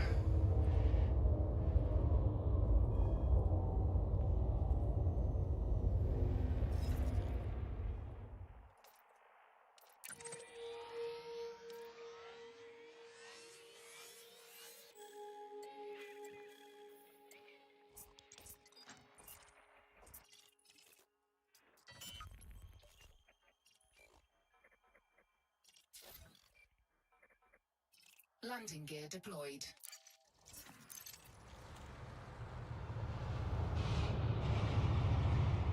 Thank you for sharing that, Porsche. In the interest of smooth traffic flow within the docking bay, we request the pilots avoid blocking access to docking pads.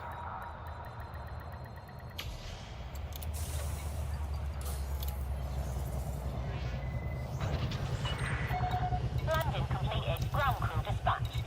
Station facilities are at your disposal.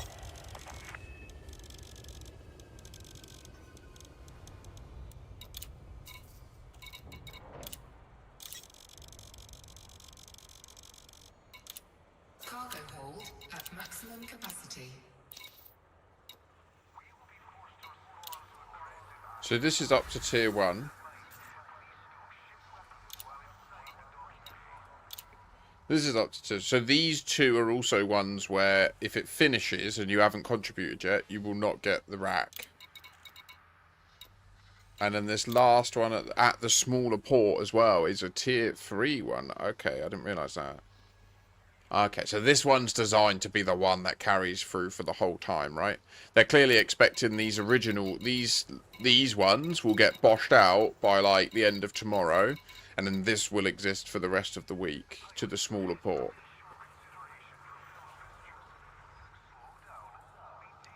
That's my guess. What the fuck is this? What's going on there? She got a beard there. But then here she hasn't.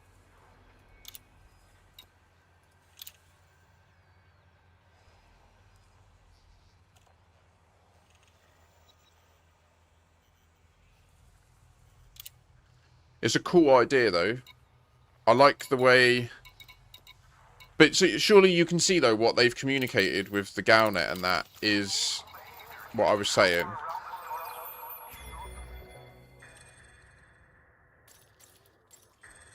Deemed Colonia Supply Initiative deemed a partial success. Like, what they're telling us here is we didn't finish it. We didn't fully load it.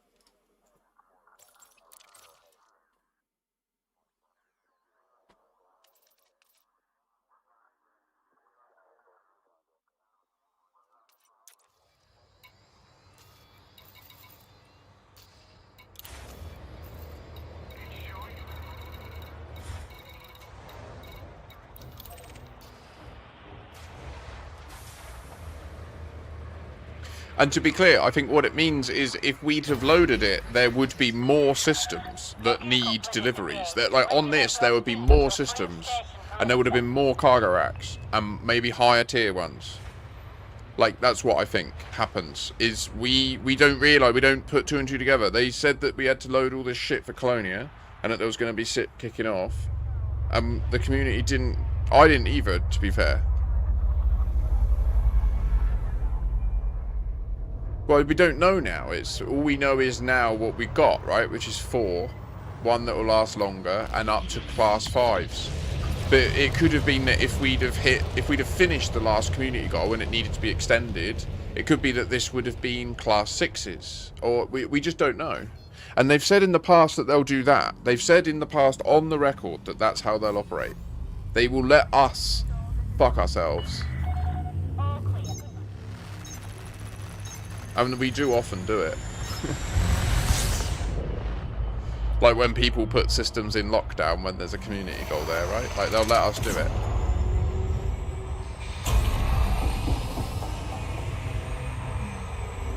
And sometimes they'll Deus Ex Machina to let us, in the interest of having fun in the game. The God Shards.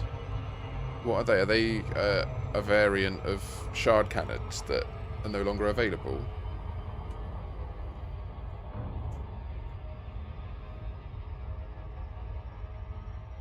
Yeah, 100% noise, you're right. They love the pew pew and the ship go boom.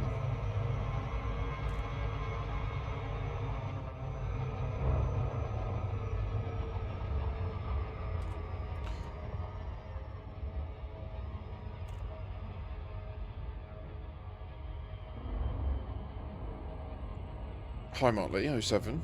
I feel that, and as well, Proghorn. It would have been nice if we could have got the Class 6, but yeah, I guess we just didn't do enough. And I get what you mean about the rare goods. The thing about the rare goods that was interesting was they could be loaded onto a fleet carrier, so I was surprised more people weren't bulk loading, like paying really good money for rare goods in the systems where they're sold, so that people in there were just bulk loading them. Like, getting that going would have been crazy. I don't know, it's on me really, like as one of the creators in this space that gets some decent viewership. I should do more to create like buzz around them.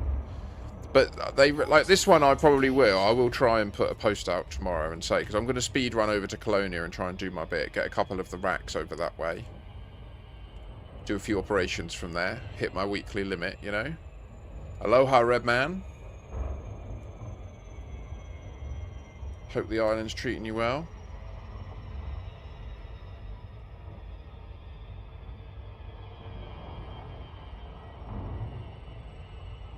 I think that is fair, Pronghorn.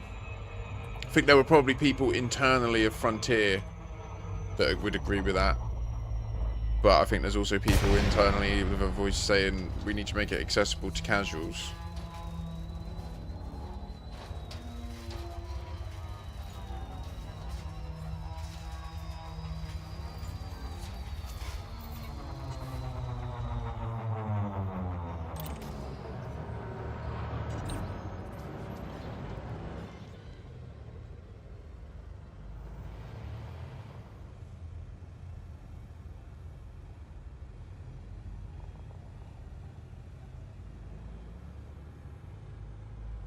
Nice, Raven. Is that 8.1 million just for the scan, but not including first footfall and stuff, yeah?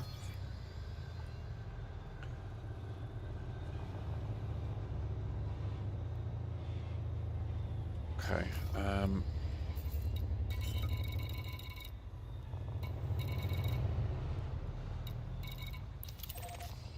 gear deployed. Fair, Posh. You said some FCOC carriers just arrived early today, meaning many players probably haven't even participated yet. So very optimistic about concluding. I've been saying in the stream, one of the things people are missing if they haven't done this already, and there may still be room for it before the mega market's built and deployed, scalping people on Plippers. So literally fill a squadron carrier with Plippers, take the squadron carrier to Colonia, like Squadron Bankum, and then create a tier, an entry tier in your squadron where you just have no rights. All you can do is put in billions into the bank, run an auction on the Plippers, and then the way that you facilitate the exchange is they join your squadron, put the money in the bank. When you see the transaction log go through, you then put them into another tier that gives them access to withdraw a Plipper from the bank, and then they can depart in the Plipper, and then you can kick them from the squadron and with their money in the bank. So if you want to, that's a way to sell Plippers through the squadron bank mechanic in Colonia to people. It involves them being squadronless, though. They have to leave their squadron. So if they're a squadron leader, they can't buy it. That's also a very useful way to do it, Pronghorn. That's the way I most likely would do it. The issue is there's no cargo racks for sale over there. They have sort of scuffled this approach. Landing gear retracted. Ship released. Engines engaged.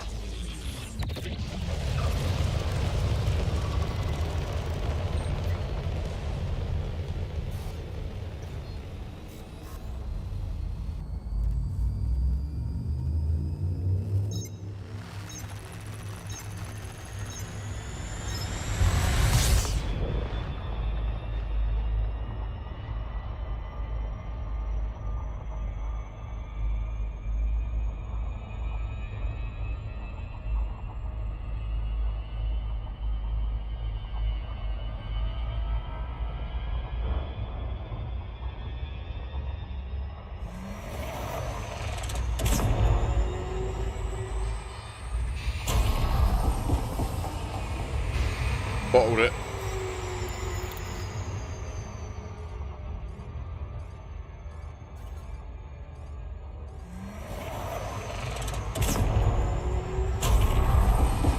Too much. Too aggressive. Need to go nearer this moon. Nearer, nearer, nearer, nearer, nearer, nearer, nearer, nearer, nearer, nearer, nearer, nearer. Get me in. Okay, cool, cool, cool. And dip back out. Okay.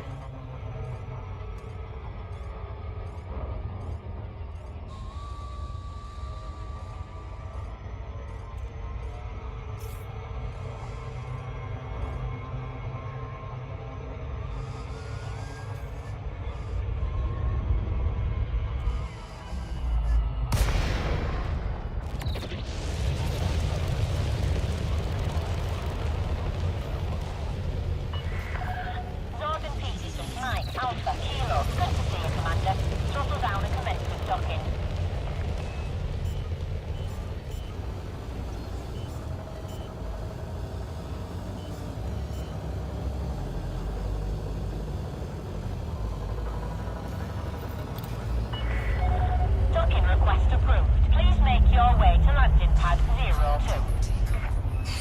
Taking damage.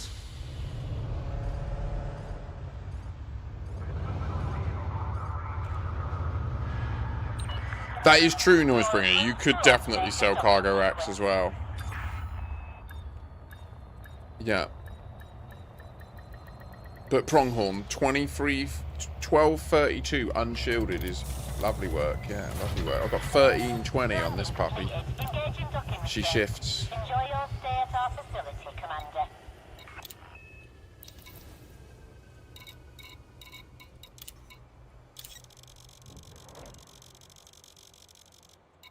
Cargo hold at maximum capacity.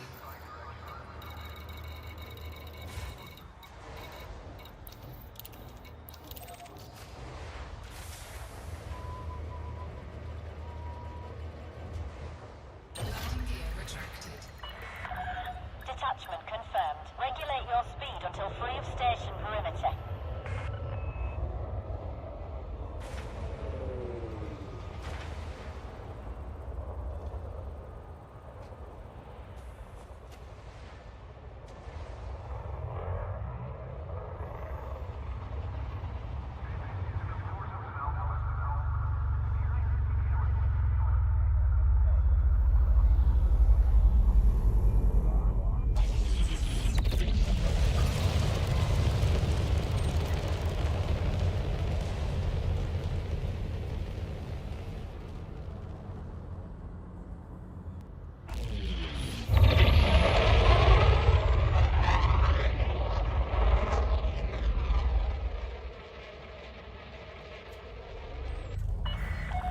You are now clear of station perimeter. We hope you have...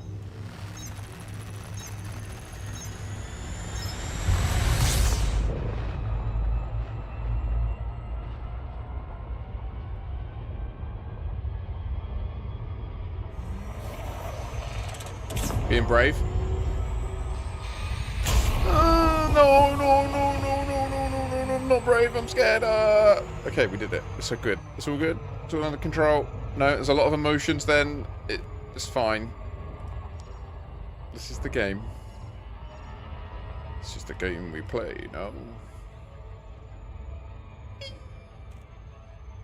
Can you imagine if I was your pilot? Accidentally leave the hot mic on.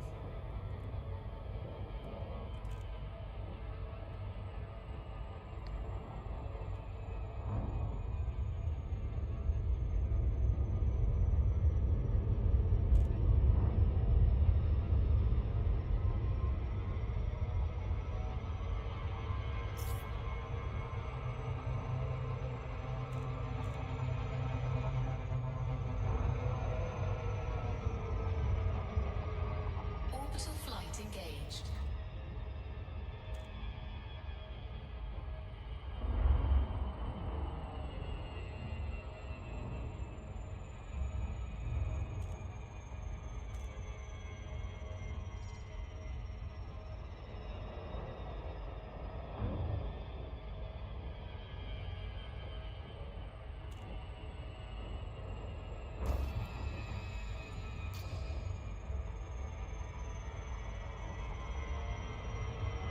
Where are we going to go, eh? Where are we going to go after this? Where are we going to raid?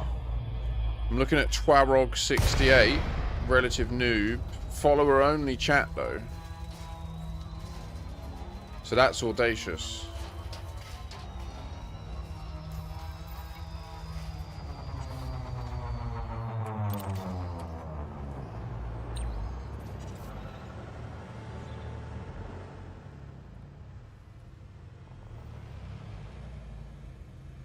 Father Bill's in number 1.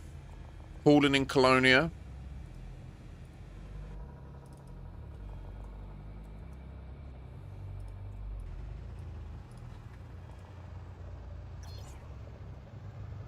Yeah, I'm gonna have to go real soon.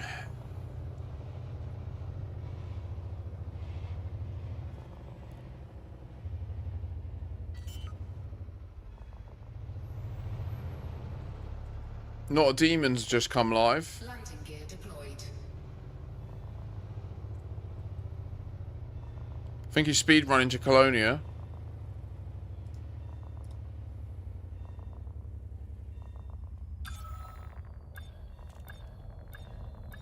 Oh, he's jumping his fleet carrier. Docking successful. Engines disengaged.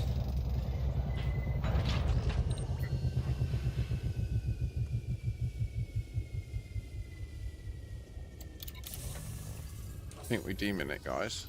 It's the demon or the the devil or the angel, I guess. I had to pick between.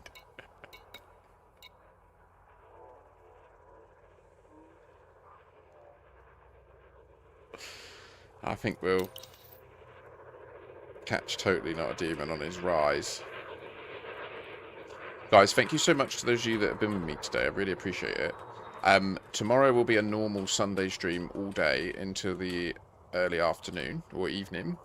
So do be about for it. We'll be boshing this out and then speedrunning to Colonia myself in the Caspian. If you've never seen a speedrun to Colonia, do check it out. It's a marvel to behold. I can get there in about 50-ish, maybe an hour max.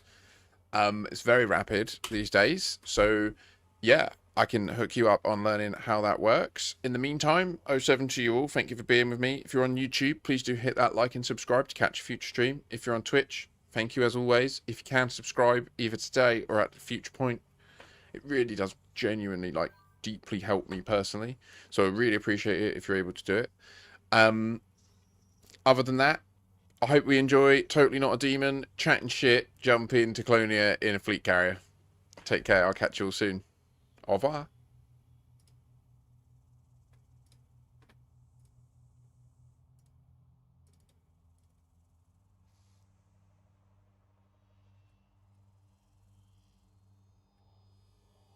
I'm going to bounce YouTube. Take care. I'll see you.